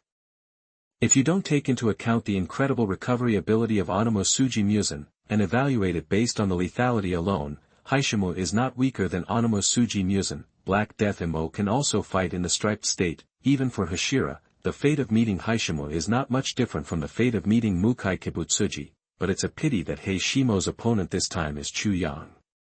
No matter how powerful its lethality is, it can't break through Chu Yang's arm-domineering aura. The moment he rushed up to the top of the giant tree, the form of the sun blade, void crying God go, in Heishimo's hand changed. The blade is like a living creature of flesh and blood, constantly squirming, becoming more slender, and developing many sharp edges, as a weapon made by Heishimo with his own flesh and blood. The void crying God go, at this time is its original appearance. Only then did Mingyu Xingming and others realize. It turned out that Heishimo still had some strength left when fighting the three of them. Heishimo, who exploded with all his strength, exuded a suffocating momentum from his whole body. Even if he was far away, he still made everyone present feel frightened. Chu Yang flexed his muscles, and a flash of joy flashed in his eyes. He still preferred to fight against berserker-type opponents like Heishimo, compared to scumbags like Onitsuji Musen, who had unlimited health recovery. Chu Yang breathed out lightly, and the long breath immediately turned into golden flames, which soon wrapped around Chu Yang's body, guarding him like a sun falling into the world. Because the light from Chu Yang's body was too dazzling, many ghosts in the battlefield below thought it was dawn, so they ran away in panic, only to be killed one by the swordsmen of the Demon Slayer team led by Rinataki Sakanji. Even the waning moon is damaged. Faced with such an enemy, Heishimo not only did not retreat, but instead launched an attack on Chu Yang more resolutely. Its biggest regret in this life is that it has lived in the shadow of Enichi Tsukuni all its life. Even if it later became a ghost and broke the striped curse, in the end, it still lost to the octogenarian Enichi Tsukuni. How ironic it is for it to lose to an old man who has run out of energy. Heishimo was reduced to this ugly appearance just to defeat Jigwa Enichi, but Jigwa Enichi passed away with the final victory, which also means that Heishimo will never be able to wash away this situation in his life. The defeat truly surpassed Jigwa Ueni. At the moment, Chu Yang, who also practiced the breath of the sun, was in front of Heishimo. The dazzling light was so familiar. Killing him would be equivalent to defeating Jigwa Ueni for Heishimo. At this moment, Heishimo only had Chu Yang in his eyes, and even the tree coffin that contained Ghost Dance Suji Mume slowly disappeared in its eyes. Time and space became slower and slower in the eyes of Black Dead Mao. It saw that the sword in Chu Yang's hand was covered in layers of flames and was slashing towards his neck. Heishimo raised his sword and charged forward, also aiming at Chu Yang's vitals. The two knives did not collide, but missed each other by a hair's breadth, and hit each other's neck at the same time. Su Crying God Go collided fiercely with the arm-domineering force. The flames on Chu Yang's body entangled and bitten with the flesh and blood on the sword. Eventually, the flesh and blood disintegrated, and, Su Crying God Go, was broken. At the same time, the sword slashed Heishimo's neck, and his head flew high with a look of astonishment on his face. Why couldn't Su Cry God Go cut off the opponent's neck? He is obviously just human, right? Heishimo doesn't understand. If Tongmo and Yaiwozwo were still alive, they might be able to tell him why. Heishimo felt that he had lost again, lost to Breath of the Sun again. Lost to Enichi Tsukuni again. I have already paid such a heavy price. After being reduced to an ugly demon for hundreds of years, why did he still lose to that guy? If I can break through the limit, can I defeat the enemy in front of me? With doubts, Heishimo glanced at Chu Yang. He stood in the layers of flames, with terrifying power, like a god. Try it again, I still can't cut off his neck. After receiving the answer, Heishimo had a pale smile on his lips, and his consciousness gradually sank into darkness. Its body burst into blazing flames, instantly burning it to ashes, the moment Heishimo died in battle. The last bit of luck in the hearts of the remaining evil spirits was crushed to pieces, the moment Chu Yang glanced over them. It felt like the scorching sun was burning their bodies. The evil spirits had been defeated and wanted to escape, but they were trapped in the strange forest and unable to escape from the battlefield. The remaining 12 ghost moons were killed one by the pillars in extreme fear. The war is over. A faint red light also bloomed from the sky, complementing the golden flames on Chu Yang's body. It's dawn. Ah. It hurts, it hurts. Help me, I don't want to die yet. I was wrong, that the wails of countless demons echoed over the Demon Slayer headquarters, but none of the swordsmen felt it was noisy. Their eyes were full of tears, silently mourning their dead comrades and relatives. It's all over. There will no longer be evil spirits in this world. Chu Yang carried the tree coffin and walked to the open space in the center of the battlefield.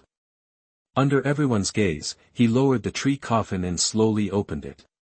Wu Xian, come out to bask in the sun. As soon as he finished speaking, a group of black shadows rushed out of the tree coffin. The warm sunlight shone on the black shadows, and screams sounded, which made people feel particularly pleasant. The powerful regeneration ability prevents Oni Wu Sujimume from being killed by sunlight as quickly as other ghosts, which greatly extends the time it is tortured. Abuyashiki Yoshiya was helped nearby by his wife, silently watching Kibutsuji Mujo being burned by the scorching sun, and said softly, "Does it hurt? The pain you are suffering now is the pain that every generation of the Ubuyashiki clan will suffer. Since we were born, we have been cursed because of you. We are born in pain and die in pain. In addition to the Uyashiki clan, there are many innocent people who died because of you. How painful are those who don't want to become ghosts and eventually become ghosts. Feel the pain now, and don't forget it until you go to hell." Onibutsuji Mazai looked at Uyashiki Yoya angrily, covered in flames. He rushed towards him. All the pillars stood in front of Ubuyashiki Yoya, becoming an insurmountable barrier for Muzan Kibutsuji. In the past, these people were just ants in its eyes, so why should they stop it? I'm not willing to give in. If I had found the blue Higanbana, I would have killed you guys long ago. At this moment, Chu Yang quietly walked up to Ghost Dance Sujimume, not afraid of the flames on its body, put a hand on its head, and whispered something in its ear. Do you know why you can't find the blue Higan flower? Because the blue Higan flower only blooms during the day, ghosts can't see it. Kibutsuji Mume's pupils shrank suddenly, his eyes burst out with monstrous anger, and he pointed at Chu Yang with trembling fingers. You. In the end, it only left a malicious look in its eyes, and then it was swallowed up by the fire, and the embers all over the ground were scattered in the wind. The 1,000-year war between humans and ghosts ended. From the next day, the swordsmen were dismissed one after another by Ubuyashiki Yoya. Everyone received a very generous severance package before leaving. Enough for a lifetime of food and clothing. For the wealthy Ubuyashiki clan, this is nothing. If possible, Ubuyashiki Yaoya hopes that all swordsmen can live to this day to receive this severance pay. Spending the rest of their lives peacefully is the hope of most swordsmen, including Kane.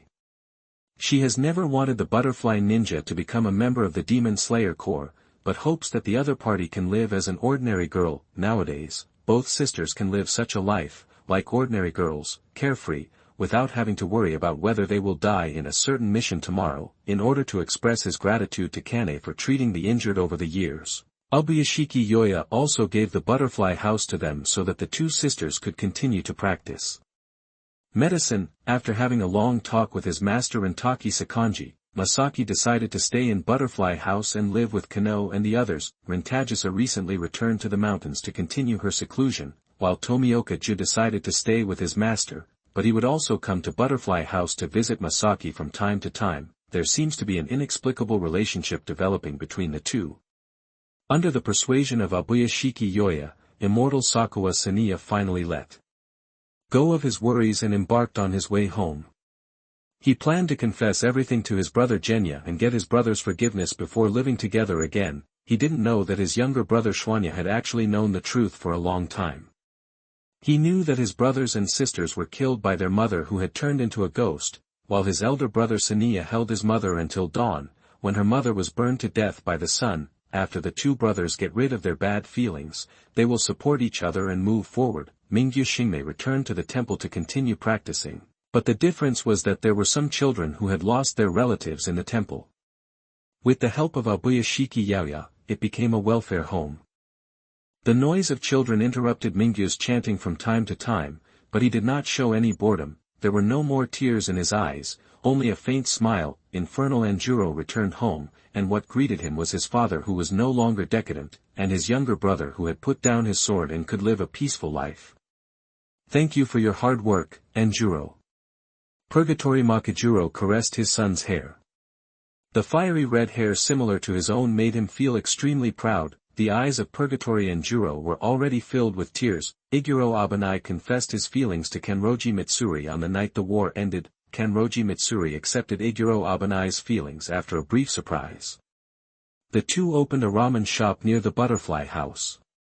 Tourists or passers-by who came to see a doctor would line up, and the business was booming. Kane would also bring people from the butterfly house to support the business. In addition to them, there were also people who were determined not to leave. Yuzui Tengen did not want to return to the life of a ninja. With his 3 beautiful wives, he continued to eat and drink with Ubuyashiki Kakuya. As for Chu Yang, before he had time to enjoy the rest of his life, his consciousness came to the Soul Palace, and this time, there were 2 new figures on the previously empty throne at once. It wasn't long since I came here last time. How come you're here again? I've been entering the Soul Palace a bit too often recently. I'd like to ask, which guy is causing trouble this time? Pirate Chu Yang, Hokage Chu Yang, and Magic Chu Yang, all 3 of them appeared in the Soul Palace with complaints on their faces. All 3 of them had their own things to do, especially Magic Chu Yang, who had been doing research in the potion room every day recently. I've cleared the game. Demon Slayer Chu Yang raised his hand and said proudly, I just killed Muzan Kibutsuji, and all the main characters survived. How's that? Yes, congratulations. Pirate Chu Yang said with a smile, I didn't expect that you, who entered the last, would be the fastest among us to clear the game. Hokage Chu Yang smacked his lips and said sourly, what's the point of clearing or not? There's no mandatory task, there's no need to be so fast, isn't it better to take your time? Demon Slayer Chu Yang grinned, hee, I also want to take my time, but the enemy doesn't give me a chance. Pirate Chu Yang said, that's right. The combat power of the Demon Slayer world is indeed a little lower than ours. It doesn't take much effort to kill Muzan Kibutsuji. Hokage Chu Yang turned around and found that Magic Chu Yang was talking to the 2 newcomers, so he asked curiously, which world are the newcomers from? Magic Chu Yang heard this and shook his head, I don't know, it seems to be an ordinary world, there is nothing strange. After sharing memories, I can't see any clues. Hokage Chu Yang widened his eyes, how can it be an ordinary world? Let me come and see. Pirate Chu Yang and Demon Slayer Chu Yang also heard the conversation between the 2, they were also very curious, so they followed them together. After sharing memories, they found that the 2 newcomers were students studying in a small town in the countryside, and the world backgrounds were modern Neon Country and America respectively. Interestingly, both of them are about to enter a new school to attend high school. It's unscientific. Magic Chu Yang touched his chin and frowned. From the previous rules, the probability of crossing to the ordinary world is very low. How could both of them be in the ordinary world? Good guy, you, a magician, actually want to talk about science. Pirate Chu Yang couldn't help but complain, low probability doesn't mean 0 possibility. Neon High School student Chu Yang said enviously, I really envy that the world you go to is so exciting. My daily life is basically the same as before I crossed over. I'm almost bored to death. American high school student Chu Yang also sighed, you don't know how poor the infrastructure of small towns in the countryside of America is. The signal is so poor. As long as it rains here, the TV network will all die. These days when I crossed over, it rained almost every day, and I didn't even watch TV properly. Demon Slayer Chu Yang laughed. There's no TV to watch, so there's not much difference between you and my era. Magic Chu Yang suddenly realized, no wonder there is no information in your memory. I remember that the time there seems to be 2008, right? American high school student Chu Yang nodded. Demon Slayer Chu Yang's eyes lit up. The whole ticket, go home and watch the Olympics. That his idea stunned everyone for a moment. Pirate Chu Yang couldn't help but complain. It's just a parallel world with a modern background. Where is the Olympics? Others complained about Demon Slayer Chu Yang for a long time before continuing to discuss the two high school students. Chu Yang, they thought that it didn't matter whether it was an ordinary world or not.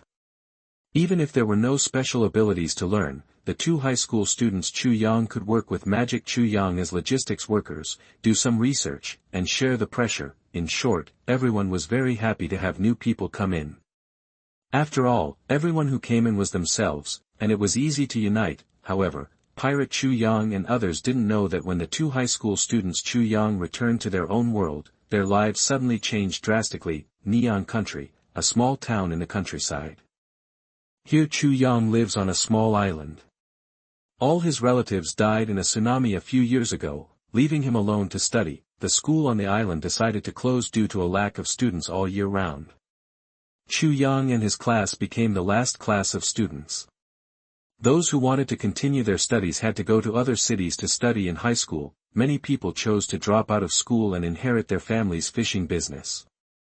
Chu Yang originally had such a plan, but he was suddenly summoned to the Soul Palace and received this belated plug-in. After returning, Chu Yang immediately decided to leave the island.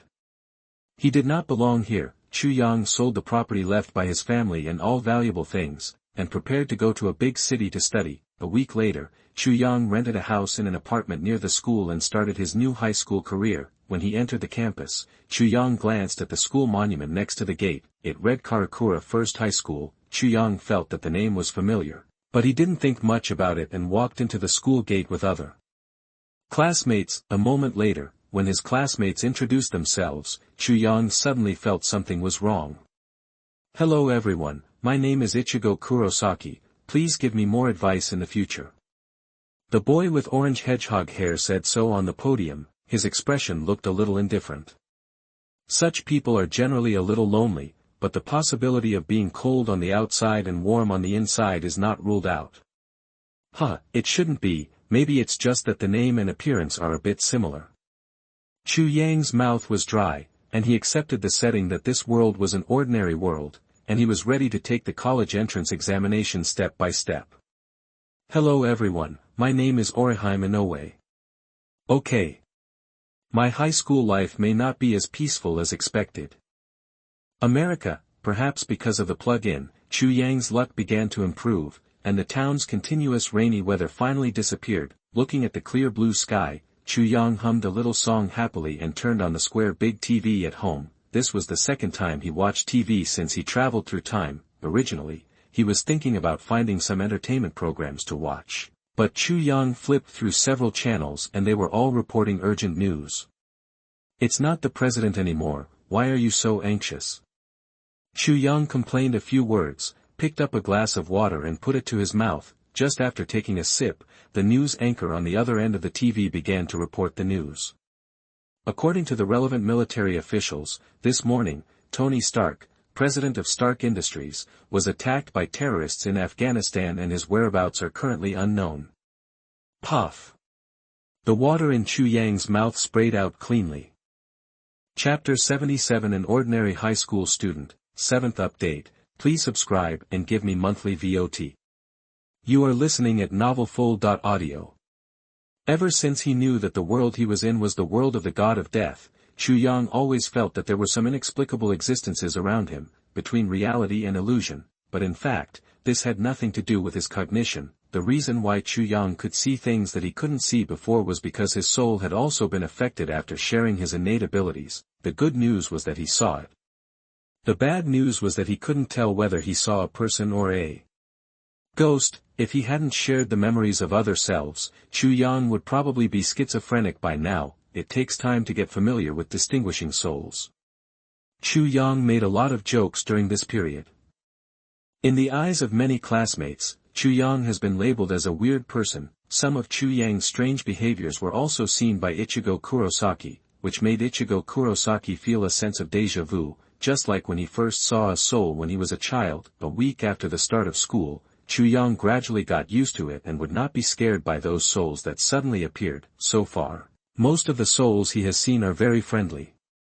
They just stay quietly in a certain area and stay silently in the human world. Every soul has its own reasons for staying in this world, but they are all irreversibly heading towards the same end. As time goes by, the originally friendly souls will gradually become irritable and start to hurt passers-by. Chu Yang walked along the road to the apartment as usual, and then at the corner, he saw a construction worker's soul wearing a safety helmet suddenly rushing towards a moving car, seemingly intending to attack the driver in the car. Chu Yang quietly appeared behind him, and his hand wrapped in domineering easily captured the soul of the construction worker, and lifted him up like a chicken. Domineering still works well in this world, which is beyond Chu Yang's expectation. Thinking carefully, it seems that domineering affects not the elemental body of the natural fruit ability user, but the rules generated by the devil fruit itself. The powerful domineering color can even break some special effects of devil fruits. From this perspective, it is not surprising that domineering can touch the soul, even though he was held in Chu Yang's hand. The construction worker uncle still did not stop, and also showed a strong desire to attack. This is the sequelae of staying in the human world for a long time. It has gradually lost its emotions and reason, but soon, Chu Yang helped it regain its sanity. He used his big hand like a palm leaf fan to slap the construction worker several times, and his face was swollen. Pa! Pa! Pa! Stop hitting me, brother, stop hitting me. If you hit me again, I will really die. That the uncle grabbed Chu Yang's arm and begged bitterly. Oh, you woke up. Chu Yang's face flashed with an expression of unsatisfied desire, and then asked, Uncle, why don't you go to reincarnate? Why are you staying here? Look at you, you were about to attack passers-by just now. The uncle can be seen to be an honest man. He was so tired, but he kept saying sorry. I just don't know if he really felt sorry or was simply afraid of Chu Yang's big mouth. Chu Yang patted his shoulder and said, Uncle, I don't know what you regret, but you are like this now, nothing you do will help, right? That the uncle opened his mouth, speechless, like a deflated ball, standing there sickly, with empty eyes. Chu Yang hated this expression the most. If this uncle dared to grin at him, he would not feel so uncomfortable and would have beaten him to a pulp. But this uncle looked like an honest man no matter how you looked at him, and he looked like he had died a violent death, which made it hard for people not to feel sympathy. Chu Yang said helplessly, Oh, tell me, if there is anything you want me to help you with, I will definitely help you as long as I can. The uncle looked up suddenly, and there was light in his eyes again. The construction worker uncle's name was Benchuan Yosuke, a worker of a company called Dongza Construction Company.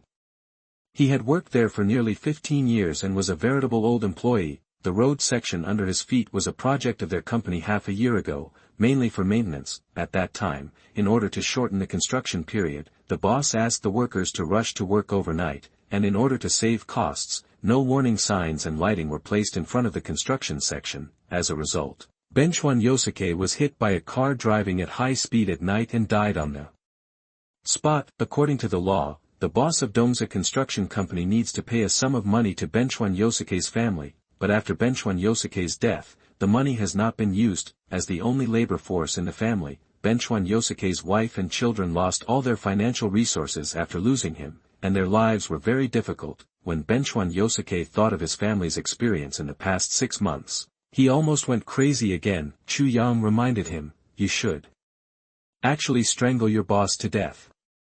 Benchuan Yosuke said dejectedly, It's not that I haven't thought about it, but if I strangle him, my family will never receive compensation again. They really need that money to live on in the future.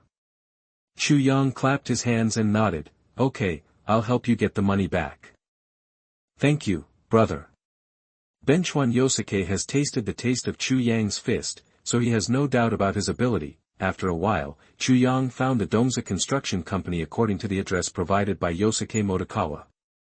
Chu Yang politely asked the front desk, but unfortunately, the boss, Mr. Dongza, was not in the company. It was about 8 o'clock in the evening, and the nightclub was full of lights and wine. The crowd in the dance floor was squirming wildly, exuding a lot of hormones, and Mr. Dongza was talking business with a client in the private room. Chu Yang's entry into the nightclub was not smooth. His young face showed that he was underage, and he was stopped outside by the security guard. There was no way, he could only take down the door in front of the security guard and put it aside. The security guard fell silent. After all, a salary of more than 100,000 yen a month, is it worth risking your life? Chu Yang quickly locked onto the private room where Mr. Dongza was with his observation hockey. He had just completed a big order and was ready to reward himself.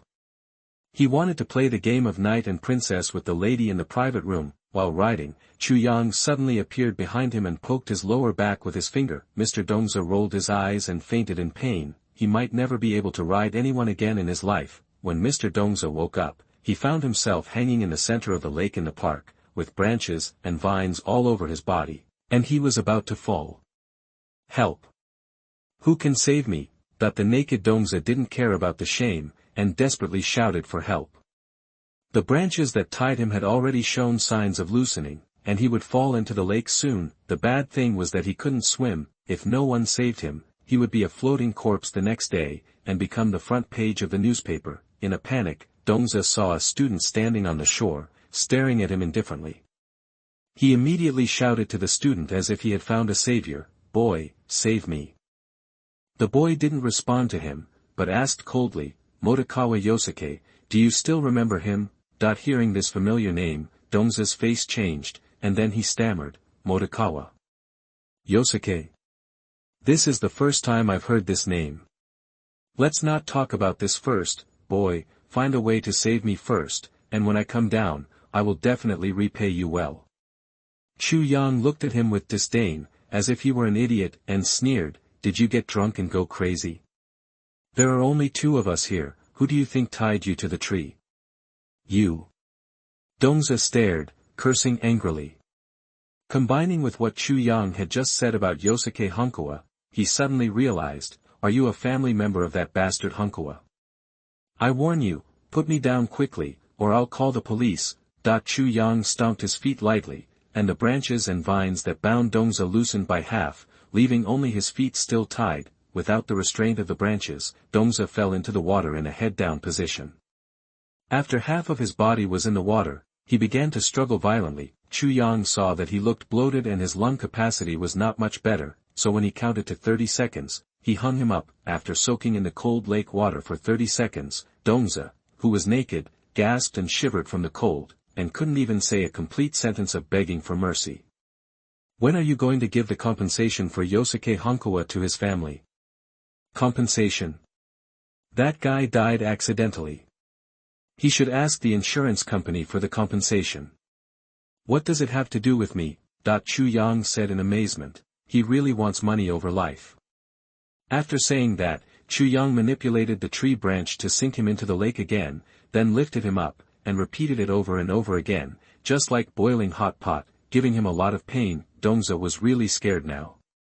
He felt that the boy in front of him really dared to kill people. If he continued to be stubborn, he would probably die here tonight. "Please let me go, I will pay you right away." Dongza begged frantically. With an unusually sincere attitude, Chu Yang smiled with satisfaction, but did not put him down immediately. Instead, he continued to hot pot him. After 2 or 3 times, Chu Yang put the dying Dongza on the ground and passed some vitality to him. Dongza took a few deep breaths, and his pale face gradually turned red. After walking back and forth in front of the gate of hell several times, Dongza was filled with fear for Chu Yang. This guy is a madman, a pervert, and a murderer. Before letting Dongza go, Chu Yang warned with a kind smile, "You can choose to call the police, but I remind you first that I am an orphan, without family, and without any ties." After experiencing such torture, how could Dongza dare to call the police? His mind was now full of peace and quiet, thinking about sending this plague god away as soon as possible. "No, absolutely not, I will go and give the money to Bunchuan's family now. Dongza said this and ran away. He was naked and shivering in the cold wind at night, but he still ran fast. There were not many people in the park late at night, let alone the coldest area in the center of the lake, but after leaving the park, Dongza immediately felt countless eyes focused on him. There are perverts here, run. Ah! My eyes. Everyone, close your eyes. God, please give me a new pair of eyes, my eyes are already dirty. The world is going downhill, the world is going downhill. In addition to the curses, some elderly people who have experienced many ups and downs took out their mobile phones and started taking pictures. Tomorrow morning, someone will definitely make the headlines. Dongza, who had a premonition of this scene, covered his face and ran wildly under the flash, with crystal tears in his eyes. How can you repair it? Chu Yang on the other side was about to leave the park, but was stopped by an unexpected person. Are you here to help that uncle get compensation? Kurosaki Ichigo stood on the steps at the entrance of the park and looked down at Chu Yang. Did you see everything? Chu Yang asked in surprise. Because he was in modern society, he didn't have the habit of always turning on his observation hockey, and he didn't notice that Kurosaki Ichigo was nearby. I just saw that uncle running out of here naked. What did you do to him? Kurosaki Ichigo scratched his head. Don't look at me with that strange look. I just soaked him in the lake. Chu Yang waved his hand, signaling Kurosaki Ichigo to move aside. Kurosaki Ichigo moved his body to the side to make way for Chu Yang. After Chu Yang went up the steps, he couldn't help but follow him. The area where Hankawa Yosuke's soul wandered was not far from the school. It was normal for Kurosaki Ichigo to have seen him. He probably learned from Hankawa Yosuke that Chu Yang was coming to help get compensation, so he came here to wander around. After all, Chu Yang gave people the impression that he was just an ordinary high school student. Why should he ask the boss of the construction company for compensation? In Ichigo Kurosaki's opinion, Chu Yang would probably be beaten, so he came to see if he could help, but Ichigo Kurosaki didn't expect that Chu Yang easily controlled Mr. Dongza, who looked difficult to mess with. He suddenly became curious about Chu Yang. Ichigo Kurosaki was not the kind of person who could keep his words to himself, and couldn't help asking Chu Yang, when did you start seeing souls? Since childhood. Chu Yang responded casually. Anyway, his family was dead, and other people couldn't find a place to verify it. Ichigo Kurosaki nodded silently. Chu Yang's situation was similar to his own. Ichigo Kurosaki asked, will that guy pay the compensation honestly? Chu Yang stopped and looked back at him. Ichigo Kurosaki explained, what I mean is that the boss of a general construction company will have connections with local gangs. If you treat him like this today, he will definitely not accept it. Maybe he will retaliate against you tomorrow, or even your family. I don't have any family for him to retaliate against. Chu Yang smiled and said meaningfully, generally, people who are retaliated against are not cruel enough. If you really make the other party feel fear, how can they have the courage to retaliate? After that, Chu Yang continued to move forward. Ichigo Kurosaki stood there and thought for a while, then followed silently. The uncle at the school gate used to look abnormal, and I often avoided him, but today he was a little different. I asked him curiously, and he said. Ichigo Kurosaki said with a strange look on his face, he said that you slapped him a few times and he woke up. Can you touch the soul? At this time, the two just walked out of the park. Chu Yang did not answer his question and walked straight home. Today's QA time ends here. Ichigo Kurosaki was stunned when he heard Chu Yang's voice, turned and left in another direction. The next day after school, the two of them appeared near Hankawa Yosuke's house again. What a coincidence. This is no longer a coincidence. Are you following me? Stupid, don't joke like that. It's not funny at all. Chu Yang and Kurosaki Ichigo came to the door of a house noisily. The house number was written as Hankawa's house. Obviously, they were all here to make sure whether Hankawa Yosuke's family had received the compensation. Ring the doorbell. Why are you staring at me? Don't you have hands? You did it. Shouldn't you ring it? Then why are you following me? Are you a pervert? Have you ever got a certificate for being a sharp-tongued person? Your mouth is really annoying. Thank you for the compliment. Kurosaki Ichigo was so angry that veins bulged near his temple. After taking a few deep breaths, he decided not to bother with Chu Yang and reached out to ring the doorbell. Hankawa's wife walked out of the house with a vigilant expression. After seeing that it was two students, his expression suddenly relaxed a lot. Kurosaki Ichigo sorted out his words in his mind, and then explained his purpose. He lied that he was a student who had been sponsored by Hankawa Yosuke before, and came to visit him today. Then the two sides chatted like this, and asked about each other's well-being for a long time. Chu Yang learned from the conversation that Dongza had sent the compensation last night. The amount of compensation was several times higher than the court ruling. It can be seen that Dongza was afraid that Chu Yang would find an excuse to retaliate against him later. After a while, the two returned to the road near the school and prepared to inform Hankawa Yosuke of the news. Who would have thought that Hankawa Yosuke was not there? Chu Yang and Kurosaki Ichigo waited for a while, but did not see the guy until dark. Maybe he knew about this earlier than us and has ascended to heaven and become a Buddha. Kurosaki Ichigo stretched and yawned, his stomach still growling with hunger, so he couldn't stand it anymore and prepared to go home. Looking at the empty road, Chu Yang frowned. He also felt that what Kurosaki Ichigo said made sense, but he had a strong intuition in his heart that Hankawa Yosuke had not left. Recalling that the other party had been in a state of confusion before, there was even a tendency to attack people. Chu Yang felt more and more that something must have happened. Construction company.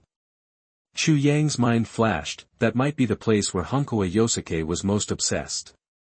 If he didn't know that Dongza had already sent the compensation to his family, he would definitely look for Dongza. Thinking of this, Chu Yang immediately rushed to the location of the construction company. He didn't care whether Dongza would die. He was just worried that once Yosuke Hankawa killed someone, he might never be able to return to his original self and completely lose his reason and emotions. Chu Yang ran very suddenly. By the time Kurosaki Ichigo reacted, he had already run far away. Seeing him rushing in such a hurry, Kurosaki Ichigo subconsciously felt that something bad had happened. Where are you going? Wait for me. Kurosaki Ichigo turned around and put his satchel on his back, and chased him out quickly, but no matter how he chased, the distance from Chu Yang was always getting farther and farther. What the hell? Kurosaki Ichigo was shocked.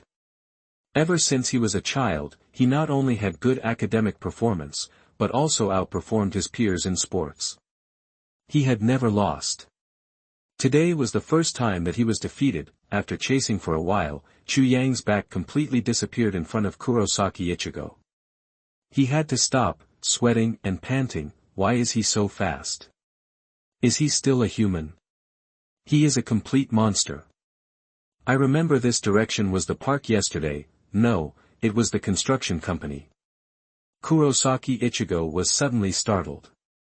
He quickly thought of the key to the problem, so he could no longer take rest and gritted his teeth and rushed forward with all his strength. Uncle Yosuke, please don't do anything stupid. In order to reach the construction company faster, Chu Yang simply walked in a straight line, passing through dark alleys and narrow old-fashioned residential areas. There were few people here, and the street lights were old, so even if he climbed on the roof and walked over the wall, he would not attract the attention of pedestrians. It can be regarded as experiencing the daily life of Hokage Chu Yang, but what Chu Yang didn't know was, Kurosaki Ichigo behind him actually gritted his teeth and chased after him. I just happened to see him fly up to the roof and disappear. What is this guy doing? Ninja. Damn it. Kurosaki Ichigo was stunned and subconsciously uttered a few curse words. By the time Chu Yang jumped off the roof, he had already arrived in front of the construction company, and there was a road between them. The surroundings were very quiet. Apart from the sound of the cold wind blowing by, not even a meow could be heard.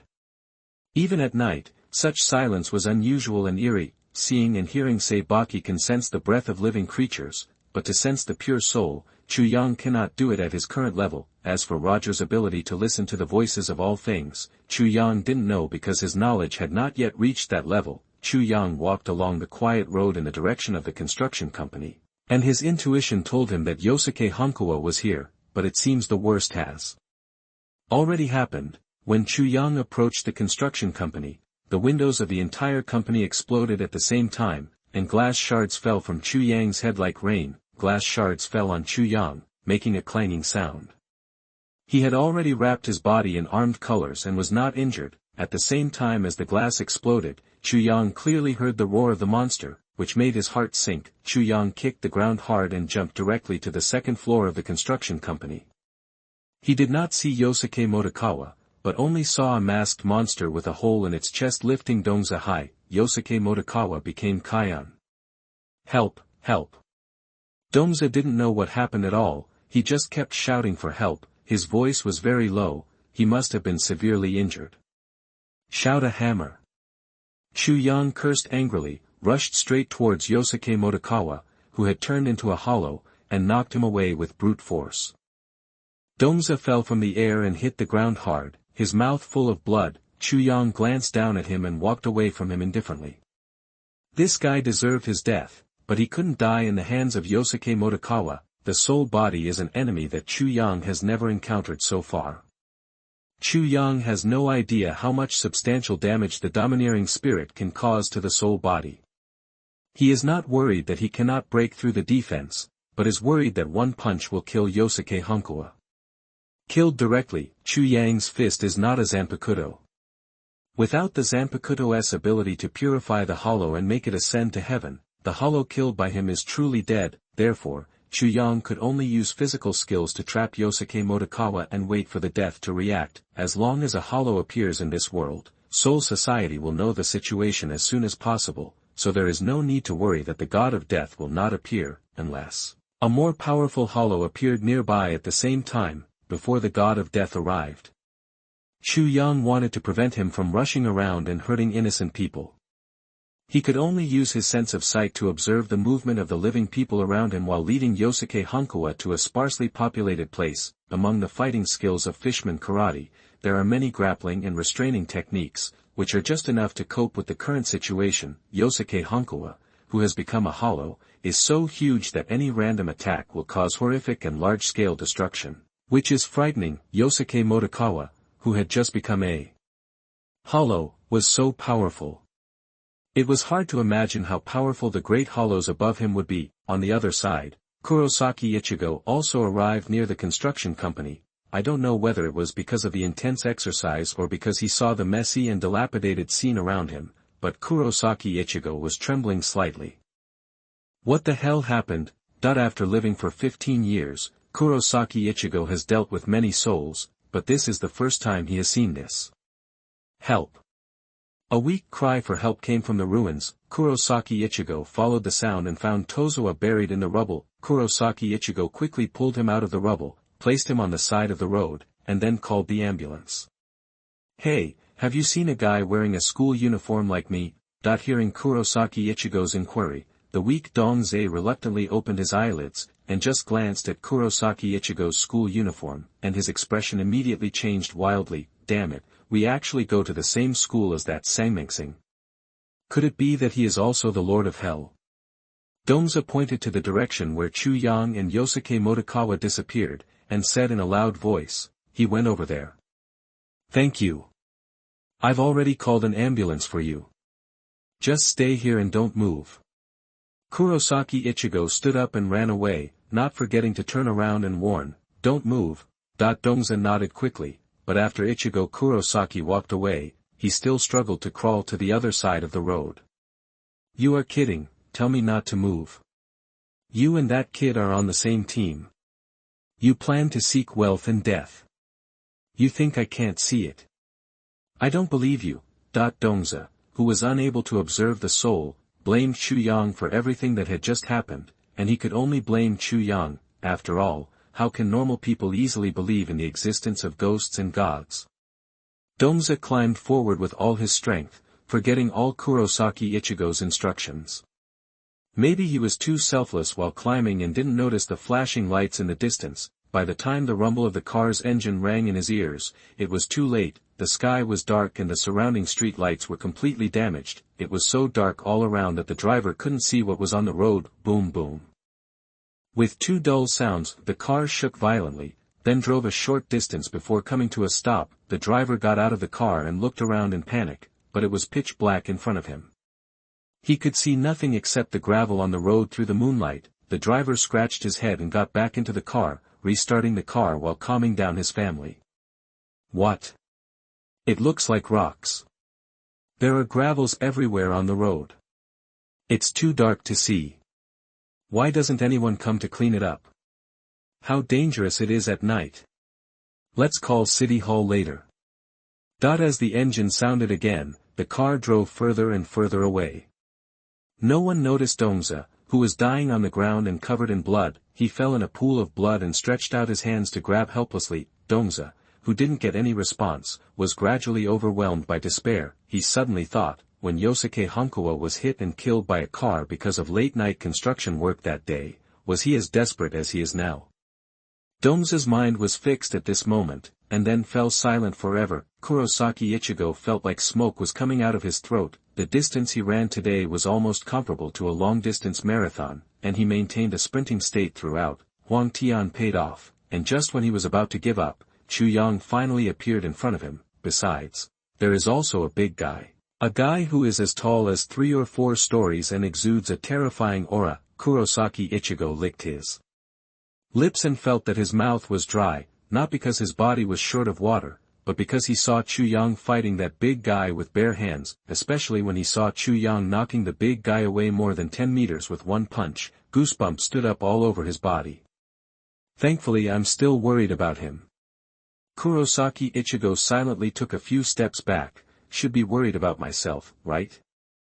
As soon as he finished speaking, a car overturned by Yosuke Motokawa passed by Ichigo Kurosaki, hit the street light behind, and exploded into a dazzling firework. Kurosaki Ichigo was pushed away by the air wave and spun around in the sky several times before landing. Boom. Kurosaki Ichigo, who was hit hard on the ground, grinned in pain. Just as he was about to shout, he found himself enveloped by a huge black shadow. He shuddered and looked up. The big guy was staring down at him with a kind smile on his face. Lift your feet, stomp down. Kurosaki Ichigo closed his eyes subconsciously and raised his arms to protect himself. The next second, the pain I imagined did not appear. Instead, I felt light and airy, as if I was flying. As soon as he opened his eyes, he saw Chu Yang carrying him and jumping to the roof of the community on the other side. Although there were many questions in his mind, Kurosaki Ichigo still asked the most important question: where is Uncle Yosuke? Chu Yang pursed his lips towards Yosuke Honkawa, who had turned into a virtual figure below. Uncle Yosuke? Ichigo Kurosaki looked dazed and muttered to himself, why is he like this? You ask me, who am I asking? Chu Yang said helplessly, instead of worrying about that, how to deal with him is more important, right? Deal with it? Ichigo Kurosaki asked with his eyes widened, you want to kill Uncle Yosuke? Chu Yang rolled his eyes angrily, are you crazy? Murder is against the law.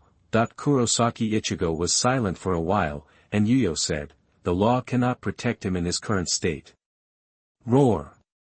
Yosuke Motokawa roared angrily, and then rushed towards them. I'm too lazy to talk to you. If you can help, just help. If you can't help, just crawl for me. After saying that, Chu Yang jumped up. It fell towards the head of Yosuke Honkawa and stepped on it into the ground. How can I help now? Kurosaki Ichigo, who has always been very confident in his athletic ability, hesitated. The battle between Chu Yang and Yosuke Motokawa below was obviously not something he could participate in. Confidence is one thing, seeking death is another. At this moment, Kurosaki Ichigo, who was standing on the roof, noticed an elderly couple walking this way in the distance. It's already this hour, why don't you go out for a walk? Kurosaki Ichigo climbed down from the roof without forgetting to complain. Then he walked up to the old couple in a hurry and used lame lies to fool them into leaving. There is construction ahead and the road is blocked. Please find another way. Hearing rumbling noises from time to time in front of them, the old couple did not doubt his presence and prepared to return the way they came, but before leaving, the old man was still muttering dissatisfiedly, young people today are really rude at all. They didn't even know to put up a sign to remind us during construction, which made us go so far. There was no other way. Kurosaki Ichigo could only bend down and bow, while apologizing repeatedly, before sending the old man away. Passers around must be prevented from entering here by mistake, otherwise someone will definitely be injured. Kurosaki Ichigo felt in his heart that this seemed to be the only place where he could help Chu Yang, so he began to wander around the area. Whenever he met someone, he would try to persuade them to leave. As the time got later and later, no pedestrians appeared anymore. Kurosaki Ichigo breathed a sigh of relief and prepared to turn back to see how the battle was going. How on earth is he going to deal with Uncle Yosuke? If he delays it any longer, he will become very dangerous, right? That while he was worried, Kurosaki Ichigo suddenly felt a palpitation in his heart. In the dark, he felt that something seemed to be approaching. The palpitations in his heart were actually stronger than what Yosuke Motokawa had given him.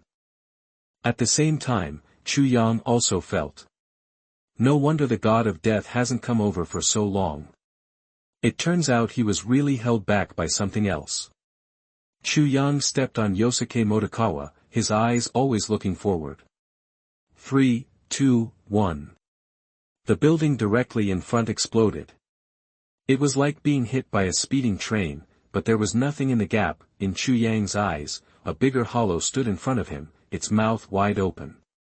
It was attracted by Yosuke Motokawa's aura and was ready to come here to eat. Some hollows like to devour human souls, while some hollows like to devour their own kind. The new one in front of me probably belongs to the latter group. The look it looked at Yosuke Motokawa was so salivating, but soon, it shifted its attention to Chu Yang who was stepping on Yosuke Motokawa.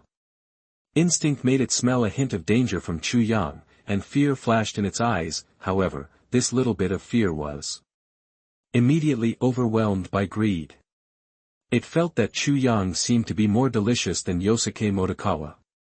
Finally someone who can let go and fight. I'm almost suffocated. After a long fierce battle with Yosuke Motokawa, Chu Yang had been holding back his anger for a long time and had no place to vent it. As a result, he just happened to bump into someone who wanted to die. The huge void rushed wildly towards where Chu Yang was standing, crashing into many buildings along the way. Chu Yang clenched his fists, and his armed domineering energy condensed into thick armor on his body. Su kept getting closer and rushed in front of Chu Yang in the blink of an eye. Chu Yang raised his hand, preparing to punch. Then, there was an explosion. Between the two, there is an additional figure, Chu Yang's. Movements paused. The person who came was wearing a black dojo uniform, with his back to Chu Yang, and holding a knife in front to block, helping Chu Yang block the blow. The man flew out. Chu Yang saw her face. She was a girl with short shoulder-length hair. If nothing else, she should be Rukia Kachiki. After landing, Kachiki Rukia bounced up from the ground like a spring, then he rushed towards Su again, muttering something in his mouth. She was performing the ghost way, the invisible restraint formed by the spell trapped Su, making it impossible for the other party to harm Chu Yang. There is actually a human here. It was already quite troublesome, but now it's even more troublesome. Rukia Kachiki didn't seem to see Yosuke Motokawa being stepped into the ground by Chu Yang. She frowned and glanced at Chu Yang, then concentrated on dealing with the hollow in front of her. Chu Yang kept staring at her, but she didn't care at all. How could a human possibly see her? They were probably scared to death when they saw the surrounding buildings being suddenly destroyed. Rukia Kachiki thought so. Suddenly, another human rushed out from the end of the street and ran towards her. Another one? What are these people doing up late at night? Kachiki Rukia complained with an embarrassed look on her face, while getting ready to protect the two of them. Binding Dao could only trap the virtual creature that was about to evolve for a short moment, and she couldn't expel the two humans from here right away. You can only choose to protect them as much as possible. On the other side, Kurosaki Ichigo rushed to the two of them and discovered, there is a bigger hollow here, and it's not Yosuke Motokawa. He stared at Kachiki Rukia in confusion and asked, who are you? Kachiki Rukia was stunned, then she looked back at Chu Yang and thought to herself, she must be talking to him, right? Kachiki Rukia stepped aside, only to find that the orange-haired boy was staring directly at her, as if waiting for her answer. Kachiki Rukia was a little panicked. Kurosaki Ichigo tilted his head, looked at Chu Yang behind her, and asked, do you know her? She looks like she's not thinking very well. Kachiki Rukia. Chu Yang replied, I don't know her, but she shouldn't be a bad person. She just helped me block the attack from the opposite side. Kuchiki Rukia turned back suddenly, her eyes almost popped out, now she was finally sure that these two humans could see her. Kuchiki Rukia was about to ask, but the hollow trapped by the binding road broke through the restraints and attacked her exposed back. Damn. Hearing the movement from behind, Kuchiki Rukia felt something was wrong, but it was too late to turn around and fight the enemy. Damn, I shouldn't listen to these two humans and let my guard down. She was prepared to get hurt, and planned to trade injuries for injuries and severely injure this hollow, but Kuchiki Rukia never expected, the human next to her actually went up to the hollow without saying a word. Wait. Don't. She only said half of the words, and Kuchiki Rukia saw the man raised his hand and punched the mask on the hollow's face. The mountain-like hollow flew up and landed in the distance. After this punch, Chu Yang shouted excitedly, and the anger in his heart was finally released. What kind of power is this? Seeing this, Kuchiki Rukia's pupils shrank suddenly, and in surprise, the Zanpakuto in her hand fell to the ground. When she lowered her head to pick it up, she found that there was another hollow under her feet. Motokawa Yosuke's eyes turned around and happened to meet Kuchiki Rukia's eyes. Chapter 78 New Breathing Method, 8th Update, please subscribe, monthly ticket. You are listening at novelfull.audio. It turns out that there was another hollow under his feet. No wonder he didn't move. I thought he was frightened. Rukia Kuchiki lowered her head and observed the state of Yosuke Motokawa, and found that the other hollow had changed from an ordinary soul to another. It didn't take long to transform into virtuality. With that man's power, this hollow should have been eliminated by him long ago. It has been delayed until now. The two should know each other. Rukia Kuchiki had a suspicion in her mind, and immediately turned to ask Kurosaki Ichigo. Hey! You know this hollow, right? Hollow? Kurosaki Ichigo didn't understand what Rukia Kuchiki was talking about, but saw that she was pointing at Yosuke Honkawa, so he nodded and said, You mean Uncle Yosuke? Yes, we know him. Then Ichigo Kurosaki told him everything about Yosuke Honkawa, from the cause of his death and his wishes to Chu Yang helping him get compensation. I can't tell that guy has a good heart. Rukia Kuchiki cursed secretly, glancing at Chu Yang who looked like a humanoid monster. Is this state called a hollow? Kurosaki Ichigo asked anxiously, why did Uncle Yosuke become like this? Is there any way to change him back? The best way to deal with it is to let him ascend to heaven. Since his last wish has been fulfilled, he should not stay any longer, otherwise he will gradually lose his mind and become a monster in the future. Kuchiki Rukia briefly explained the meaning of soul and hollow, and considered how to bury Yosuke Motokawa. Chu Yang had severely injured him, and he had no ability to resist no matter how Kuchiki Rukia dealt with him. However, the virtual soul burial is much more complicated than the soul burial of ordinary souls and requires a lot of preparation work. If Rukia Kuchiki wants to complete the soul burial of Yosuke Motokawa, she must ensure that the surrounding environment is stable and cannot be hindered by the outside world. We have to deal with the hollow that is about to evolve in front of us first. Damn it, as a god of death, how can I just watch like this? This should be my duty. That the close combat between Chu Yang and Su was extremely fierce, and Rukia had no room to take action with her Zanpakuto, so she could only watch them fight. If it weren't for the sparsely populated area and few buildings, it would have been another huge disaster. It is difficult to see a complete piece of land nearby, surrounded by pits and ravines. If she hadn't seen it with her own eyes, Rukia wouldn't have believed what she saw, if someone in Soul Society told her that a human could suppress a hollow with physical strength alone without a Zanpakuto, she would definitely think that person was a lunatic. After struggling for a while, Chu Yang jumped up high and smashed Su's mask into pieces with one punch. Boom! The huge hollow fell down, and the broken mask on its face flew away in the wind, revealing a human face. Leave it to you. Chu Yang pinched his neck and jumped off Su's body with a tired look on his face. In terms of pure combat power, death is undoubtedly much higher than Naruto and pirates. No matter how exaggerated the latter two are, most of them still stay at the human level. Of course, the Immortal of Six Paths is an exception. In the Shinigami world with a high level of combat power, even an ordinary hollow is actually not easy to deal with, not to mention that the hollow attracted by Rukia has begun to evolve in the direction of a great hollow, without using would escape and other means. Chu Yang really spent a lot of effort to defeat this virtual beast. Even so, this result was enough to make Lucia stunned. She has been a Shinigami for some years, and this is the first time she has seen such a battle. At the request of Chu Yang and Kurosaki Ichigo, Rukia took the lead in soul burial for Yosuke Motokawa.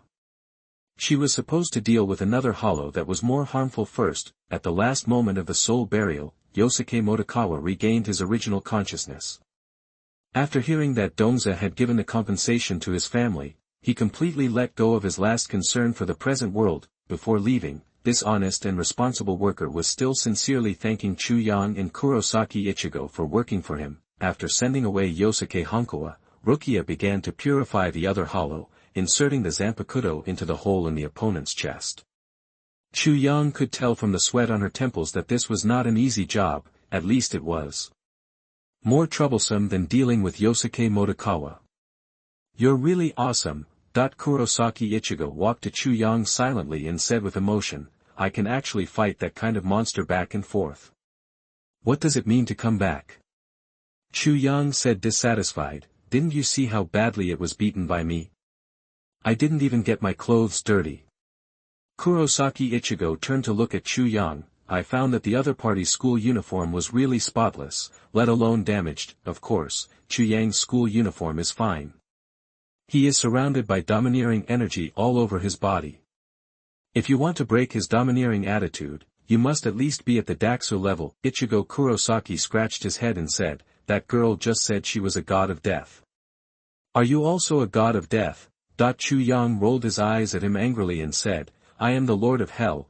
That the Buddhist culture of Neon Kingdom originated from China, and naturally there is also the statement of Lord Yama, but it is not as widely spread as Ksitagarbha Bodhisattva. Kurosaki Ichigo was stunned for a moment after hearing Chu Yang's answer, and immediately realized that the other party was making fun of him, so he scratched his head and laughed awkwardly. "It's a pity that there is no Lord of Hell in Hell, only souls who have committed major crimes, such as this Su." At the same time as Lucia's voice sounded, a strange and terrifying door slowly appeared in the void. Ancient incantations are engraved on the door, and there is a pair of ferocious white bones in the middle. The fingertips of the bones are tightly clasping the crack of the door, as if they are trying their best to open the door. The moment they saw the Hell Gate, both Chu Yang and Kurosaki Ichigo felt a little creepy in their hearts. The Zanpakuto can purify hollow sins, but the sins it committed during its lifetime will still be punished by Hell one by one. The reason why Yosuke Motokawa was not dragged into Hell is because he only became hollow not long ago, and he himself is even more so. There is no sin involved. Rukia explained calmly. She had seen this scene many times, and there was nothing surprising about it. The door to Hell was fully opened, and Su was slowly dragged in. There was chaos inside, and Chu Yang could not see clearly the world inside the door, but he could feel something peering at him inside. This aroused Chu Yang's vigilance. After a while, the door to Hell closed again, gradually becoming transparent and disappearing. The whole process was like a dream, as if it had never appeared. After sending Su to Hell, Lucia had completed her mission. She did not leave, but walked straight to Chu Yang and asked, "Are you a perfection technique?" For ordinary people to have such exaggerated abilities, Rukia couldn't find any other explanation other than being a perfectionist. The perfectionist can extract the soul from matter and strengthen it with his own spiritual power. In addition to enhancing his mobility, he can also change the shape of his usual items. There are many types of Foolbringers, and many of them have the ability to strengthen their own type, such as Kurosaki Ichigo's friend Taitora Sadatori. What does Foolbringer mean? Kurosaki Ichigo looked full of questions again. There were too many words that he couldn't understand today. Rukia sighed and immediately began to explain. So that's what it meant.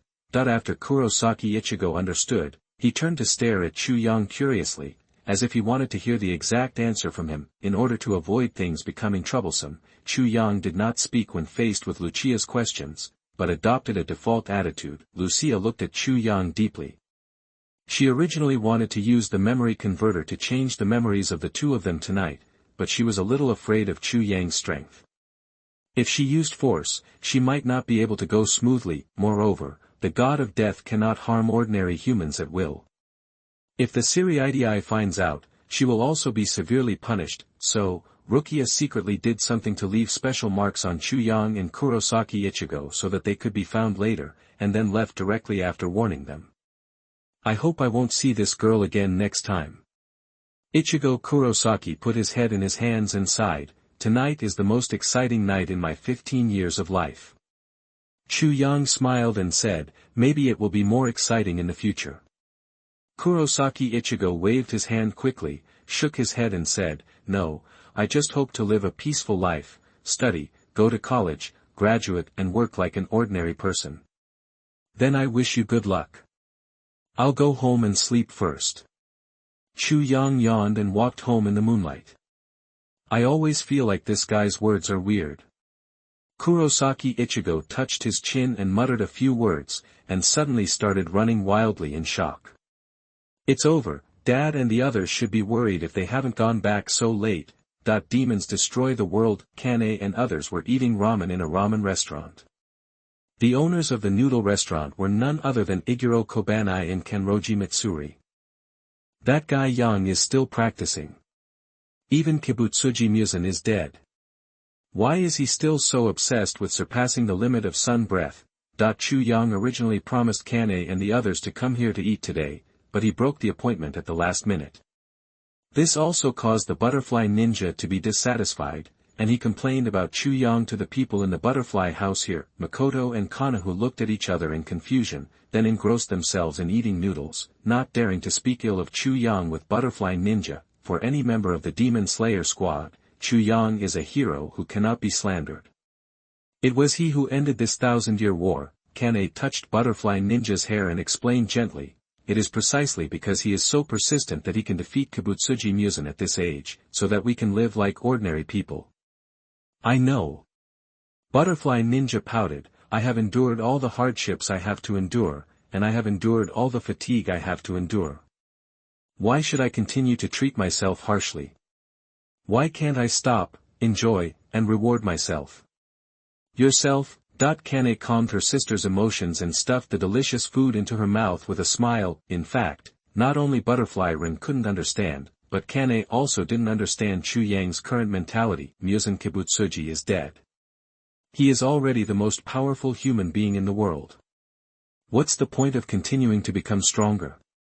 Butterfly House, golden flames surrounded Chu Yang, and he completed another round of breathing, but the improvement effect was not obvious. Chu Yang clearly felt that the breath of the sun had reached a bottleneck. How to achieve a breakthrough, that he has mastered the markings and the transparent world. Whether it is polishing it to the finer points or strengthening his physique day after day, it seems difficult to derive new things from the breathing method. This made Chu Yang feel frustrated, so he planned to go out for a walk to end this seclusion life. When Kane and others returned to Butterfly House from the ramen shop and found that Chu Yang was gone, Kane, who had always been good-tempered, stood at the door and became furious. Close the door next time he comes again. This bastard. Unfortunately, Chu Yang was already far away and could not hear Kane's angry roar. At the first stop of the trip, Chu Yang didn't decide where to go. After thinking for a long time, he finally decided to follow his mood and walk around. When you encounter mountains, you open mountains, and when you encounter rivers, you wade through them. The chirping of insects and birds in the mountains and forests, and the still sound of waves by the river, all became good medicine to cure Chu Yang's inner anxiety. During this process, Chu Yang gradually became more relaxed, and the number of times the sun's breath appeared in his mind became less and less. In the end, he got rid of the state of complete concentration and constant concentration that he deliberately maintained every day. Chu Yang continued his journey like an ordinary person. Unconsciously, he came to a remote town, and everything in the town felt familiar to him. This is the town where I first met Tanjiro Zaman. Speaking of which, it had been a long time since Chu Yang had seen the father and son who were as warm as the sun. I don't know if Tanjiro is feeling better. Chu Yang was about to go up the mountain to visit Tanjiro, but he saw someone collecting herbs on the cliff halfway. With such a steep cliff, if one is not careful. Just when he thought this, a strong wind suddenly blew around Chu Yang. He looked up and found a dark area in the distance. Typhoon. The man collecting herbs on the cliff also felt that the typhoon was approaching, and stopped in a position where he could not go up or down, hesitating. It was too late to remind him now, so Chu Yang had no choice but to rush towards the cliff where the man was. Herb collectors are like catkins, swaying in the strong wind. Click. The rock at his feet suddenly shattered, and he suddenly fell back. As soon as his hands were loosened, he fell straight down. Ha!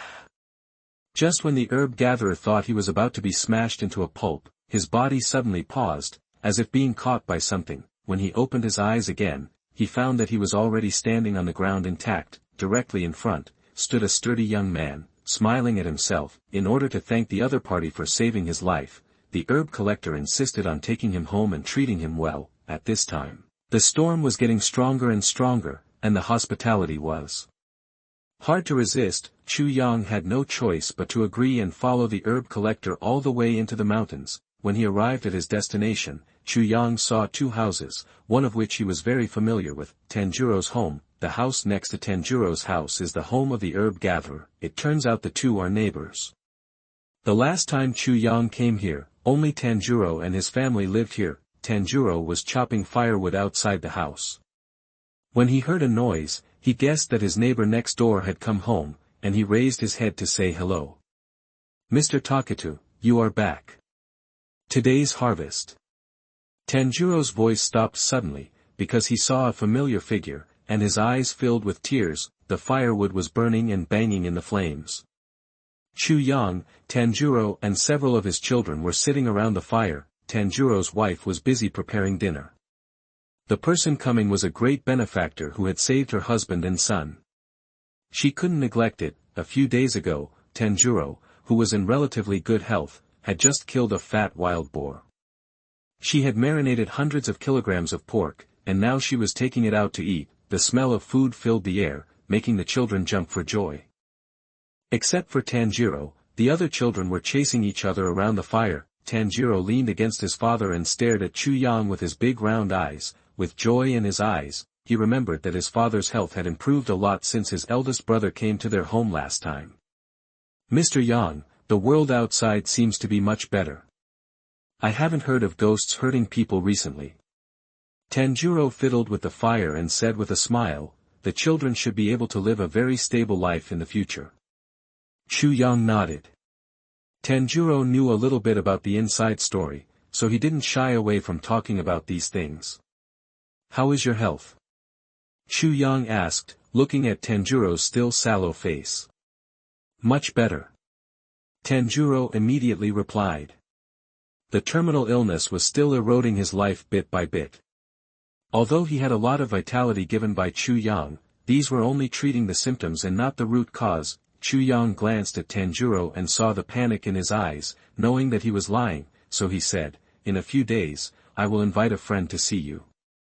No, my disease can't be cured.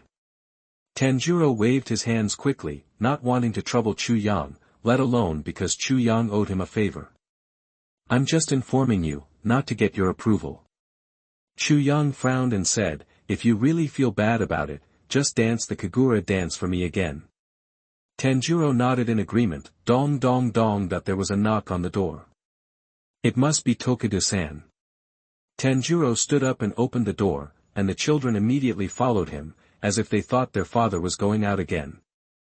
Mr. Shirtu. Chu Yang felt that this last name seemed familiar just now. The door opened, cold wind poured into the house, and the temperature suddenly dropped a lot. Tanjiro quickly welcomed Takedo and his family into the house, and then closed the door tightly. The Shirtu family came to thank Chu Yang for his life-saving grace. Hello, sir, my name is Taketo Ichiro, and these are my two children, Taketo Ichiro and Taketo Michiro. Tokiro Ichiro put his hands on the shoulders of the two children and pressed lightly. The two children immediately understood. Bend down and bow with your father in thanksgiving, Michiro Tokitoro. Chu Yang's eyes stayed on the youngest child. He never expected that this time when Jinji Sidon went out for a walk, he would meet Michiro Taketo, who was supposed to be Kasumi Pillar. It's a pity. Now that the Demon Slayer Corps has been disbanded, this child's terrifying talent may never be known to anyone in his lifetime. In fact, this is okay. Rather than becoming a peerless genius of the Demon Slayer Corps, Michiro probably wants to live a peaceful life with his family. Seeing that Chu Yang didn't respond for a long time, Chu's family was a little panicked. Tanjiro was also a little strange.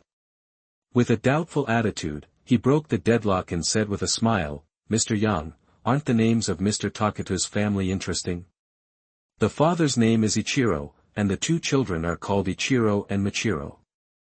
Chu Yang smiled and said, "It's indeed quite interesting."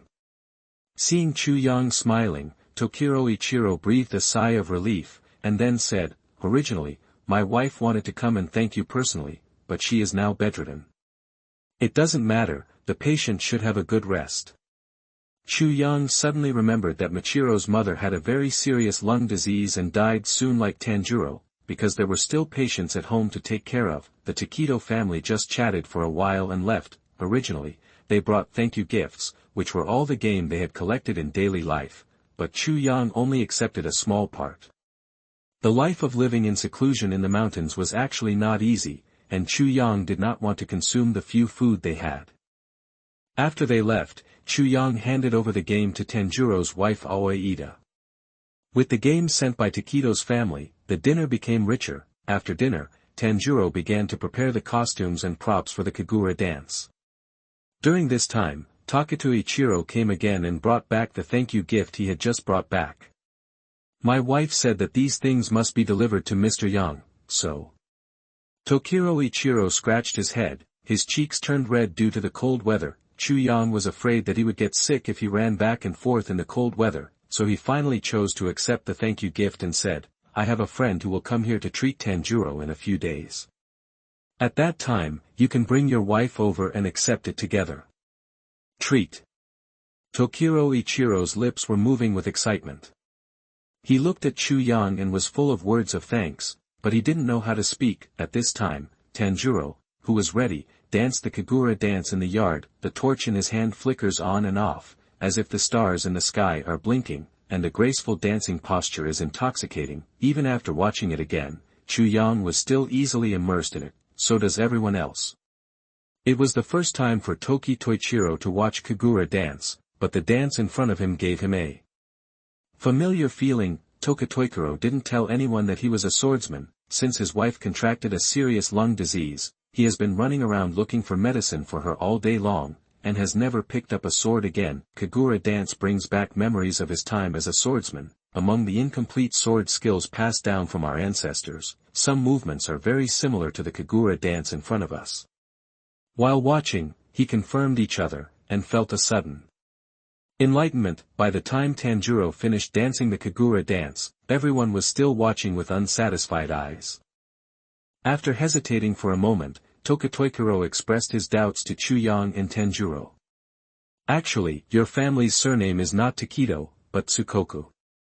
Chu Yang told Tokiro Ichiro the story of Tsukuni Enichi and Tsukuni Iwakatsu, as well as the origin of the breathing method. Only the part about ghosts is hidden throughout the process. Now that Oniitsuji Muzan is dead, there is no need to cause unnecessary panic. The sword skill passed down from your ancestors should be called the breath of the moon. It is the first breathing method extended from the breath of the sun. It is of extraordinary significance. The two brothers who succeeded the country are both existences of special significance to each other, because the markings on his head were considered ominous. Jigwa Enichi's childhood was unhappy. His father showed no love for him until he showed great talent. Apart from his mother, only his elder brother, Iwakatsu Tsukuni, can bring him little warmth and sunshine. He carried the flute given to him by Iwakatsu Tsukuni until the moment he died. Even though Tsukuni Iwakatsu had become an evil spirit at that time, he would still call him Brother Sama, with such deep emotions. Chu Yang believed and was certain that the moon breath that Jigwa Ueni tailor-made for Jigwa Yenshing must have something special that other breathing methods cannot match. "Mr. Taketo, can you demonstrate your sword skills for me?" Chu Yang actually has a very deep interest in the breath of the moon. The battle with Black Death Mao was fleeting. Chu Yang crushed him with absolute strength and did not see the essence of the moon's breath. After the battle, he felt a little regretful. Of course, Mr. Yang. Tokiro Ichiro was delighted, and hurriedly went home and brought over a rusty samurai sword. Generally speaking, even if a swordsman's sword is not used, it will often be treated with antiseptic treatment to prevent the blade from being corroded. Seeing the state of katana, Chu Yang understood that Taketo Ichiro had really been focused on his wife's illness these years and had no time to care about anything else. The knife is not in good condition, Mr. Yang, please forgive me. When Ichiro Tokiro took out his beloved katana, his expression was a little embarrassed, but he quickly adjusted himself and swung it slowly. At first, his movements were a bit unfamiliar, but as he became more and more focused, those unfamiliarities were polished away little by little, becoming smooth and rounded. There are indeed similarities between Taketo Ichiro's sword skills and Tanjiro's Kagura dance, but the chilling aura of the former is more obvious. Chu Yang kept observing, trying to piece together a complete breath of the moon in his mind based on his understanding of the breath of the sun. He vaguely felt that this might be the key to his breakthrough. Chu Yang didn't shout to stop, and Tokichiro just practiced this over and over again, with the starting point connected to the end point, as if they had become a complete circle. It is exactly the same as Kagura dance. Chu Yang was shocked. The two breathing methods in my mind are constantly blending together. There is a moon in the sun, and the addition of the moon's breathing makes the sun's breathing perfect. Chu Yang took a deep breath, and the new breathing method circulated in his body, giving him a brand new experience. When the white air flow came out of his mouth and nose, it no longer looked like a golden flame, but a bright strip of light, like the Milky Way. This is the new breath of the sun.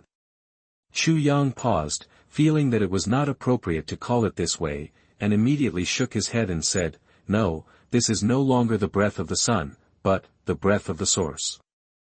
It can break through the shackles, constantly improve, and let me step into a new level of life." At the same time, Chu Yang in other worlds felt the power of the breath of origin. Since the tragic death of Onambutsujimu, Demon Slayer Chu Yang's connection with the Soul Palace has become even closer, and Chu Yang in other worlds can share his changes in real time. Marvel World, New York City, Brooklyn, as the village's only hope, Chu Yang came from a rural town to New York, a metropolis that most people dream of. He's going to school here. At first, Chu Yang thought it would be a very good public school, but when he got there, he realized that the school was actually in Brooklyn, the poorest and most chaotic area in New York. As a gathering place for ethnic minorities, headed by blacks, Brooklyn has always been vulnerable to regional discrimination. People from here have difficulty finding jobs outside. This is the most unpopular area in New York, with a large population and high crime rate. When others hear that you are from Brooklyn, they will invariably cover their mouths and make a surprised expression. It's like you're a born criminal. In such an environment, schools in Brooklyn were like decorations.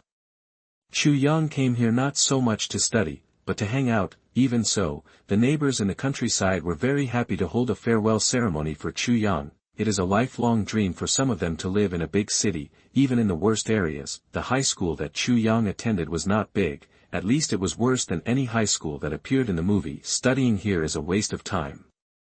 Chu Yang stood at the school gate and hesitated for a long time, finally left here without looking back. Chu Yang, who had less than $100, could not find a place to live outside of Brooklyn, so he spent $50 and bought a room in a nearby hotel.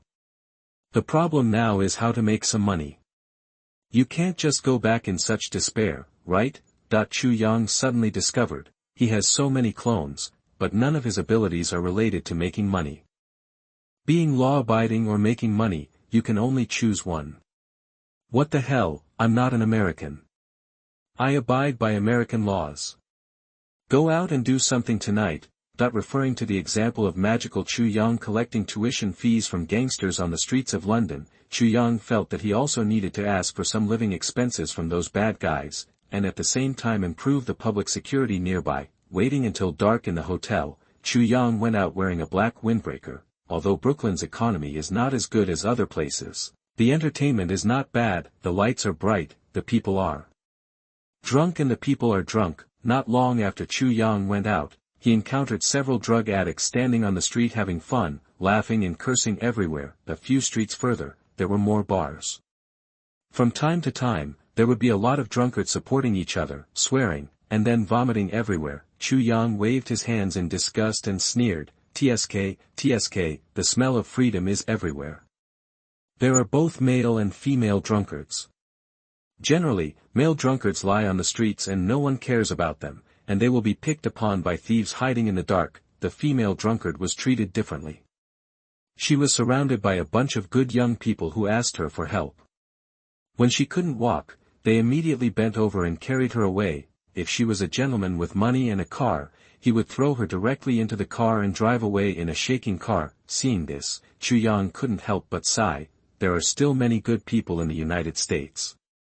As he was about to cross this degenerate street, Chu Yang suddenly heard shouts in his ears, and a group of tall black men stopped him. "Hey, yellow-skinned monkey, I've never seen you before. Are you new here? Do you know the rules here?" That while they were talking, 5 or 6 black men surrounded Chu Yang, and 2 of them with dreadlocks were still holding folding knives against Chu Yang's lower back. Chu Yang smiled and said, "What are the rules? Just tell them and listen." The leading black man was stunned for a moment. Chu Yang's reaction was completely beyond his expectation. Under normal circumstances, people of all skin colors would start begging for mercy. For the first time, someone asked him seriously. The black man sneered and said, "Be honest and hand over your valuables. I still have $50 with me. You can take it away if you want." Chu Yang shrugged and raised his hands. "If you don't believe it, you can search it yourself." The black man doubtfully ordered his companions to search him. He searched several pockets on Chu Yang's body, but only found scattered $50. Many passers-by chose to turn a blind eye to this scene. He lowered his head and quickly walked past the group of people. The leading black man cursed angrily, "Damn poor guy, you only have this little money, not even as much as I earn from my job." Chu Yang looked at the black man sincerely and asked, "What job?" "Picking cotton." "Fuck." The black people were furious and rushed forward. Crack! That this is the sound of steel breaking. The 2 black men with dreadlocks looked down at the broken folding knife in their hands and fell into deep thought. How could a knife break when stabbing someone? When they looked up, what they saw was Chu Yang's kind smile and 2 fists as big as sandbags. Boom. Boom. The 2 black men flew out and hit the cold concrete floor, making a dull sound that made people feel painful. Chu Yang punched one kid. In an instant, only the leader of the gang was left standing there with a small switchblade. The cold wind blew, and he shivered, looking so helpless and pitiful. "Are you going to use the knife in your hand to help me trim my nails?" Chu Yang said with a smile, "I'll pay you $50 to help me trim them cleanly. How about it?" That the black man decisively threw away the knife and squatted on the ground with his head in his hands. "TSK, TSK, new here, do you know the rules?" Chu Yang repeated what he had just said. The black man reacted quickly and immediately took out all the valuables in his pocket and put them on the ground. "Get lost!" The black man ran away with a few of his brothers as if he had been pardoned. Chu Yang picked up the money and counted it, about $900. There was some powdery stuff on the ground, and Chu Yang stretched out his foot and crushed it a few times. As soon as he turned around, Chu Yang was blocked by a man. The other party was very strong and wore a decent black suit. "Well done, young man, have you received professional boxer training?" Chu Yang thought he was another troublemaker, but he didn't expect that the other party's first reaction was to praise himself. "He doesn't look like a bad guy." Chu Yang grinned and said, "Sir, I haven't received any training, it's just that those people are too useless." "No training?" The man in the suit was surprised, and then stretched out his hand to Chu Yang and said, "Hello, my name is Happy Hogan. Are you interested in becoming a professional boxer? I can be responsible for training you." Happy. Iron Man Tony Stark's bodyguard. The more Chu Yang looked at him, the more he looked like him. No wonder this guy looked so tough. Before meeting Tony Stark, Happy was indeed a boxer. After fading out of the professional arena, he still paid attention to things in the boxing ring. He still has a dream about the boxing ring in his heart. If he can't realize it himself, he hopes that the boxers he trains can realize it. "Mr. Happy, thank you for your kindness, I'm not interested in boxing." Chu Yang rejected Happy's proposal. "Are you kidding? If he stands on the boxing ring, how many people will he kill? That's a pity. Happy shook his head disappointedly. In his opinion, Chu Yang is a rare talent, and it is a pity not to stand on the boxing ring. Chu Yang reminded him, it's not the time for you to look for a boxer, right? Isn't Mr. Stark still missing? Happy asked in surprise, do you know who I am? I've seen it in the newspaper. Chu Yang gestured, you often stand next to Mr. Stark. Happy suddenly realized and exclaimed, your observation and memory are really good, very suitable to be a bodyguard. As he said, Happy suddenly asked, do you have a job? If not, you can come to Stark Industries as a bodyguard. Happy thought that he could first find a way to keep Chu Yang by his side, and then persuade him to be a boxer when they get closer in the future. I can make more than $900 a day here. Chu Yang raised the money he had robbed from the black man. Don't worry, young man, it's more than enough. Happy winked at him proudly, just kidding. Is there any place in the world that treats better than Stark Industries? Then I agree. I knew you would agree. But wait a minute, I have something important to do here. It's okay, I'm free, I can go with you. I like your attitude, young man, if Tony comes back, he will like you too. The two talked and laughed, and disappeared at the corner of the street together. After chatting for a while, Chu Yang knew that Happy came to the black market here to inquire about Tony Stark's news. The military has been looking for Tony Stark's whereabouts. The two people closest to him, Assistant Pepper and bodyguard Happy, have not received any confirmed news. The two decided not to rely on the military's channels anymore, and plan to try their luck in the black market. You will act according to my eyes later, and don't mess around. You don't know how dangerous the black market is. Happy warned and then took Chu Yang to a bar. The bodyguard at the door looked at the two of them arrogantly and said coldly, please show me your invitation. Happy seemed a little caught off guard, I didn't ask for an invitation last time I came. The rules have changed, sir. The bodyguard said impatiently, either show me the invitation or leave here. You rude guy. Happy angrily stepped forward to argue with him, but was hit on the forehead by a black object. Looking at the desert eagle on his forehead, Happy swallowed his saliva. Okay, I'm just joking, don't be nervous, if this thing goes off, it will be a big problem. The bodyguard stared at him with a smile, and had no intention of taking down the gun. The scene froze for a while. Hey, do you have to go in? Chu Yang's heartless voice sounded behind him. Happy was afraid of causing any misunderstanding, so he hurriedly explained, Gustav is the most well-informed guy in the New York underground. Only he can find out Tony's news. I understand. Chu Yang nodded and slowly walked to the bodyguard, who immediately pointed the gun at him. Suddenly, Chu Yang's hand passed in front of him like a phantom. The bodyguard pulled the trigger subconsciously, only to find that the desert eagle in his hand had turned into a pile of parts. Wow! Happy held in shock, feeling like he was watching a movie. The bodyguard realized that he was being played, raised his hand and punched Chu Yang in the face. Chu Yang pinched his fist with his backhand, his fingers tightly clasped the joints between his phalanges. Plop! The bodyguard knelt obediently in front of Chu Yang, his face full of pain, as if his fist was about to be crushed by Chu Yang. Chu Yang kicked him hard in the chest, and the bodyguard flew out and knocked the door of the bar open, sliding all the way to the center of the dance floor. The madly twisting figure suddenly stopped, and even the noisy music stopped. Crash. The music was replaced by the uniform sound of running, and countless figures in suits poured out of the bar. Happy wanted to run, but Chu Yang grabbed his tie. It's time to show your real skills, Happy. Chapter 79 Saving Private Tony, 9th update. Please subscribe, monthly vote. You are listening at novelfull.audio. Facing the swarming bodyguards, Chu Yang lifted Happy, who was still confused, up. Fake. Don't you want to? Happy struggled desperately and shouted in horror, no. Put me down quickly. Chu Yang pretended not to hear, and when the bodyguards on the opposite side gathered together, he threw Happy out without hesitation. Just like bowling, the group of bodyguards on the opposite side were all knocked upside down by Happy. It's good to be strong. Chu Yang couldn't help but sigh. there were many people underneath him, and Happy was not injured at all. He struggled to get up from the crowd, and then faced Chu Yang with a powerful attack. Chu Yang kindly reminded him, "Be careful, someone is coming from behind." You. Happy was about to curse when a sound suddenly sounded in his ears. The reaction he had developed as a boxer for decades made him bend down subconsciously. The sudden electric baton passed over Happy's head. Again. Happy couldn't help complaining, "There are so many bodyguards here. If one group is defeated, another group will come." Happy turned around and punched his enemy hard, hitting him in the abdomen.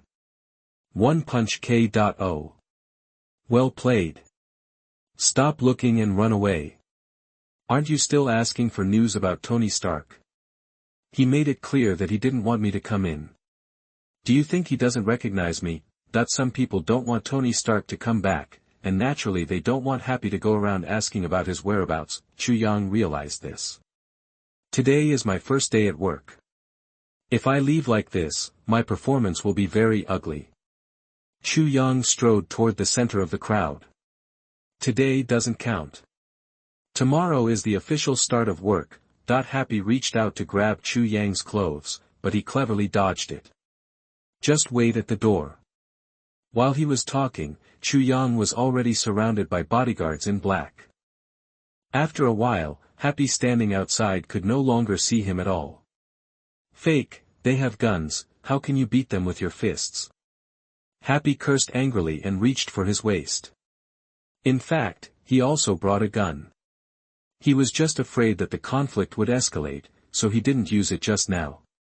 But in the current situation, he couldn't use it. Aw! Several completely different screams came one after another, which startled Happy.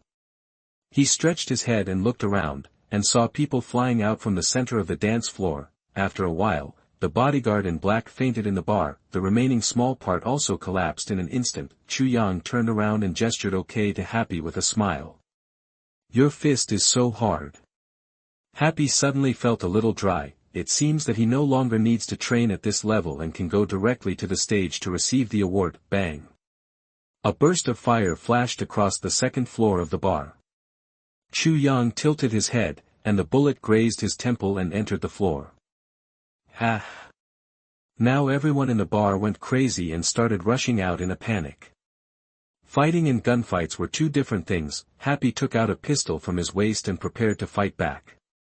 Chu Yang moved faster than him. He picked up the wine bottle next to him, threw it back, and accurately blew the head of the gunman on the second floor. As people fled the bar, more gunmen began to appear on the second floor. Subsequently, gunfire broke out one after another, and the first floor was quickly covered by intensive firepower. The wine bottles on the bar were smashed to pieces, and expensive drinks were spilled on the floor. Chu Yang predicted the trajectory of each bullet in advance through seeing and hearing Seibaki. While avoiding, he picked up the playing cards scattered on the wine table. Then wrapped the armed colors around the cards, so that the cards become sharp blades. Chu Yang bent his fingers and ejected the cards one by one. Each card accurately passed through the gunmen's wrists, cutting off their tendons and flesh together.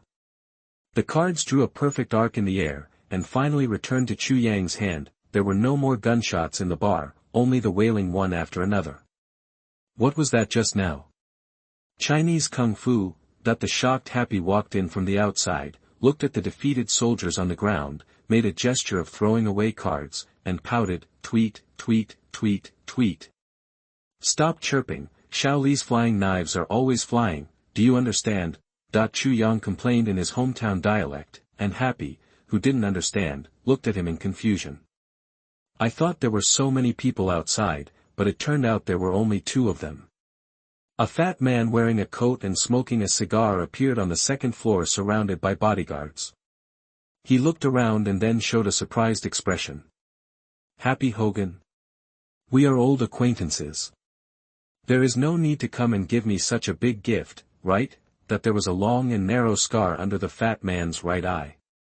When he squinted, his entire face looked extremely ferocious. The fat man took a deep breath, and 1/3 of the cigar in his hand was suddenly gone. When he puffed out, his big mouth sprayed smoke out like a steam train. Happy asked, Gustav, can we talk in private? Gustav was silent for a while, staring down at Chu Yang who was standing next to Happy, then nodded and signaled the bodyguards beside him to leave temporarily. There were only 3 people left in the empty bar. Gustav, you have made a lot of money in the arms black market through Stark Industries over the years. Happy, I know what you mean, but I really can't help you. Gustav shook his head. If Tony doesn't come back, do you think your business can continue? Happy said. Alas. Gustav sighed, as if he had something to hide. Chu Yang knew that he must have been warned by Obadiah Stane. As participants in the underground black market, Gustav and Obadiah could not have no intersection. Happy stared at Gustav. You know about Tony, right? Gustav smoked the rest of the cigar in one breath, and then smashed the cigarette but on the ground. Happy, Tony Stark has been kidnapped by local terrorists. He can't come back. You are wasting your energy, understand? Happy asked coldly, where is he?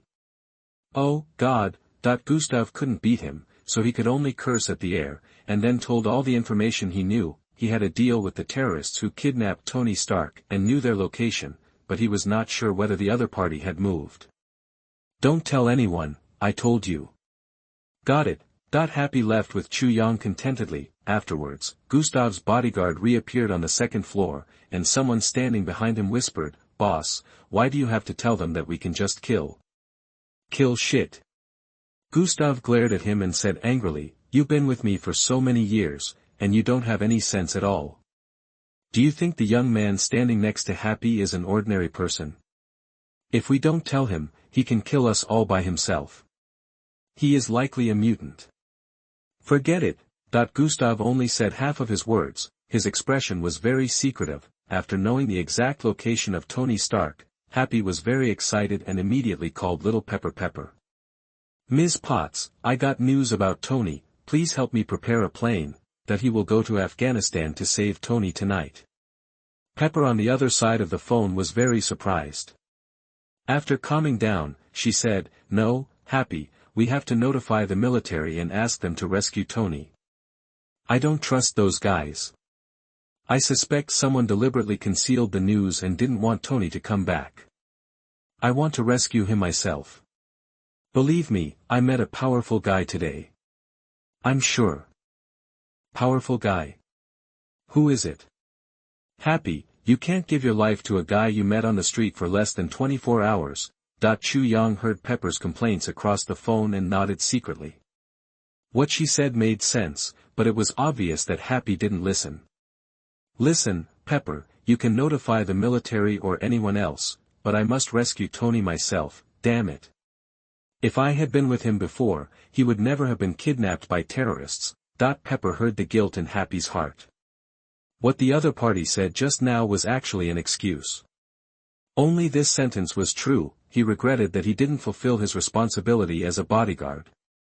Okay, I'll arrange a flight for you, but you have to promise me not to do anything rash, or it will hurt Tony. I promise you, Pepper, I will definitely bring Tony back. Chu Yang's head hurt when he heard that, especially when Happy was making crazy promises. He really wanted to sew Happy's mouth shut. After hanging up the phone, Happy stopped a taxi on the side of the road, but found Chu Yang still standing outside after getting in the car, and hurriedly shouted, Hurry up and get in the car. We don't have time to waste now. Chu Yang looked at him with embarrassment. It's time to get off work at this time. I know America is a capitalist country, but we should still respect labor laws. After that, Chu Yang turned around and left. Happy's eyes widened. He didn't expect this guy to really plan to get off work. Fuck. Happy got out of the car quickly and pulled Chu Yang. You don't want me to go to Afghanistan alone, do you? Chu Yang rolled his eyes. You were planning to go alone. That was my idea before I met you. Now I have to take you with me. If you weren't here today, I would have been beaten to a pulp. Take me to Afghanistan, and I'll be beaten to a pulp too. I believe you can protect me and Tony. Bullshit. Can a pistol and an RPG be confused? Just one shot and all 3 of us will be blown to ashes. Tell me, what do you want in exchange for going to Afghanistan with me? I have to pay more. Happy. Chu Yang said, I'm just a bodyguard. Wouldn't your conscience hurt if I went to Afghanistan with you to face terrorists just for that little salary? After Chu Yang said that, Happy's conscience really hurt. He and Tony were good friends and could rescue each other at all costs, but Chu Yang didn't need to do that at all. How about doubling your salary? Ha! Triple. TSK. 5 times. TSK. 10 times. Happy's eyes were red. If Chu Yang didn't agree, he might bite someone. Deal. Chu Yang smiled brightly. Leave now. I'm off work. We'll talk tomorrow. Angry Happy roared, shocking the entire street. Fuck. Afghanistan, this place has a subtropical arid climate, with dryness and little rain all year round, severe cold in winter, and scorching hot in summer, and now is the season when the heat is at its highest. Even sitting in the plane, Chu Yang could feel the temperature rising sharply. The clothes on the fat man Happy were soaked. At a glance, there were only deserts and a lot of rugged mountains nearby, and it was difficult for the plane to find a safe place to land. If we continue to fly forward, it will easily alert the terrorists who kidnapped Tony Stark, and then they will directly bombard us. Get ready, we will parachute out. What? Fuck, if we fly again, we will fly into someone's home. Happy hurriedly took out the map and compared it carefully. After understanding it, he pressed the call button on the seat to contact the pilot in the cockpit, ready to do what Chu Yang said, but for some reason, the pilot did not respond to Happy and continued to fly straight forward. Happy pressed the button several times anxiously. Damn it, it broke down at this critical moment. What the hell, it's all over. Chu Yang whistled, they are obviously trying to lead us into a trap. They are plotting against us, idiot. Plotting? Happy stared, revealing his clear stupidity. Chu Yang reminded, the problem is not with the military, but with your Stark Industries. Someone in the upper echelons wants Tony Stark to die in Afghanistan. Last night, the lady named Pepper, in addition to notifying the military, should have also notified a certain senior executive of the group. The news leaked out, and we naturally suffered as well. They are planning to send us to reunite with Tony Stark, and we can still avoid suspicion. Happy punched the seat heavily. No matter how dumb he was, he could hear the implication of Chu Yang's words. The other party almost named us. What should we do now? The cockpit is separated by bulletproof material, and we don't open it at all when we are outside. Happy turned around in the cabin anxiously. Chu Yang walked to the front door of the cockpit, and after a few punches, the door made of special materials was completely deformed. Happy froze in place, then slowly raised his thumb. The pilot behind the door was horrified and was ready to draw his gun in a hurry, but Chu Yang punched him in the temple, and his helmet and eyeballs exploded. The co-pilot was so scared that he peed himself, and raised his hands tremblingly, indicating that he had no intention of resisting. Seeing this, Chu Yang immediately shouted, "Hold the joystick." Fuck, that the co-pilot quickly pulled the joystick.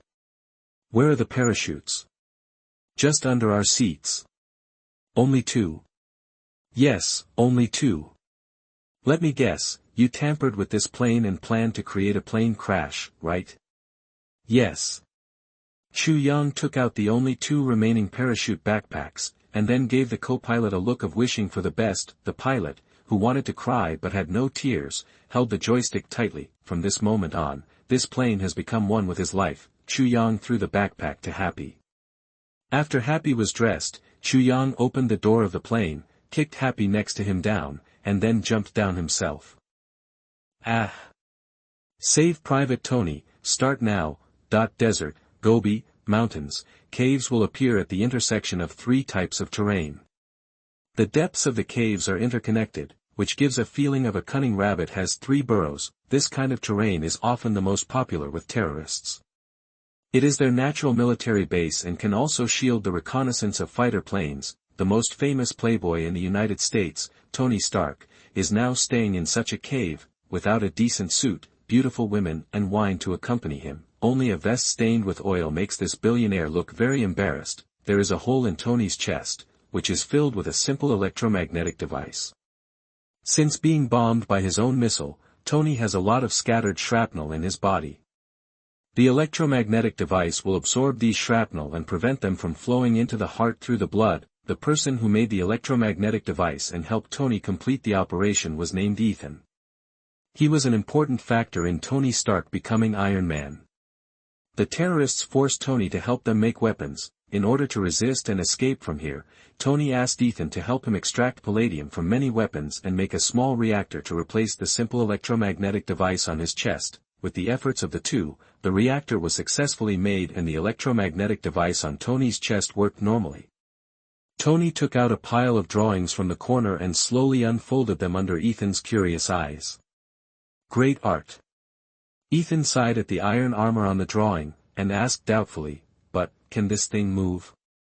"Excuse me, are you doubting my ability?" Tony raised his head and said proudly, "Mr. Ethan, the person standing in front of you is the president of Stark Industries, the person who knows the most about making weapons in the world." Ethan smiled, did not answer, but kept stroking the drawing with his fingers. A week later, it happened to be the day when Chu Yang and his team arrived at the nearby area by plane. Tony and Ethan's iron armor was discovered by terrorists. In order to protect Tony and complete the final stage, Ethan went out alone with weapons to fight the enemy. "Hey! Ethan! Come back to me." No matter how Tony called, he could no longer hear Ethan's response. "Damn it!" At the same time, Chu Yang found the terrorists' base through his knowledge, and directed Happy to land nearby.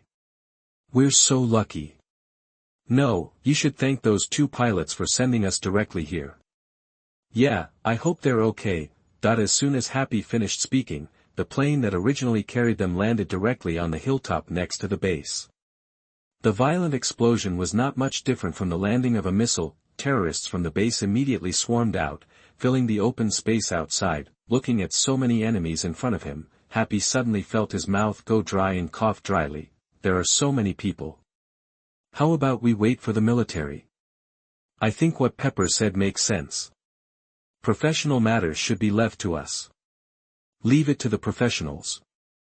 Chu Yang glanced at him with contempt and said, "Now is a good time to launch an attack. When they retreat into the cave, it will be harder for us to break in. Why do we have to attack by force?" Happy gestured, "Have you ever seen a spy movie? We can actually sneak in secretly." Chu Yang retorted mercilessly, "No, your figure is too conspicuous. Agents are not that fat." Happy. "Brother, do you still want to hurt me in this way at such a serious moment?" Happy felt very sad. He was already prepared to block Chu Yang's gun. Suddenly, fierce gunshots were heard in the cave. Happy's expression changed and he rushed out. Even Chu Yang, who was so fast, didn't even catch him. This shows his loyalty to Tony Stark.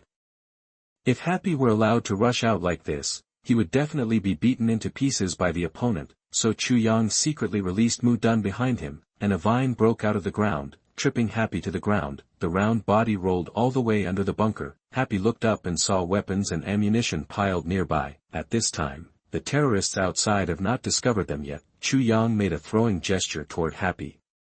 Happy understood, turned around and picked up a grenade from the ammunition pile. Throw it towards a crowded place. Boom. The grenade exploded in the dense crowd. Those terrorists who were still paying attention to the plane crash suddenly suffered numerous casualties. Happy didn't care, he just kept throwing bombs. The explosion caused everyone around them to run away with their heads in their hands, and those who ran too slowly were torn apart on the spot. So, don't watch the excitement.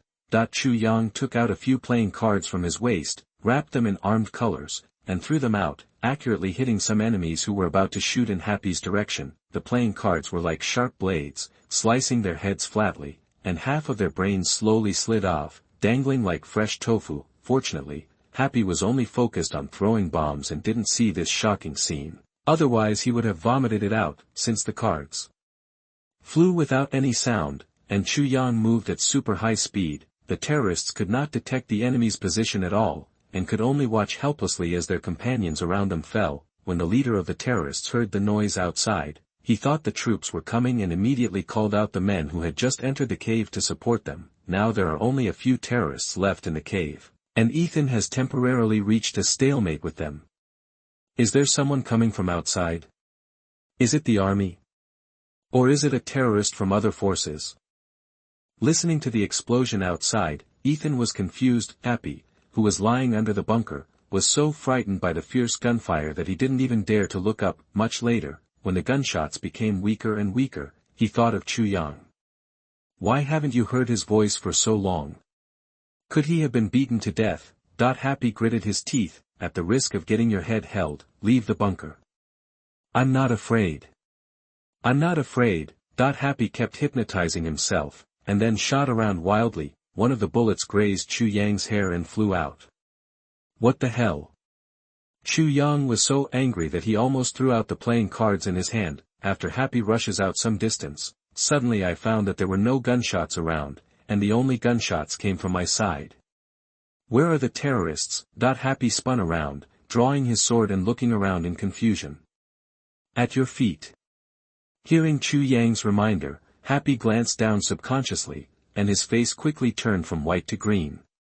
Vomit. That while Happy was cleaning his stomach, Chu Yang walked into the cave. It was very quiet inside, and you couldn't see your fingers. Chu Yang stopped. Something seemed to be moving in the darkness. Caught at the sound of the trigger being pulled followed. Chu Yang moved faster. The card in his hand cuts through the darkness and shoots into the depths. The terrorist leader hidden in the darkness was holding a bare severed hand and roaring in a low voice. Pain and fear made his face look extremely ferocious. He couldn't figure out how Chu Yang discovered him. The leader suppressed the pain from his severed hand, raised the RPG high, and fired a shot at Chu Yang's position. Unfortunately, Chu Yang had predicted his actions long ago and disappeared the moment he fired. Fark. The leader looked like he had seen a ghost. He was about to fire another shot when the door behind him exploded. A steel armor flashing with a cold light suddenly appeared in front of him. The leader was stunned. Bang. The steel armor raised its mechanical arm and blasted him away with a cannon. Ethan. Tony, who was driving the steel armor, looked around and finally found Ethan lying on the ground, and there was another person standing next to him. Tony immediately launched an attack. In order to avoid accidentally injuring Ethan with artillery, he chose to use a musket to drive back the man standing next to Ethan. The high-temperature fire snake rushed straight out of the spout. The moment Chu Yang saw Iron Man appear, he thought the situation was decided, so he came to take care of the injured Ethan, but he didn't expect Tony to regard him as his enemy. The moment the high-temperature gun sprays out, Chu Yang threw out a card and cut off the protruding alloy barrel. Tony. That I must have read it wrong. Tony felt that his brain was hallucinating, and he actually saw a card cutting off the weapon of the steel armor. He even saw the face of the playing card. Ace of Spades. Hey, boss, I'm an employee of Stark Industries, and we're on the same side. You're pretty good at joking, and you speak good English. Seriously, today is my first official day at work. Shut up, you fucking terrorist. Tony, who didn't believe Chu Yang at all, was about to launch an attack. The huge steel armor faced Chu Yang, and the machine guns and artillery on his shoulders rotated at the same time. TSK, rich people are impatient. Under Chu Yang's control, each card hit the exposed solder joints of the steel armor, causing a dazzling fire. After the firelight flickered a dozen times in succession, Tony suddenly felt his body light up. Ding zero ding rang. The steel armor instantly turned into a pile of scrap metal, falling from his body one after another. Suddenly, Tony stood naked in front of Chu Yang as if he had been stripped naked. He raised his hands awkwardly and shook them towards Chu Yang. Hello. Chu Yang smacked his lips. It's over now. Tony's face was ashen, and his mind had begun to imagine the scene where terrorists would shoot him. Ahem, cough, cough, I promise I will never play poker again in my life. Happy, who was about to vomit out his internal organs, staggered in from outside the cave. His steps was shaky. He didn't know how those people died at first, until later he saw a person with a 9 of hearts on his head. Happy. Tony looked at his bodyguard and friend, his pale face quickly turned red, and he shouted his name in surprise. Tony. Happy was equally excited. Just when the two were about to hug each other, Tony suddenly stopped, turned to look at Chu Yang in surprise and asked. FAQ. Are you really my employee? In the evening, the military responded with fierce artillery fire and locked the location of everyone. Colonel Rhodes personally leads a team to rescue Tony Stark. When he arrived at his destination, he saw the base in a mess, and his heart suddenly tightened. In such a fierce battle, even if Tony could be found, he would probably be burned to ashes. Thinking of this, Colonel Rhodes felt sad. And the eyes of the dignified 7-foot-tall man were red. His phone rang. Regardless of his sadness, Colonel Rhodes answered the phone. What? He has gone back. Having a party in the hospital? Fuck. Tony. Hospital. So, the boy who cut the steel with playing cards is only 16 years old and preparing to go to high school, or did you just meet him on the street? We've even known each other for less than 24 hours. Tony, who was lying on the hospital bed, stared at Happy until he felt a little embarrassed and turned away shyly. Are you sure that the information you found is true? That kid looks like he ran away from a secret base. Tony still couldn't believe it. When he thought about his carefully crafted armor, it was as fragile as tofu in front of that kid, and his self-esteem was like 10,000 ants crawling on it. I'm sure. Happy said seriously. Pepper used all the manpower and resources of the group to investigate him. Yang grew up in a rural town. His parents and family were Chinese immigrants for many generations. They died when he was very young. He grew up relying on his neighbors and the welfare institutions in the town. He was admitted to a public high school in Brooklyn, but for some reason, he didn't attend. Instead, he chose to wander the streets, and then he met me. When he heard about Brooklyn, Tony frowned subconsciously and said in a disgusting tone, if it were me, I wouldn't study there. TSK, Brooklyn. That place can only teach gangsters and drug addicts. Please watch your words, Mr. Stark.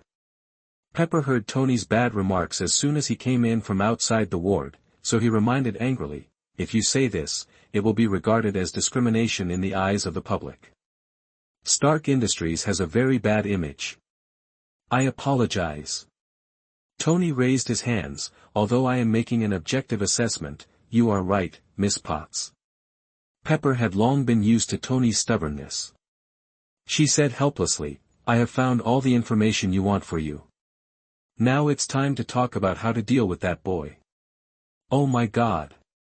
He's only 16. He was forced to save people on the battlefield in Afghanistan.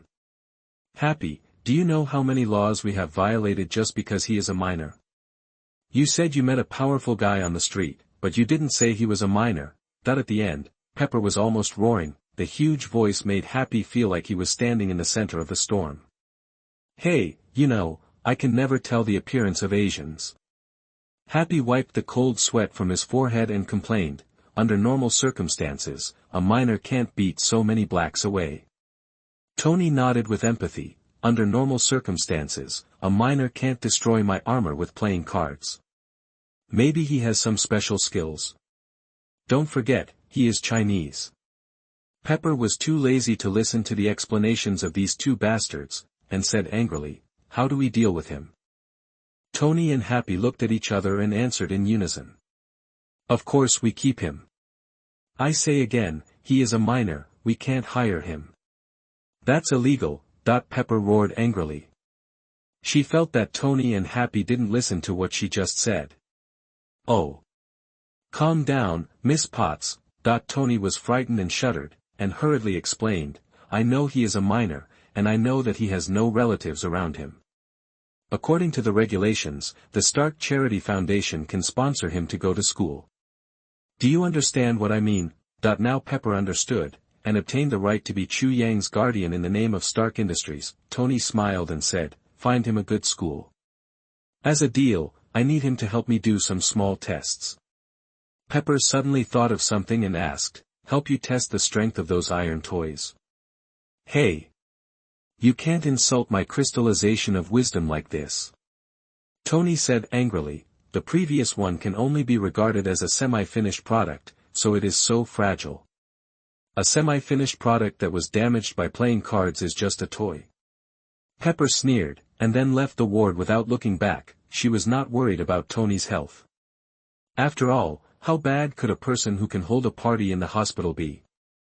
Happy stood quietly aside, trying not to look like a light bulb during the bickering between the two. As Tony's friend and bodyguard, Pepper knew the inexplicable feelings between him and Tony. She doesn't understand anything. Tony's face flushed with anger, and he kept saying, I'm sure there must be something wrong with those playing cards. Damn, I should have taken some when I left. Happy kindly reminded, Gustav has a lot. If you need it, I can get you a few boxes. Tony. With the help of Stark Industries, Chu Yang's school changed from a Brooklyn neighborhood to the best middle school in New York City. But Chu Yang still had no intention of going to school. For this reason, the kind-hearted Miss Pepper even found a small hotel where Chu Yang was, and sat on a rotten sofa worth $50 to talk to Chu Yang. She had never seen Chu Yang killing people in the terrorist base. In her eyes, Chu Yang was just a 16-year-old boy who was deceived by Happy to go to the battlefield. Even though the boy is very skilled, he still needs to go to school and receive education. Ms. Potts, the main reason why I don't go to school is that the school is really bad, and more importantly, it is difficult for me to learn the knowledge I need from ordinary high schools at this stage. Chu Yang explained politely, his tone calm and confident, not like an adolescent boy who plans to drop out of school at all. Pepper looked at him in surprise and asked, Yang, do you mean that you have already taught yourself high school courses? Chu Yang nodded and said, yes, Miss Potts. The talents of many clones are only high school courses, which is certainly not difficult for Chu Yang. Pepper persuaded, even so, for your future, I still suggest that you study systematically and then go to an excellent university for further study. Working in Stark Industries and sitting in the office is much safer than being a bodyguard with Happy. Chu Yang shrugged and said, you may not believe it, but as long as I want, I can get into any university. Pepper was a little angry. In Chu Yang, she saw some paranoia that was very similar to Tony. This is not a good thing, especially for a boy of this age. Okay, if you pass my test, I won't make any comments on your studies, okay? Okay, Miss Potts. Then, Pepper tested Chu Yang on some high school knowledge, and then, Pepper began to ask some questions beyond the scope. Half an hour later, Pepper fell silent. She began to realize the seriousness of the problem. The next day, Pepper came to the hospital again in her busy schedule. You've been coming a little more frequently recently, which makes me happy. Tony was overjoyed and winked at Happy, who was watching the show next to him. Happy's mouth corners slightly raised. Pepper didn't see the tacit understanding between the two men, walked straight to Tony, put a report in front of him, and said seriously, I think you should get to know that boy again. Which one? Tony was stunned for a moment, and then suddenly realized in Pepper's burning eyes, Card boy. Happy coughed dryly and reminded, Yang. Oh, okay. Tony awkwardly picked up the report on the hospital bed. After reading it for a while, his expression became as serious as Pepper's. I would like to ask, if you meet a random person on the street, what is the chance that his IQ is about the same as mine? Huh, what nonsense are you talking about? This probability is about the same as winning the lottery, about 0.0000001%. As soon as Happy finished speaking, Tony and Pepper looked at him in unison. After a few seconds, Happy shivered violently. Congratulations on winning the prize. Stark Industries. Can anyone tell me why that idiot bodyguard was able to destroy the terrorist base and bring Tony back from Afghanistan? I spent millions of dollars, and all I got was a crashed plane and 2 burnt corpses. Obadiah Stane was yelling into his mobile phone. His carefully planned kidnapping was actually ruined by an idiot fat man who weighed more than 200 pounds. The other end of the phone was silent for a while, and then said cautiously, besides Happy Hogan, there was another person on the plane that day. Obadiah Stane sneered, a Chinese boy who just turned 16. You want to tell me that he did all this? This joke is not funny at all. I would rather believe that Happy, the idiot, mutated into Captain America. There was no more words to say on the other end of the phone, only apologies. A ferocious-looking Obadiah hung up the phone, but he soon returned to normal and continued to practice smiling. Tony Stark will be discharged from the hospital tomorrow and will hold a press conference. Obadiah cannot show any resentment. But why on earth did Happy take a 16-year-old boy to save Tony? After checking again and again, that kid is just an ordinary Chinese, or even an orphan. What secrets does he hide? That at the same time, in another tall building, a black braised egg wearing an eye patch was also asking the same question. It's just that he seems to have more information than Obadiah. You can create a scene in Gustav's bar with playing cards, and then leave safely, and you can also go to the battlefield in Afghanistan to save people. Tony Stark's new friend doesn't look like an ordinary person. Chapter 80 The Five Shadows Conference. Chu Yang made a lot of money. 10W updates completed, please. You are listening at novelfull.audio. Tony Stark, president of Stark Industries, is back. This eye-catching title was published early in the morning in the New York Times, Wall Street Journal, America Today and other newspapers that are loved by the American people. The whole New York was in an uproar. Countless people thought Tony Stark would die in that place where birds don't lay eggs. As soon as the news came out, Stark Industries stock, which had been falling for several days, soared. When Tony Stark's car arrived at the Stark Industries building, the flash never stopped. All that was missing was a bright red carpet on the ground. It was nothing more than a fiery scene where Hollywood stars gathered together. As soon as Stark got out of the car, Obadiah Stane greeted him with a smile on his face. That happy look was happier than everyone present put together. Welcome back, Tony. Do you know how worried I have been about you during this time? Listening to Obadiah's concerned greetings, Tony had a mocking smile on his lips. After being reminded by Chu Yang and Happy, he knew that the man in front of him who had watched him grow up was the culprit who colluded with terrorists to kidnap him. But now, this man has a sincere smile on his face. Just thinking about his trust in him, Tony felt sick and pushed Obadiah away to hold his hand. I can walk on my own, Staney. Tony glanced at him and walked past him without hesitation. Happy followed. Obadiah was caught off guard. He didn't expect Tony's attitude at all. Then his face suddenly darkened. He lowered his head and followed behind the other party. It was difficult for him to manage his expression at this moment, and he could only try his best to prevent reporters from noticing him. Fortunately, wherever Tony Stark is, cameras and flashlights will follow him immediately. He looks quite angry, Miss Potts. Yang, it's really Mr. Staney. If you don't believe it, I can accompany you to his office to look for evidence during the press conference. He won't be able to come back for a while. Good. Pepper is eager to determine if Obadiah is actually the culprit behind the kidnapping. To do this, she needed concrete evidence. More and more reporters came after hearing the news, and the entrance to the press conference was blocked. Pepper and Chu Yang took advantage of this opportunity to secretly go to Obadiah's office. Pepper's status as assistant to the president is enough to allow her to have unimpeded access throughout the building. Even if she enters and leaves Obadiah's office, no one will find it strange, not to mention that most people's attention is now attracted to Tony. The two entered the office effortlessly.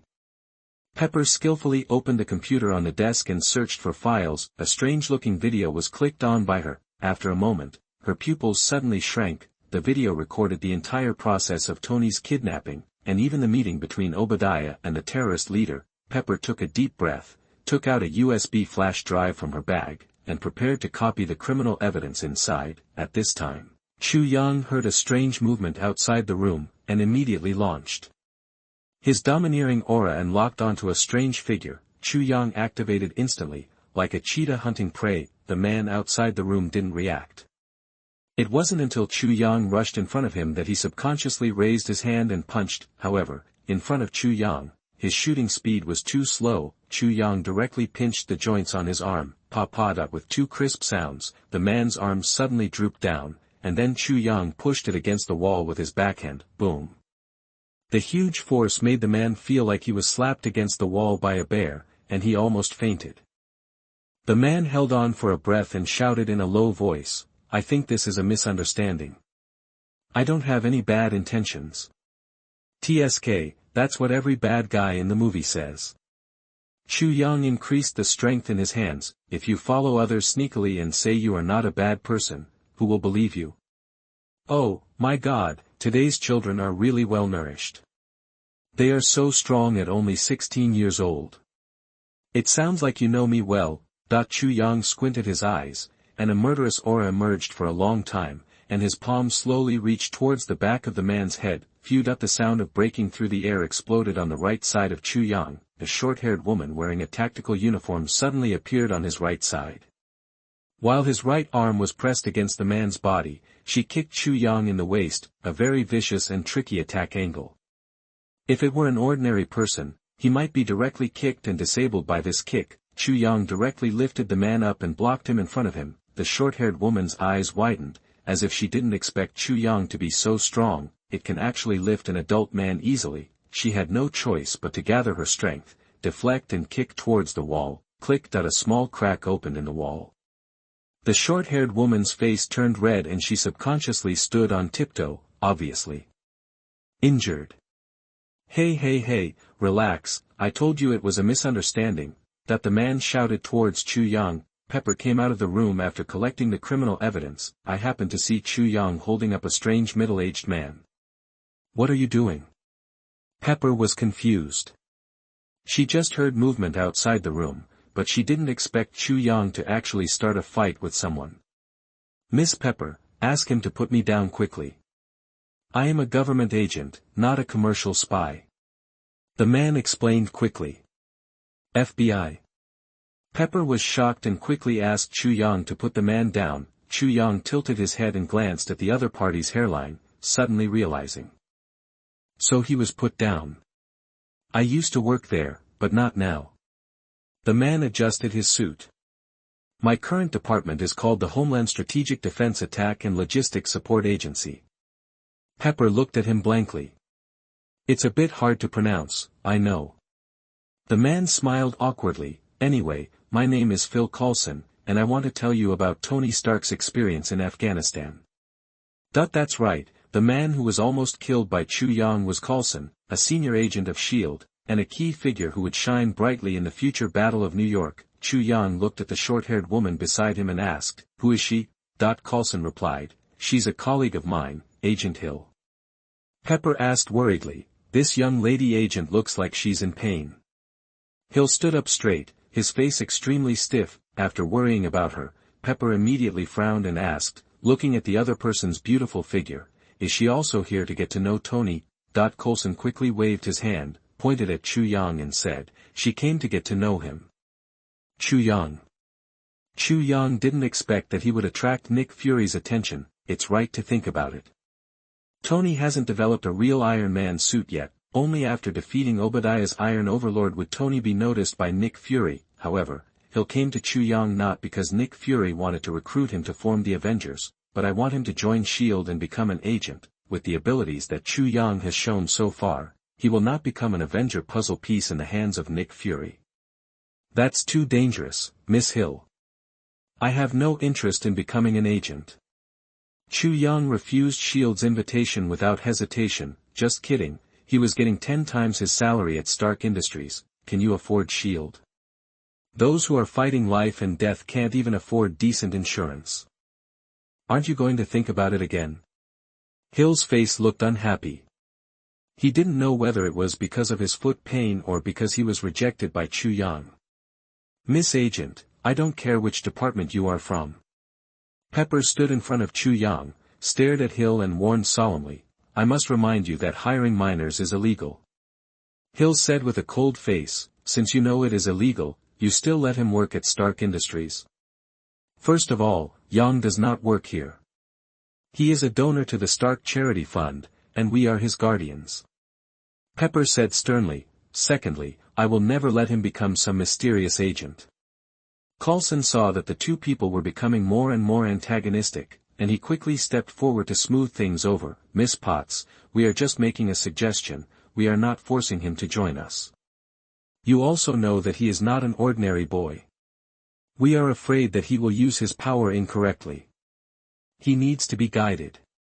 Don't you think so? After hearing Coulson's explanation, Pepper's expression softened a lot, but she still said very forcefully, Thank you for your concern, but it is our responsibility to guide Yang to do the right thing. Okay. Coulson raised his hands and nodded repeatedly. Pepper didn't waste any more time with them, and quickly left with Chu Yang before Obadiah came back. Hill and Coulson did not stop them from leaving because they were not confident in defeating Chu Yang. I don't like this woman very much. From my perspective, you are actually very similar. I know, that's why I don't like it. If it's a movie, the screenwriter will make you two good sisters. Shut up, Coulson. Coulson shrugged, then literally shut up and said nothing. Hill rolled his eyes and said, that boy's skills are better than I expected. Coulson said solemnly, his anti-detection ability is also very strong. I was cautious enough when I approached them, but he still discovered me the first time. I didn't even see his movements clearly, and he subdued me. Hill said helplessly, such a report will only make Fury more interested in this boy. Coulson shook his head and said, next time, let him do it by himself. On the other side, the press conference was already in an uproar, because just now, Tony Stark announced in front of everyone that the weapons department of Stark Industries would be permanently shut down. This is the most profitable department of Stark Industries. Obadiah sat next to Tony and looked at him blankly. After a while, the anger in my heart erupted like a volcano, but, even so, his reason kept telling him to calm down. Tony dropped a speech bomb, let it set off huge waves, and walked out of the press conference without looking back. Afterwards, Obadiah stood up and told all the reporters present, Tony just got a little stimulation in Afghanistan. When he wakes up, he will realize that he made an outrageous joke. Please don't take it seriously. After saying that, he also ignored the questions from the reporters and hurriedly walked out of the scene. He chased after Tony in the direction he left, but how could Tony, who already knew all the truth, calm down and talk to Obadiah? Stanny, what do I need to explain to you? This group is called Stark Industries. It was founded by my father, and I am the owner here. Tony was almost out of control and yelled at Obadiah, shocking the latter directly. Seeing this, Happy walked to Tony and whispered a few words in his ear before he gradually calmed down. Sorry, I just left the terrorist base and my emotions are not very stable. After Tony apologized, Obadiah came back to his senses. He patted Tony on the shoulder gently and comforted him. It's okay, I understand, when you feel better, we will talk about this topic again. Then, under Obadiah's eyes, Tony and Happy whispered and left here quickly. Pepper has got the evidence, right? Yes, not only the process of your kidnapping, but also the scene of him reaching an agreement with the terrorists. I really should have punched him just now. If you want, I can do it for you. Tony stopped and looked at Happy's fat body. After thinking for a while, he said, it's a good idea, but Happy, objectively speaking, you may not be able to beat him. Happy's eyes suddenly became resentful. The four met in Tony's mansion, and Pepper handed the USB flash drive to Tony. They watched it again in the living room. Tony was so angry that he picked up the vase on the table and was ready to smash it. Fortunately, Pepper was quick to grab it. This is what you bought at the California Art Exhibition last time, worth $500,000. Only a few $100,000. Give it to me, I will smash it today no matter what.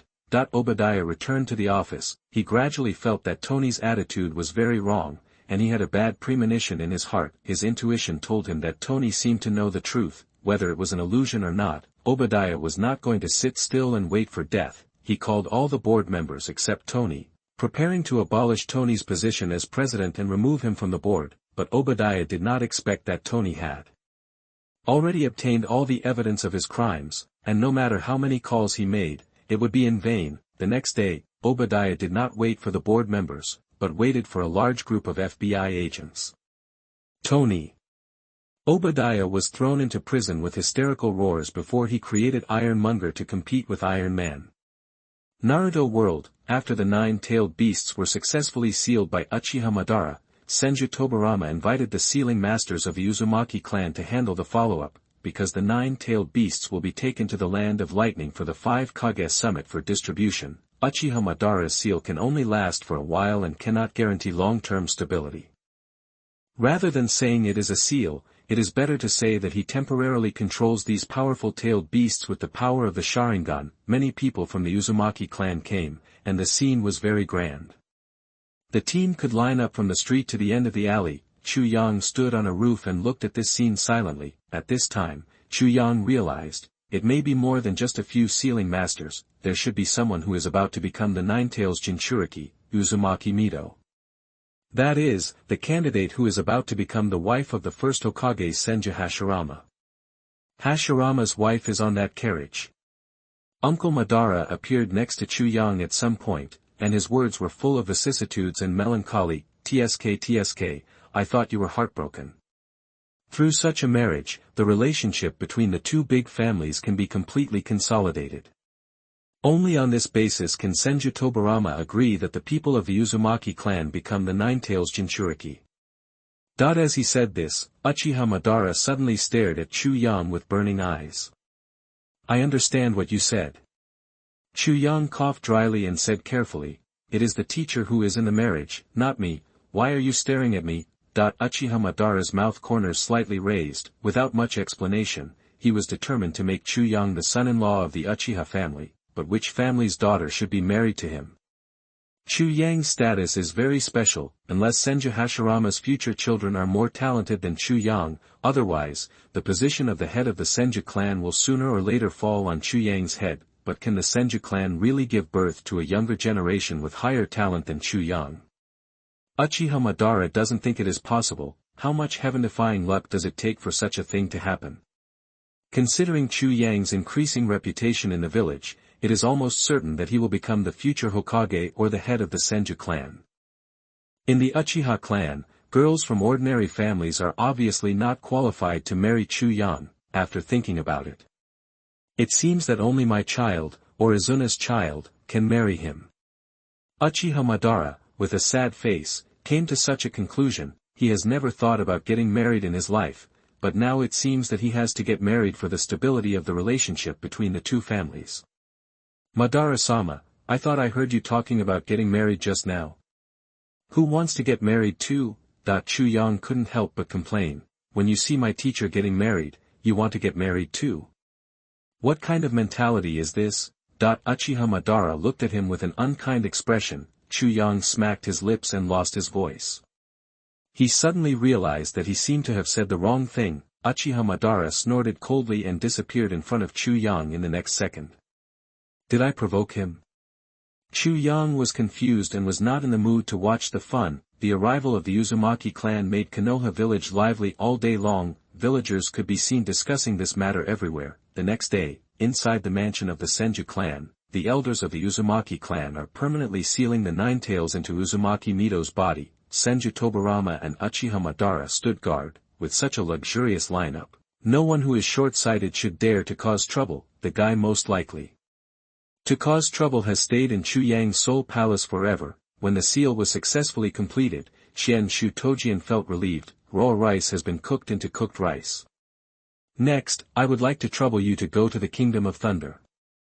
Uzumaki Mito must go to the Land of Thunder with the other tailed beasts to let the five shadows confirm the fact that they have become the nine-tailed Jinchuriki. If she doesn't go, other ninja villages will think that Konoha village has hidden the Kyuubi.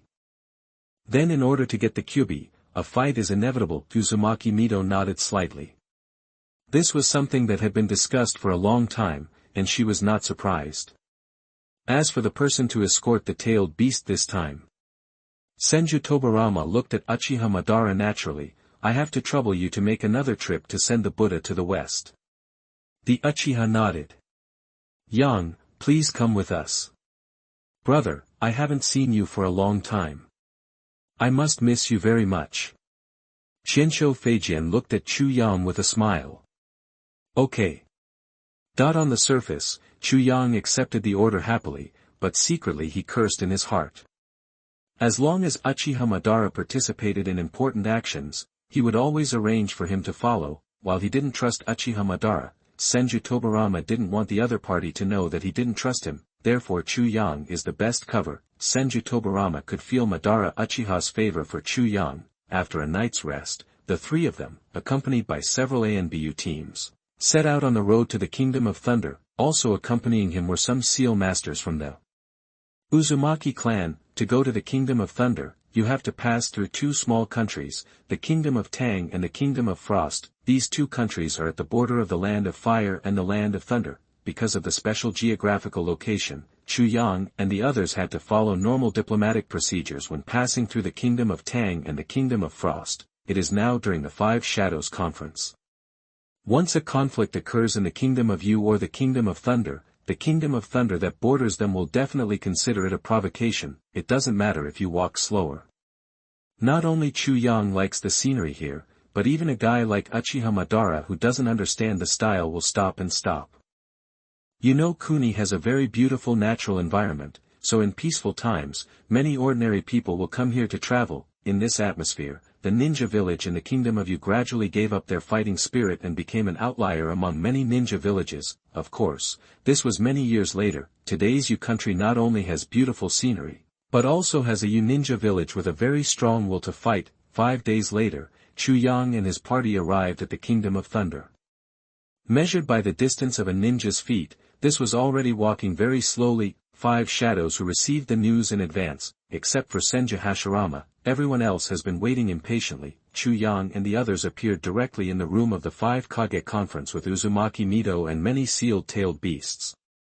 The powerful oppressive force formed by the 8-tailed beasts plus a 9-tailed Jinchuriki demonstrates the power of Konoha village at all times. Uchiha Madara didn't even say hello and sat directly on the main seat at the conference table. No one present dared to question his behavior, because they knew that the man in front of them was completely different from the first Hokage of Konoha village. They can show some rudeness and arrogance in front of Senju Hashirama. With Senju Hashirama's character, he would not argue with them, but if he did the same thing in front of Uchiha Madara, then they will face a bloody battle.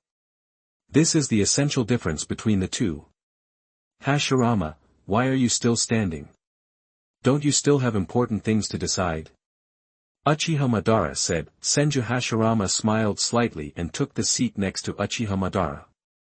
Next, let's talk about the distribution of tailed beasts, shall we? After sitting down among the Senju pillars, the other Kages also sat down step by step.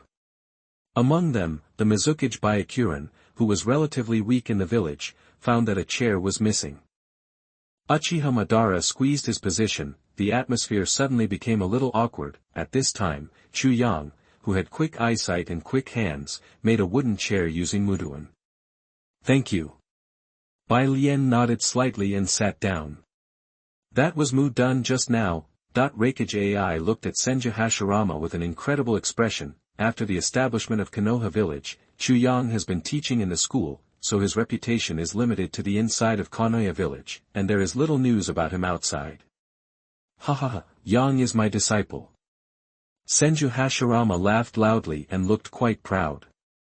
With a talented disciple like Chu Yang, he had every right to be complacent. Senju Hashirama's unabashed attitude also made everyone present realize Chu Yang's position in his heart. If you have a good teacher, you will naturally have a good disciple. Sitting on the chair made by Chu Yang himself, Mizukage Byakuren's previous embarrassment disappeared and she smiled broadly. Kazekage Raito's eyes wandered between Chu Yang and Uchiha Madara. He couldn't understand why Uchiha Madara would act with Senju Hashirama's disciples. Moreover, this disciple also knows would escape, and may become the second Senju Hashirama in the future. If it were him, he would definitely find a way to kill this disciple halfway. Such a genius is a huge threat to his family. However, Uchiha Madara got along quite well with this boy named Senju Yang. The relationship between the Senju clan and the Uchiha clan seems to be closer than what is rumored. After thinking for a long time, Lido came to a conclusion. Even if Senju Hashirama dies, the major families in Konoha village will still maintain a relatively stable state. This is not good news for other ninja villages. The stability and prosperity of Konoha village means they will continue to be suppressed for decades, even centuries. Thinking of this, Fengning Lido's expression became more and more lonely. At this time, everyone has begun to discuss how to distribute the tailed beasts, although it is at the cost of money, but tailed beasts are strategic weapons that cannot be bought with money, so it is more appropriate to describe them as distribution. In fact, everyone knew in their hearts that if Senju Hashirama didn't really have the idea of dominating the ninja world, with the current power of Konoha village and the 9-tailed beasts, they could be easily defeated. Each Kage strives for the bottom-ranked tailed beast for their country. Although there is no clear ranking of tailed beasts' combat power, it is an undeniable fact that the more tails they have, the more chakra they have. The 9 tails Jinchuriki has become an irreversible fact, so the 8 tails has become the focus of competition among the 4 Kages in the conference room. The 4 of them were at each other's throats, going back and forth without giving in at all. the ninja village, which they had been proud of in the past, became extremely weak in their eyes at this moment, as if without the 8 tails, the country would be destroyed in an instant. Senju Hashirama and Uchiha Madara looked at each other, both of them had smiles in their eyes. The scene before him was something that Chu Yang had predicted long before the tailed beast capture plan started. He even planned a specific distribution plan. When the 4 of them were in a stalemate, Senju Hashirama slowly said, "I have an idea. You might as well listen to it first." The conference room immediately became quiet. The 4 shadows focused their attention on Senju Hashirama at the same time, feeling particularly nervous. The argument they just had was just for Senju Hashirama. The most powerful first-generation Hokage was the one who finalized everything. The Suna Ninja Village gets the 1 and 6 tails, the Iwa Ninja Village gets the 2 tails and the 5 tails, the Kiri Ninja Village gets the 3 and 4 tails, the Cloud Ninja Village gets the 8 tails, and the remaining small ninja villages outside the 5 great ninja villages jointly hold the 7 tails. Hold it with the Iron Kingdom as the representative and form an alliance. After Senju Hashirama finished his opinion, the other 4 Kages began to discuss in low voices. They nodded frequently and seemed to agree with this distribution plan. Tsuchikage Ishikawa couldn't help but sigh. Hashirama-sama's courage is really amazing to allow other small ninja villages to jointly hold the Nanao. Reikage AI lamented, "I haven't considered this issue at all. It's really shameful."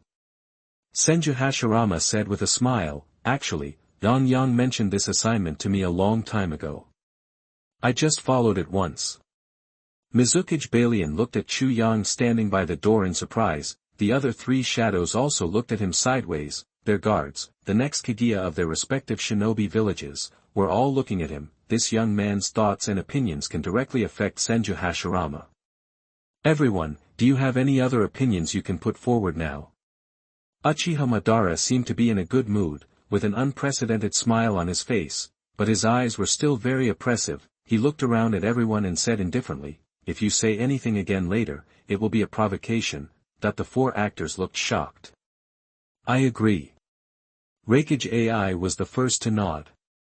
Although the Cloud Ninja Village had 1 less tailed beast than other ninja villages, what they got was the strongest 8 tails besides the 9 tails, so they were sure to make a profit. "I agree. I agree. I agree."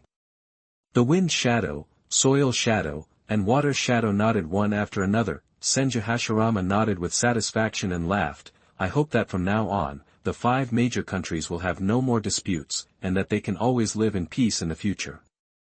Smiles appeared on the faces of everyone present. After the distribution was over, it was Konoha Village's turn to demand a corresponding price. Before Senju Hashirama set out, Senju Tobarama had already drawn up a suitable price and handed it over to Uchiha Izuna for execution, so he didn't need to worry too much. Just when Chu Yang thought that the transaction would go smoothly, Madara Uchiha suddenly changed the transaction requirements. He asked each ninja village to not only provide appropriate money, but also to use a powerful ninjutsu in exchange. As soon as these words came out, the expressions of the 4 shadows changed at the same time. Even Chu Yang was shocked. "Banera." Senju Hashirama stood up in surprise. Uchiha Madara had not discussed this decision with him. "Brother, this request is not in Senju Tobarama's plan." Uchiha Izuna hurriedly walked to Uchiha Madara and whispered to persuade him. Uchiha Madara ignored them and continued, "In exchange, I will also take out a secret technique to exchange with you." Hearing that Uchiha Madara would also take out a secret technique as a bargaining chip, the faces of Fengying and others suddenly eased a lot. The 4 people discussed in a low voice for a while, and finally nodded to agree to this request. Uchiha Madara smiled knowingly, pointed at Chu Yang and said, "Boy, what ninjutsu do you want? You go and ask them." Chu Yang. It's this young man again. The 4 shadows had this thought in their minds at the same time. Although he didn't do anything, he became the center of the meeting several times. These important figures had to shift their attention to him several times. "Brother." Uchiha Izuna looked at Uchiha Madara with some surprise, but after thinking about it, he felt that it was natural. Even he admired Chu Yang. "Huh, Madara, you will spoil him like this." Senju Hashirama slowly walked in front of Chu Yang, patted his shoulder and said, "Go." Since Madara said so, he must have his reasons. Chu Yang nodded, and then fell into deep thought. If there is a secret technique that he wants, the first one to bear the brunt is undoubtedly the dust release of the second generation Tsuchikage of Rock Village. This ninjutsu is a bloodline elimination that exceeds the bloodline limit, and it is the most powerful ninjutsu known to Chu Yang, but unfortunately, with the importance of this ninjutsu, even if Ishikawa agrees, Wu will never agree. It is no exaggeration to say that this is the ninjutsu of Rock Village, which is no worse than the strategic weapon of the tailed beast. This is the key force for whether the future Tsuchikage can deter other ninja villages. From another perspective, even if the Rock Village agreed, without Wu's personal guidance, Chu Yang would not dare to practice rashly based on his practice experience. The 3 different types of bloodline transformations and fusions are eliminated. It is more difficult to practice than the bloodline limit, and the probability of failure is too high. It is better to choose the super light and heavy rock technique as a second choice. This ninjutsu may not be as valuable as the dust release, but with the research ability of Chu Yang and Senju Tobirama, they can fully use the principles of this ninjutsu to analyze other similar secret techniques. For example, the super heavy rock technique, one for many, a sure win.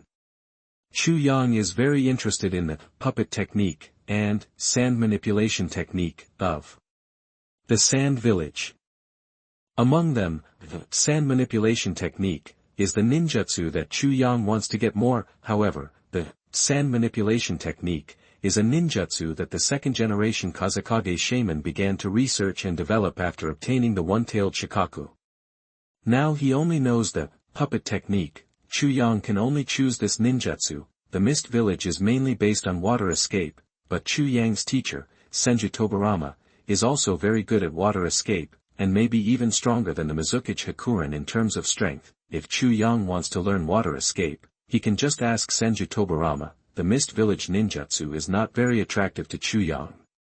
The only one that Chu Yang favors is the steam danger explosion of the second generation Mizukage Hozuki Genjutsu. This ninjutsu can be repeated infinitely.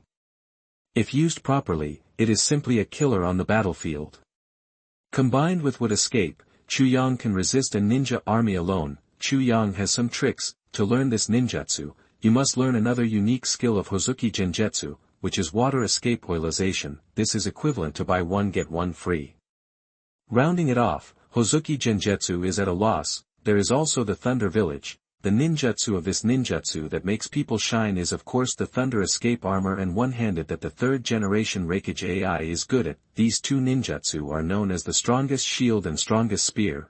One-handed cannot be learned because it is the unique skill of the third Reikage, and the third Reikage is still a child at this time. As for the lightning release armor, it is actually just a B-level ninjutsu, and its official name is Lightning Release Chakra Mode. In the Thunder Village, as long as the conditions are met, everyone can learn this ninjutsu, but the effect varies from person to person. In the hands of the third Reikage, it is the veritable strongest shield.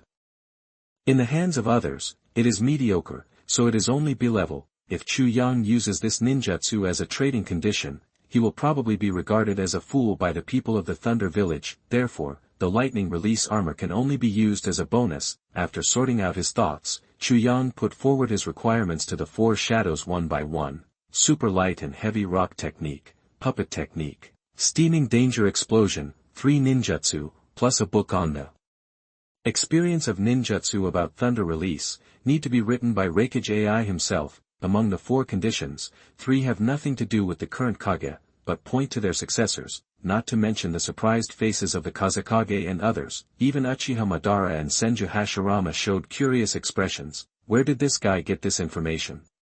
Could it be that the Konoha Umbu has infiltrated to this extent? The 4 Kages were startled, but still nodded in agreement. Uchiha Madara smiled. Just by looking at the reaction, he knew that Chu Yang had made a very cost-effective deal. At this point, the purpose of the 5 Kage conference has been achieved, and it can be said to have ended perfectly. Everyone got what they needed and set off on their way home with satisfaction. Chu Yang himself did not expect that he would be the one who made a lot of money after this trip. The 2 Uchiha brothers gathered together and talked about some topics. On the way back, Uchiha Izuna looked at Chu Yang with a fierce look. Of course, it was not with malicious eyes. Although Chu Yang felt very uncomfortable, he still chose to greet him with a smile. After all, Grandpa Madara gave him such a big gift, it made him feel embarrassed to continue to cheat the Uchiha clan. Chu Yang decided to change his thinking strategy after returning. Otherwise he would feel guilty, even more awkward than Chu Yang was. Senju Hashirama.